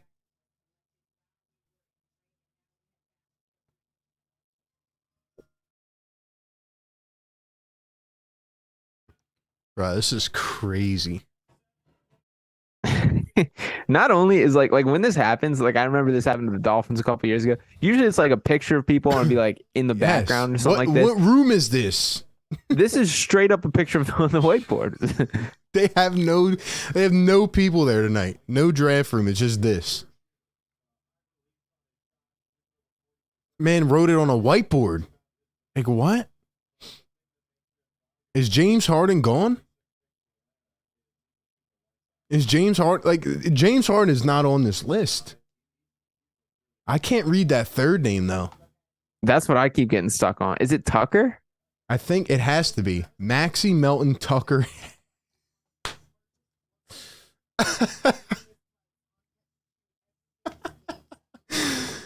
This man wanted to. His man's. I'm telling you, he's going to trade for pick 57, man. RB, look at the first name in the dotted box on the right board. The dotted box. Dotted box. What does it say? Dude, those might be targets. Dude, this franchise. What does it say, though? I can't read it. I need to find like a de-blurry something. Every time I zoom in, it's too. I don't think that says Harden. This right here? I'm saying I think those are targets potentially. I can't believe. I can only the Sixers would have something happen like dude, I can't contain it anymore. I can't keep it together. This is an actual picture. Tyler's saying PG is the middle name in the box. I cannot believe I'm going to spend the rest of my Thursday night trying to dissect this whiteboard. I'm gonna be ripping apps trying to get this unblurry. I'm gonna be figuring this out. Dude, teams are trying to trade up for picks, and the Sixers are leaking their draft board. Who took this picture? Is somebody there in the draft room just like... That's what I'm saying. That's what I'm saying is like every other time I've seen this happen, it's been like blurry in the background. This is literally just a picture of the draft board. Chat says it's saying PG. I don't know where you guys are seeing PG at.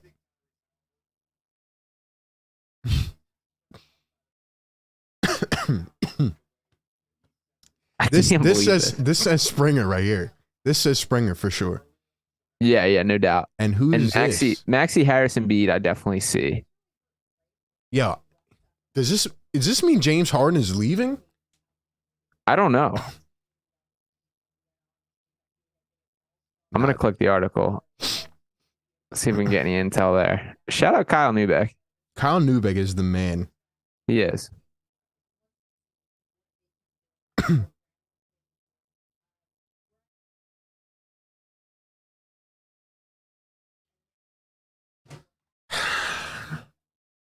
Just when you think the stream is coming to an end, you get something to spice it up. Like I feel like I'm losing my mind, dude.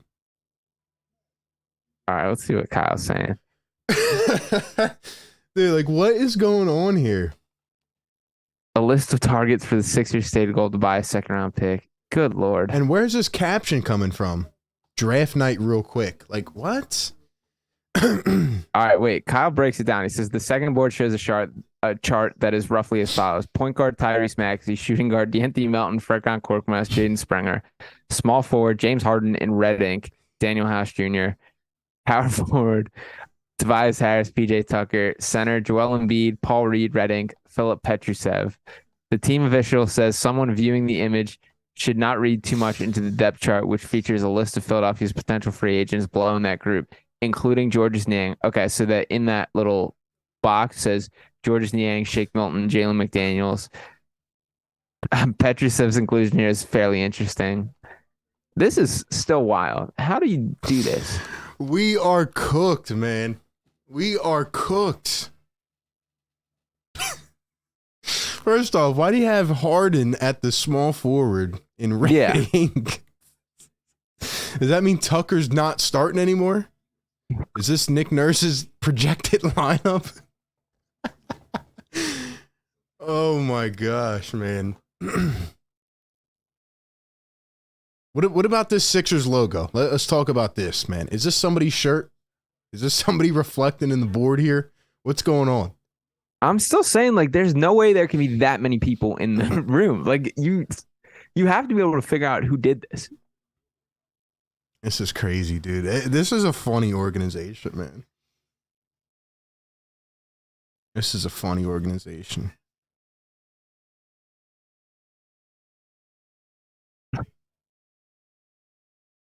I can't believe this.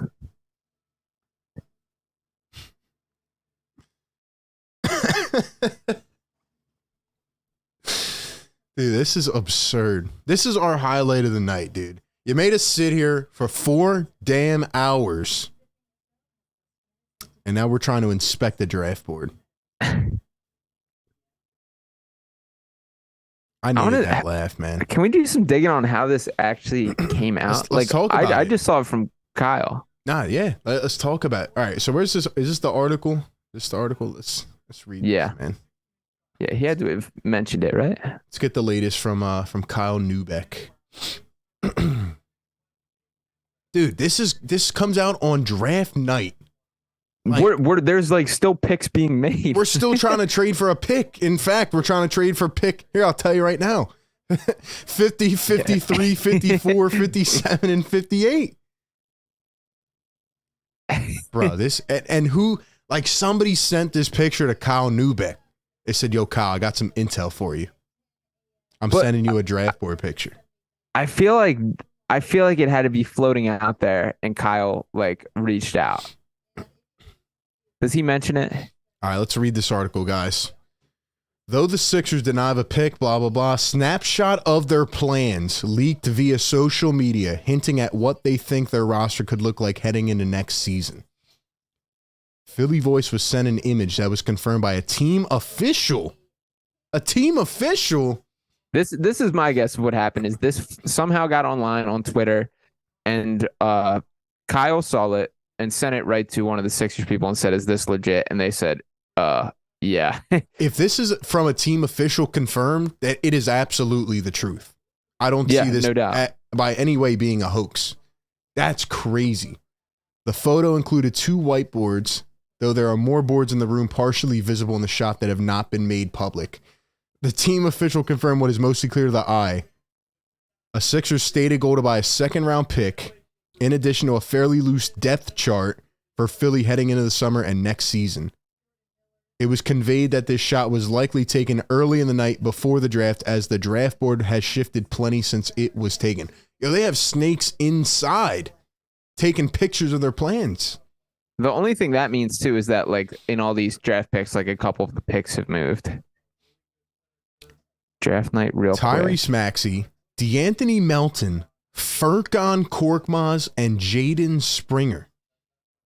James Harden at small forward, and Daniel House Jr. I'm just perplexed. I just can't believe Harris that this is and real. Joel Embiid, Paul Reed, and Filip Petrusev. That is interesting. Petrusev is on there. I know it's been reported that he's likely coming over, but a team official said someone viewing the image should not read too much into the depth chart, which features a list of Philly's potential free agents below that group. So these are the free agents. The Sixers are targets. Potential free agents. Yeah, so I guess you're right. Maybe targets, including George Niang, Shake Milton, and Jalen McDaniels, whose likelihood of returning we touched on earlier this week. Who are the other ones? Who are the new guys? Yeah, that's what people were trying to say, Paul George, but I can't see. Does that say PG right there? Is that what people are saying? An abbreviation?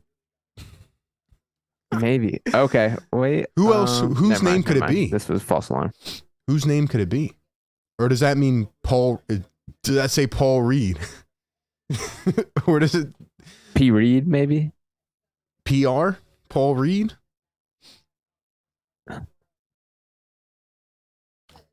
This says Niang right here. This says Niang, I think. Yeah. And maybe this says McDaniels? Amani Bates just went off the board with the Cleveland Cavaliers. Are you serious? Yeah. This night just keeps getting better and better.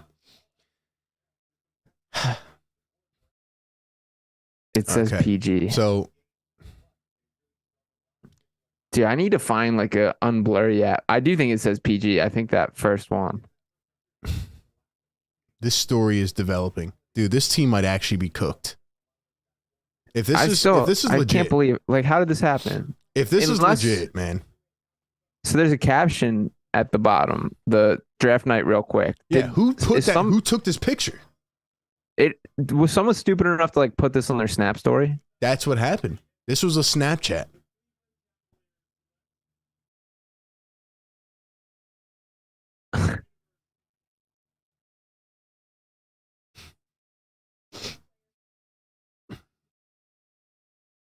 Nah, dude, this is wild. I can't wrap my mind around this. We are fools, Sean. We are fools. We have sat here all night thinking a trade could potentially happen. And they are here leaking their draft board. If they trade for pick, what are you on right now? 49? Yeah. If they trade for pick one of these picks, then I mean, there you go. Potentially this next one, man. OKC at 50. That's on the board here. I'm trying to get like super woke into this now and try and see if there's anything on that like third board in the back. Oh, that's a good point, man. And where are they at? Like, what kind of room is this? What if it's just like bank account information and passwords to the facility written on there? Can't count anything out at this point. This can't be the Sixers facility, can it? Like, it doesn't look like. They got a ton of rooms in there, man. I wouldn't be surprised if this is somewhere. All right, now it's somebody's turn to they got to search up the Sixers building and locate which room this was in. This is crazy. But I'm still saying, like, there's no way it's a large circle of people invited in there. Like, you have to be able to rule out who this was. Dude, I cannot believe that this is an actual thing.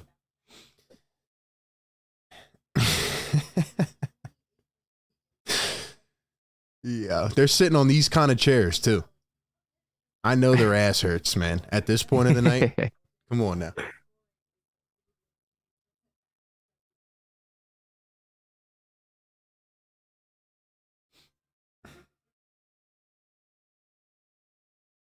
This franchise, never a dull moment. There goes Keontae Johnson to the Thunder. It's a good pick.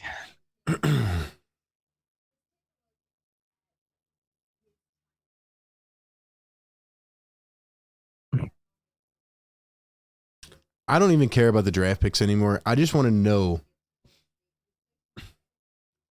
First off, why do they have Korkmaz on the depth chart? If they are planning to make Korkmaz the second shooting guard on this team, you can chalk it up now. You can chalk it up now.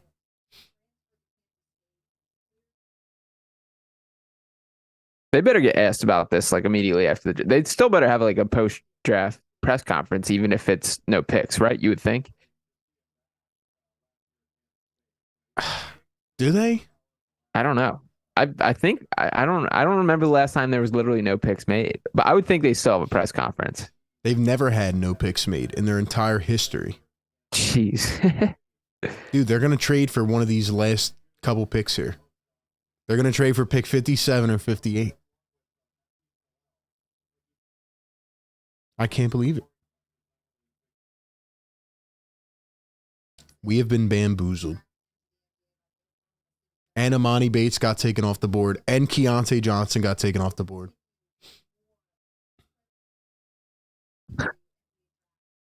What if this is just like a tactic of them to just like, see, we're doing something. Maybe they called it a night already. Yeah. I think this is Reed and this is Niang. Okay. But this actually does say PG now that I see it clearer. Does that mean point guard or Paul George? That's the question.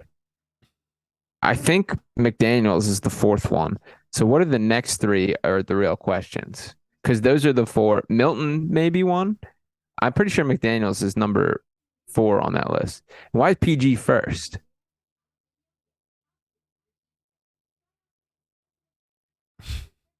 I don't know, man. I cannot take this serious, man. I just can't believe this.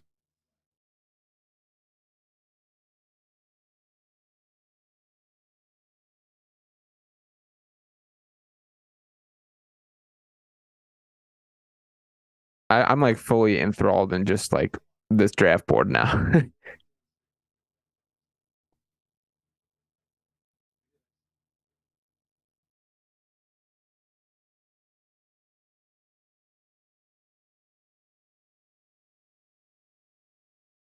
Did the article mention, I think it only mentioned Reed, McDaniels.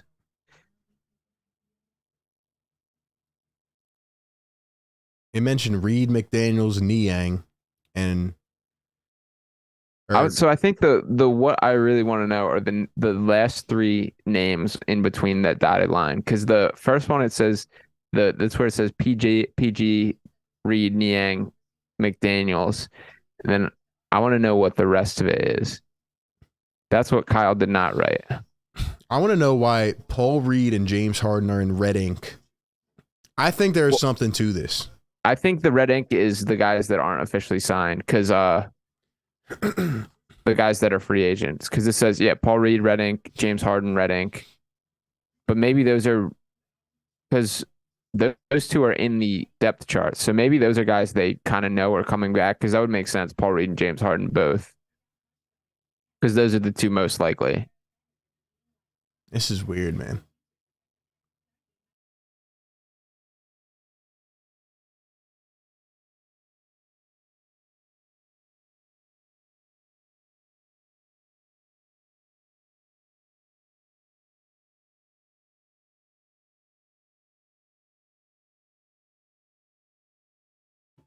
Nah, this is crazy, man. Jalen Wilson the Sixers, just got picked by the Nets. Jalen Wilson? Yeah, number 51. Good pick.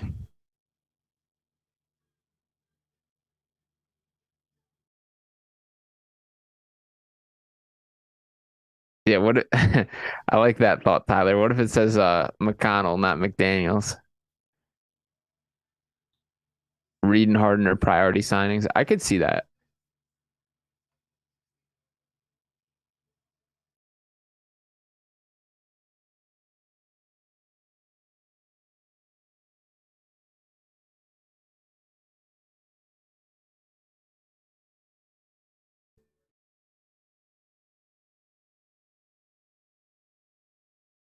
And why is James Harden a small forward? What is going on? That's what I'm saying. I don't understand. They got Melton at the 2. And then Korkmaz.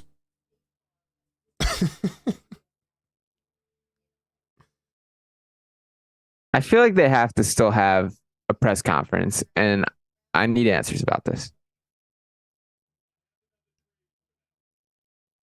How do you let this happen? Who leaked this? How did it get out? You have to know. I can't take this serious anymore. I can't take this serious. I think my theory that I think I'm leaning towards is somebody sent a picture to their friend, and their friend is a snake and tweeted it or sent it to other people, and then it made its rounds. That's my guess. But once again, like, there can't be too many people that were in that room. That has to be a small circle that were in there. So you have to be able to narrow down who this was. I think this was a worker at the Wells Fargo Center. It's a good thought. And I think he wanted to put something on his story. He probably has no followers and he's low key. And he was like, yo, let me just post something on my Snap. And he said draft night real quick. But he didn't know it was going to reach the wrong person. And then that person screenshotted it and they sent it to somebody else and it got circulated. And team official got caught eyes of it from Newbeck. And here we are. And as somebody said in the chat, Scott James, he said, this is the point we are at. We're talking about leaked Sixers draft boards. This is insane. What a turn this night has taken. Corey Jones Jr. say Howard Eskin is going to have a field day with this one. Yeah, he absolutely is. Somebody said, what if their plan is to start Cork at shooting guard if Harden doesn't re-sign? Dude. So, yo, Craig, I agree. He said the janitors be wildin'. I agree, man. I can't believe this happened. I hope they have I think the presser's probably tomorrow, if at all, to be honest. But like, I need answers now. Daryl Morey better be prepped for this one. Dude, this is nuts. And there are 4 whiteboards because there's one right to the left of this too. See how you can see the bottom right? Yeah. And what's this right here? in the back or in the. Yes. That's got to be a chair, right? Maybe.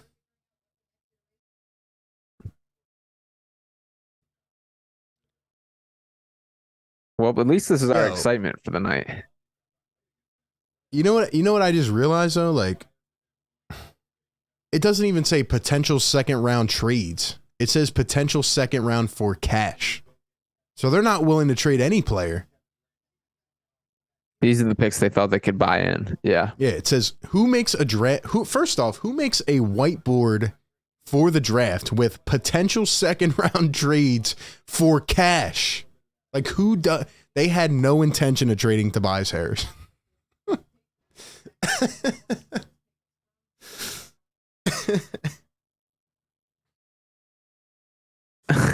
Yeah.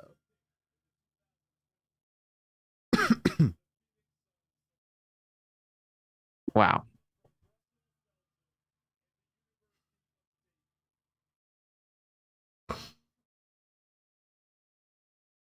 They're going to trade for pick 58, aren't they? They're going to trade for pick 58. And now I have to stay on this damn live stream. I wanted to go to sleep, and now I get sucked in with this. But at the same time, like, pick 58 is the last pick in the draft. So are you, like, go out and sign a guy to an undrafted deal if that's the case. Cash considerations. I'm calling it right now. Cash considerations for pick 58. And it's going to happen at pick 56.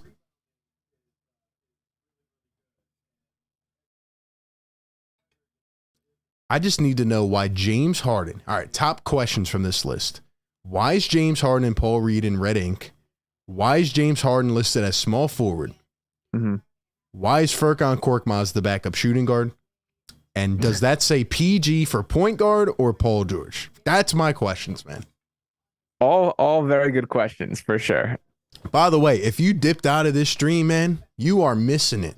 You're missing the action. Nothing happened until now. Shout out to everybody that's up in here being a detective with us on the late night. Hit the like button, man. Hit the like button, man.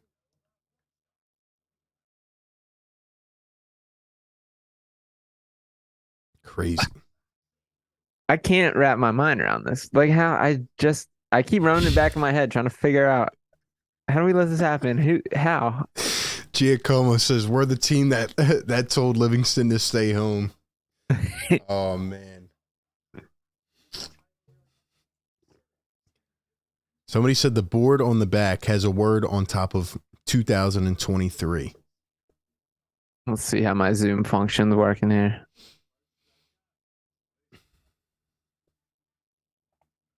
Somebody sabotaged the Philadelphia 76ers tonight.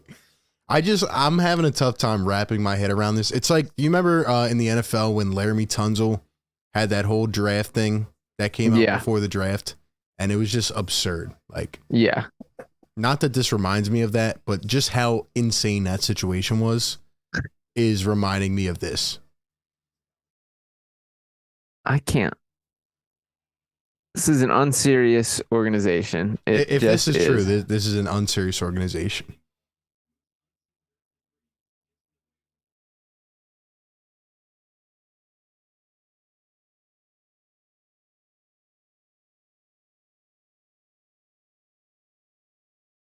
This is definitely the most action all night.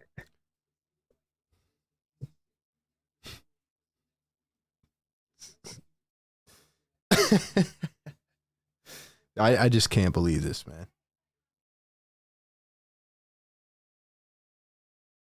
We waited 4 hours. Mm-hmm. I think the red ink has to mean that James Harden's back.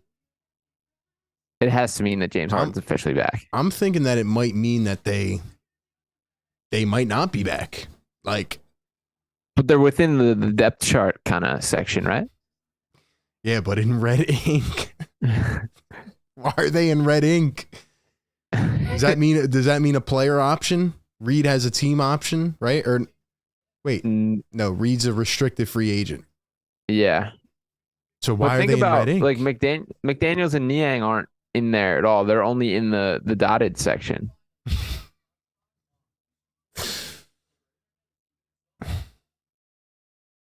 Oh my gosh. Wait. Is Reed even in red ink over here? Like, I know Nubek kind of said it, but is he? I can't tell from my picture, but is Petrusev in red ink? What's that? This is Petrusev, right? Yeah. So is he in red ink?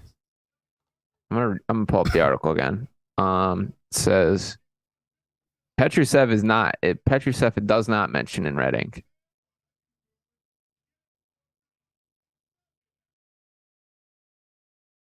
I don't know, man. This is crazy.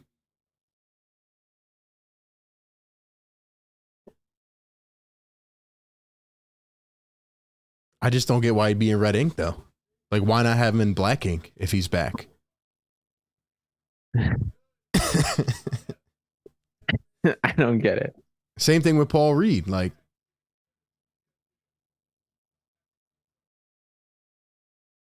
I can't believe they have Korkmaz in the depth chart.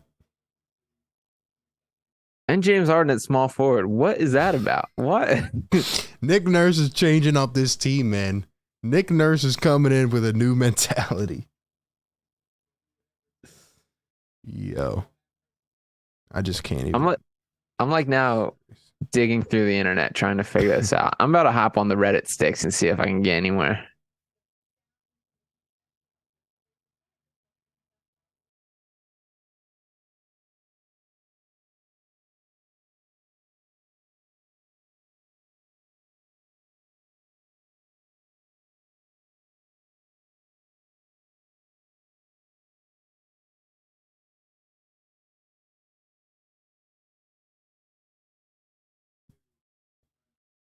We're going to figure this out. I don't know what we can figure out. That's a good point. I think if you guys are on this show right now, I think you have gotten the best breakdown of the Sixers live reactions to their leaked draft board. Yeah, we stuck with it. Jalen Clark just got drafted. Okay. Got 5 more picks. I'm the remaining cash till pick 58. I have to now. I didn't want to, but I have to. Nah, this is wild. Even Reddit's not bringing me no answers. I don't know if there is answers, man. We've done everything we can. Yeah. I just can't keep it together.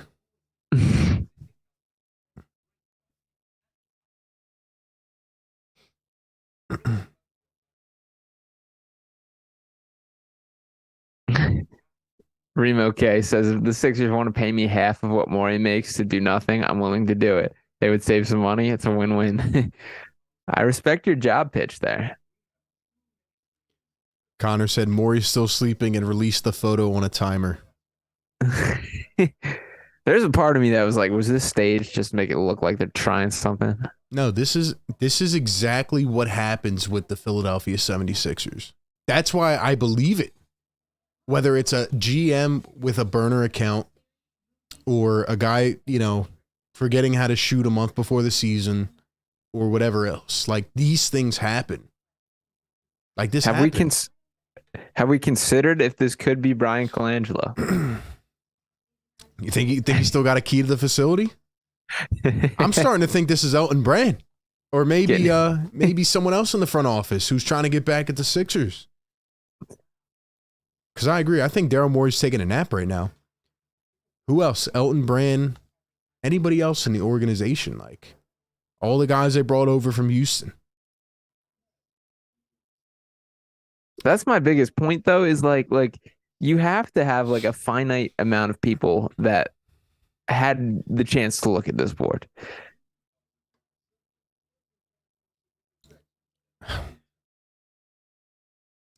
Just the fact that they it's not even potential second round picks, it's for cash.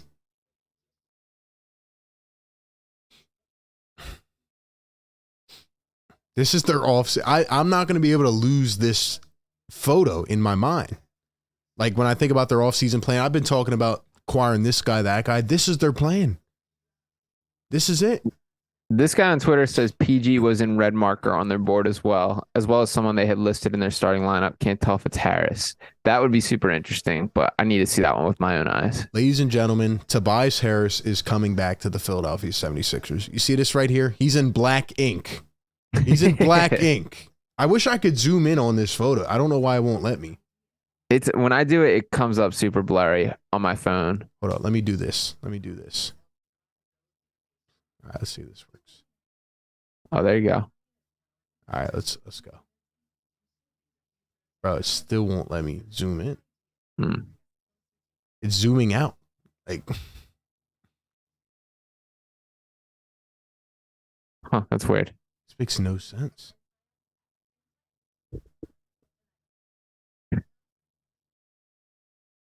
Native. Clean body wash with scent. The hell is going on here, man? I don't know what is happening tonight, but I can't hold it together, man. Hold on. I'm going to try to save this photo and then see if I can zoom it. Sixers draft board. Oh, my gosh. This doesn't even... Oh, man.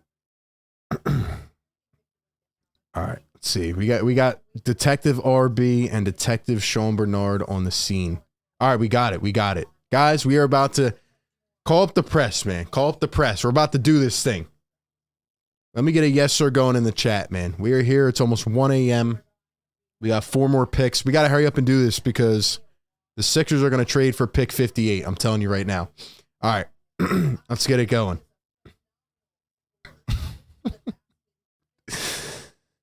All right.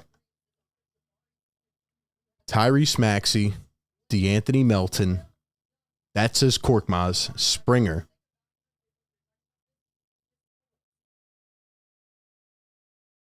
I can't tell what that says. That says Daniel House. Tobias Harris, Tucker, Embiid, Reed, and Petrusev, right? Agree or no? My fault. I had you muted. Agree or disagree? Yeah, I'm with you. All right. This says, what do you think this says right here? I think it says PG. I think so too. It has to. Does that say Montrezl Harrell? Or does that say... Which, the third one? Yeah, the third. I don't know what the second one says. This is McDaniels, right? I think the fourth one. Yeah, I think that one's McDaniels. And this is Niang? Or Milton. Is that Milton? Yeah, it might be Shake Milton. This is absurd. Hold on, let's see what this says. I can't read the word above that. Something 2023. Dude, could the first one be EG? Could it be... Could it be JC? Jordan Clarkson? Nah, it's definitely a G, though. I think it says PG.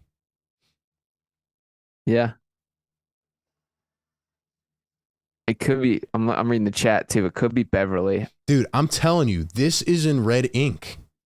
This is Petrusev. Petrusev's in red? To me, it kind of looks like it's in red. Little red shadow. So what I think is that these three are... We don't know if they're coming back. They may be coming back. Like Petrusev may be coming over. Paul Reed may be playing. But why is like Niang McDaniels not even on there? Because I think these guys are in the depth chart and these guys are not. Which maybe they didn't offer them. They didn't. Maybe think they. I kind of think. And why is Springer Shades EX? I think the third one in the dotted lines says Beverly. Interesting. Wouldn't surprise me.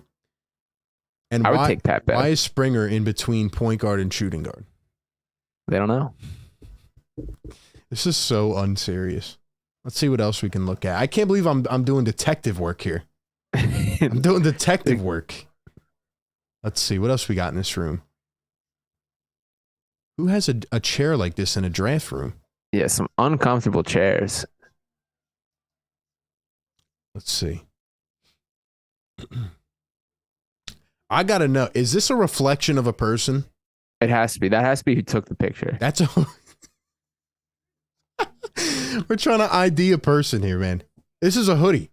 I have this hoodie. Yeah. I mean, it is a Sixers hoodie. Like, imagine if it was like somebody's high school or something, man. Imagine like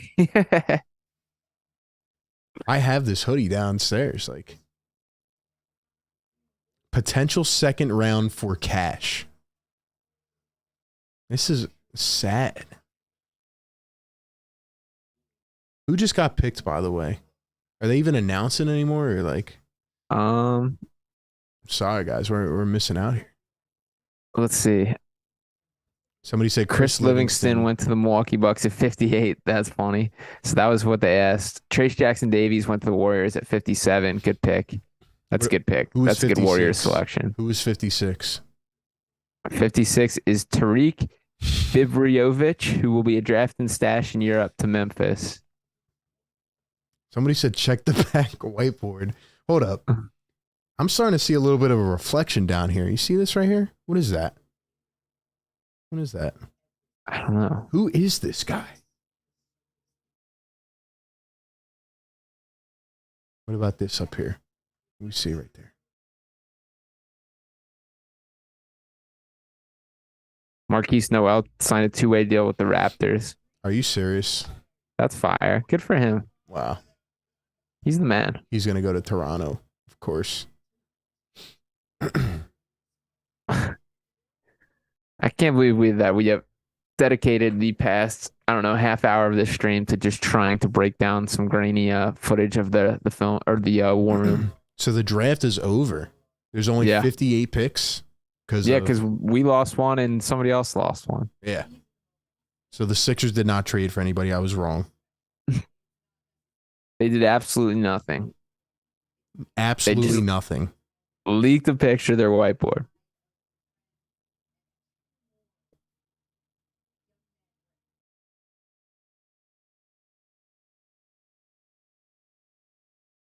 Terquavion Smith went undrafted. Wow.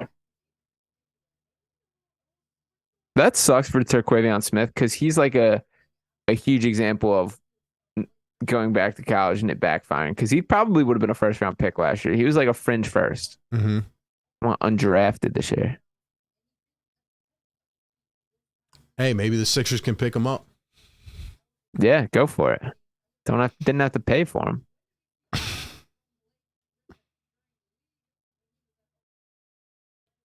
What a night, man. A lot of guys didn't go. Yeah. Isaiah Wong didn't get drafted. Mm-hmm.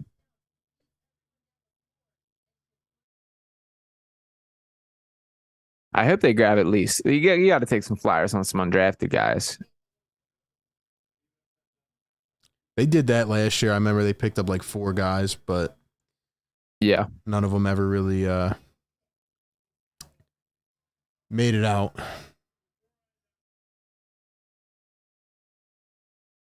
For the first time in franchise history, the Sixers do not make a draft pick. Warriors are trading Patrick Baldwin Jr. to the Wizards as part of the Chris Paul trade.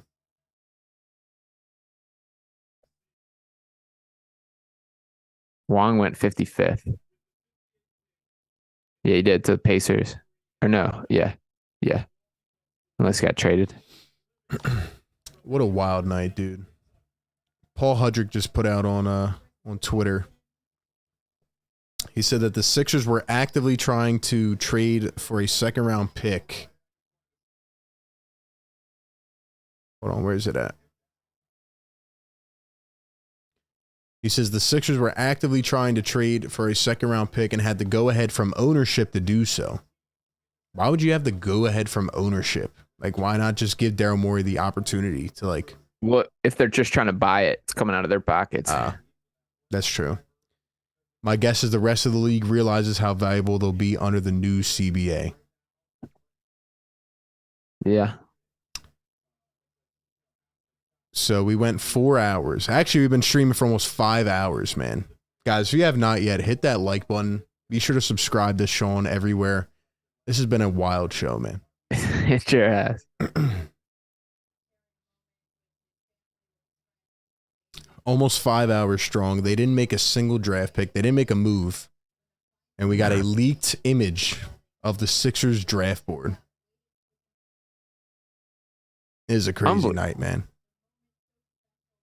Craig's right. This was a therapy session. I'm waiting for them to just say, like, the Sixers signed a two-way player. Yeah. Give me something. Wait, so Chris Livingston, who went at 58, he was the guy that knew he was going at pick 58.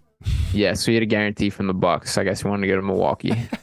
Yeah, what if they said no, we're not taking you? Like they fooled him and he just didn't get drafted.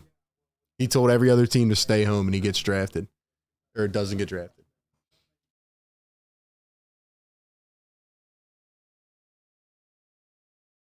Nah, this is crazy, man. 5 hours without a draft pick. Sean, you are the man, dude. We did it. Wow. We hung in there. If you guys would like a recap of the night, I'm definitely clipping out this segment for tomorrow, but yeah. At least this part was entertaining. Yeah. Let's go back to follow me on Twitter as well, man. I mean, let's go. This is the highlight of the night right here. Wish I had like some spooky music queued up. Wow. Shout out to Connor Murphy in the chat. He's been in here a while. Says, you guys are champs, unlike the Sixers. Ike Ross as well, been hanging with us. Shout out to Ike, man. Thank you for being here. All the members. Shout out to Craig. Shout out to Secret. Shout out to Hayden, who was in here earlier. I honestly can't believe you guys are still streaming. Just checked in 15 minutes ago to see if you are. That's crazy, and I see the leaked photo. We're here grinding, man. Bless your heart for completing this trash. John, thank you, man. Craig says this is the recap. If you guys dipped out at the 4 hour mark when I said I was going to dip at pick 42, you missed the highlight of the night, man. Because this has been pure entertainment. This has been the most fun I've had all night. A lot of more detective work to do. But I agree with Sean. They need to answer to this. Yeah, no, I want to hear this. They need to talk about what was on this list, man. Wow. What do you think? Do we stay on 8 more minutes till 5 hours? Might as well. I mean, give me something. Shout out Secret Underdog the Gamer. Appreciate that. Yeah, shout out to Sean, man. You guys are incredible. This has been a pure therapy session. Wow. Give me one two-way signing or one. Just give me some player. Just one. Training camp deal, summer league deal, something. They don't even have the space for that, man.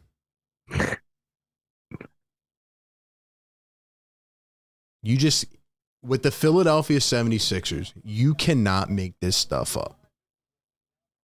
There's no other organization that this would happen to. No. Not like, come on, man.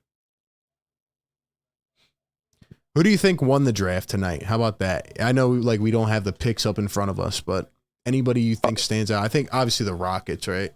Yeah, Rockets were what came to my mind first. Getting Amen Thompson and Cam Whitmore. That's a haul. And they already got their pieces in place, Jalen Green, stuff like that. So Rockets hopped to my mind as well. Is that true, Jacob? Do we have Terquavion Smith signing a 2A with the Sixers? I would be all in on that.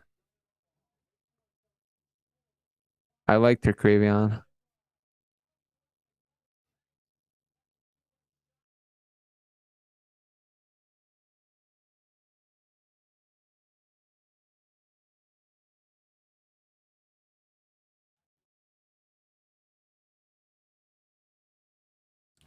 I see Spurs for obvious absolutely reasons. nothing. I see nothing about the Sixers. No, me neither. Oh, wait, we got something. We got something. Let's go. Breaking news. Shams bomb. We got something. Yeah. I don't like Ricky Council. Another Arkansas guard. Isaiah Joe 2.0. Take it away, Sean. Take one look at his jump shot, and you will know right away it is not Isaiah Joe. Ricky Council IV has agreed on a 2-way deal with the Philadelphia 76ers. Ricky Council. Yikes.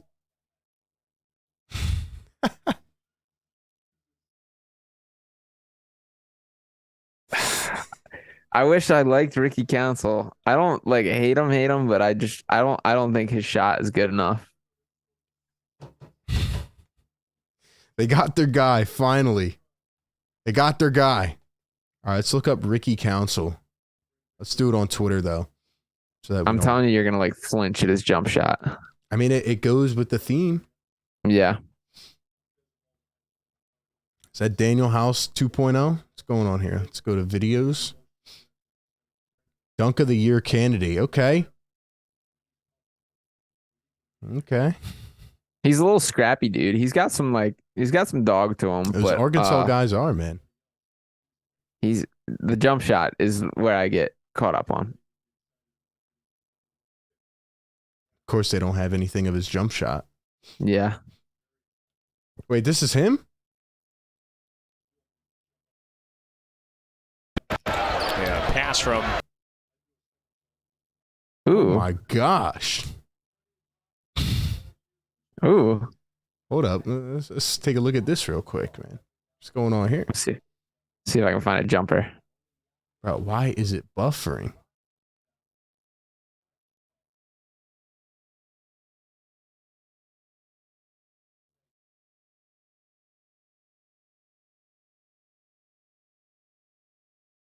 Yo, they really don't want to see us win, man. Yeah, for real.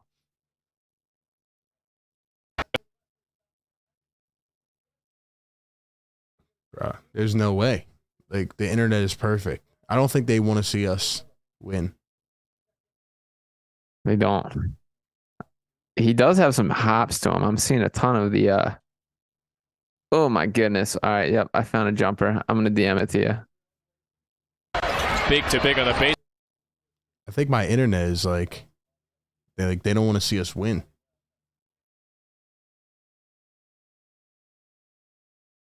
See if you can get the it's from one of his pro day. You're gonna see exactly what I mean when I said like it takes one look at the jump shot. You'll know.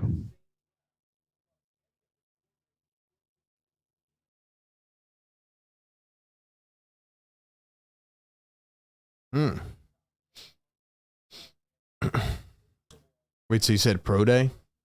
Yeah, I think it's a couple down. One more under that, I believe. Maybe one more. This? It's by Raphael Barlow.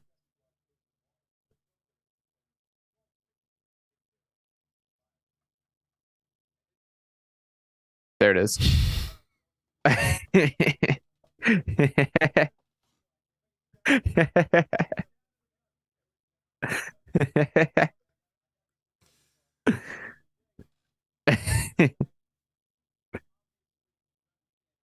I mean, I guess it goes in a little bit, but like. Hold on, we got another Shams bomb. According to chat.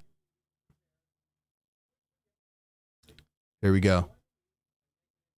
They got your boy. Turkavion. All right, I'm in on that. That one I can get excited about. So they added 3 players on 2-way deals. I'm excited about Turkavion. That one, he should stick. All right, I'm back in.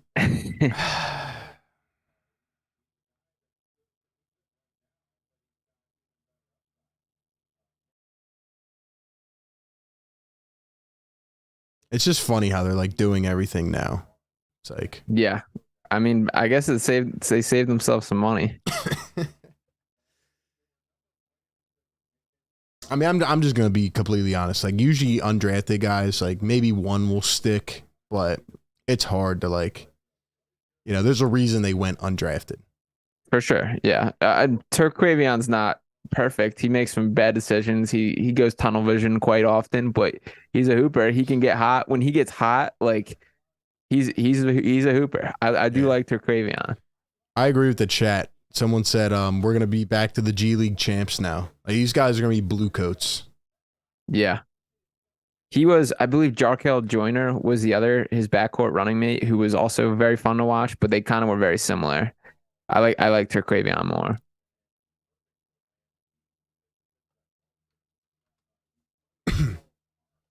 See if we can get a video of this guy.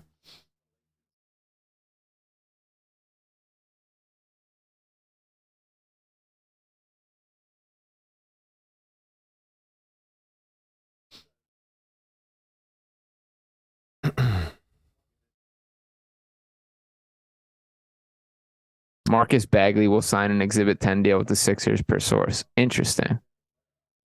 So what, the Sixers are just stocking up on players now? Yeah. Now this guy looks a little bit like what the Sixers need right here. Yeah, I like Terquavion. He looks a little bit like what the Sixers need right now. I'm going to pull up his stats real quick.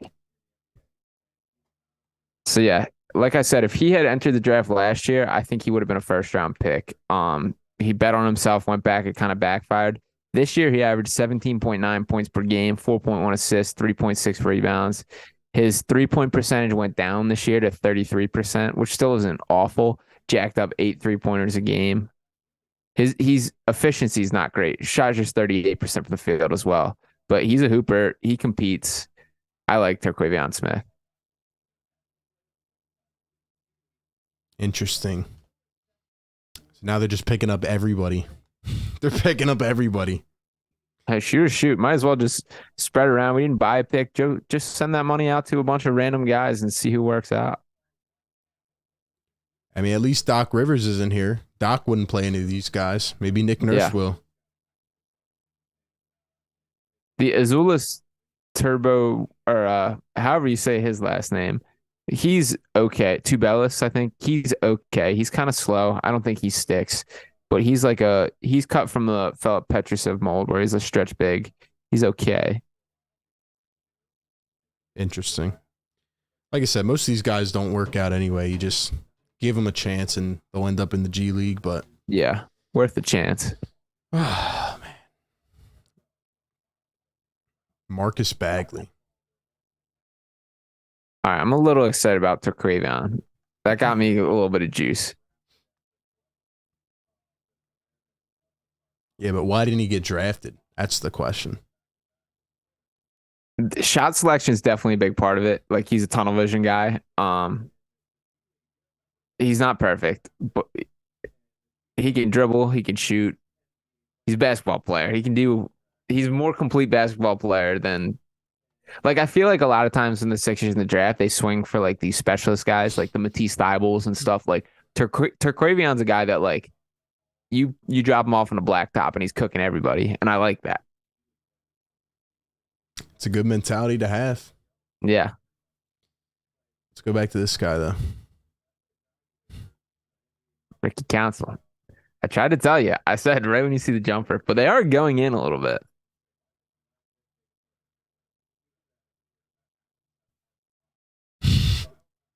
Why is he doing like a karate chop when he shoots? Like, pushes it. He looks like he's shooting a medicine ball. It's like Shake Milton gone worse. That is interesting. See, I'm not going to let Sixer fans do to me what they do every year. We draft a couple undrafted guys, and then they act like they're going to be the next stars of the NBA. I was hyped last year on Julian Champagnie. That never worked out. Yeah, he sucked. That was disappointing. Yeah. I got hype on these guys, and they amounted, like, they weren't players. But they looked amazing when you watch their tape. So it's like, I can't buy into this, man. Yeah, they only show the makes and highlights. Yeah, exactly. That's why you actually got to watch tape. But the main highlight of the night was the draft board. No doubt about it. Somebody said Trevelin Queen. Trevelin Queen could actually play a little bit. I love Trevelin Queen. Still do. His mom's a big fan of my Twitter, too. She still likes my stuff, so that's respect. awesome. That's awesome, man. Yeah, I remember, I think it was that video I did about Julian Champagnie. Like, I think he, like, liked it or, like, liked the story or something like that. And then he just didn't do anything, which is unfortunate. Damian Lillard has not had any recent communication with the Blazers involving the draft, free agency, or his future. Oh, we got some intel on Terquavion in the chat. Let's go, man. Charles Bell with the $5 super chat. We got the inside sources here on Philly Take with RB in the chat. For real. Charles Bell says, I go to NC State and got to see Turk play for 2 years. He is a certified bucket and will be a spark player off of the bench. I'm holding you to that, Charles. I'm holding you to that, buddy. He's a hooper. Like, he's a dog. He's gonna be liked. He plays hard. I'm a Terquavion Smith guy. I like that. I'm a little excited about this one. Sean's trying to buy me into it, man. I mean, I'm not saying he's going to change the Sixers season drastically, but like if you run him out there for a couple minutes, you're going to be like, okay, he can play a little bit. This was the mindset, man. This was Daryl Morey's mindset. Go in and get 4 undrafted players and call it a night. Oh, man.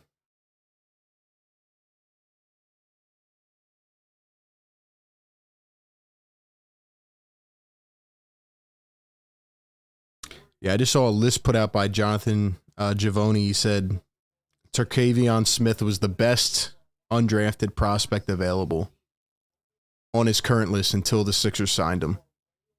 Ricky Council was 2 on that list. Yeah. Look at that.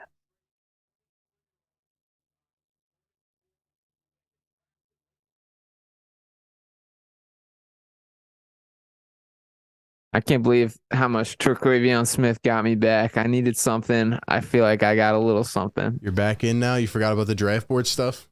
Yeah, no, that still needs to be questioned. Still needs to have a chat with Daryl about that one, but Incredible. Well, I've heard of the name Terquavion Smith, but haven't watched much of him other than this, so I'm hoping that he will be the prized possession of the night. you better be. But that being said, it has been 5 hours. It is about that time for us to digest what just happened. Yeah. Shout out to everybody in the chat, man.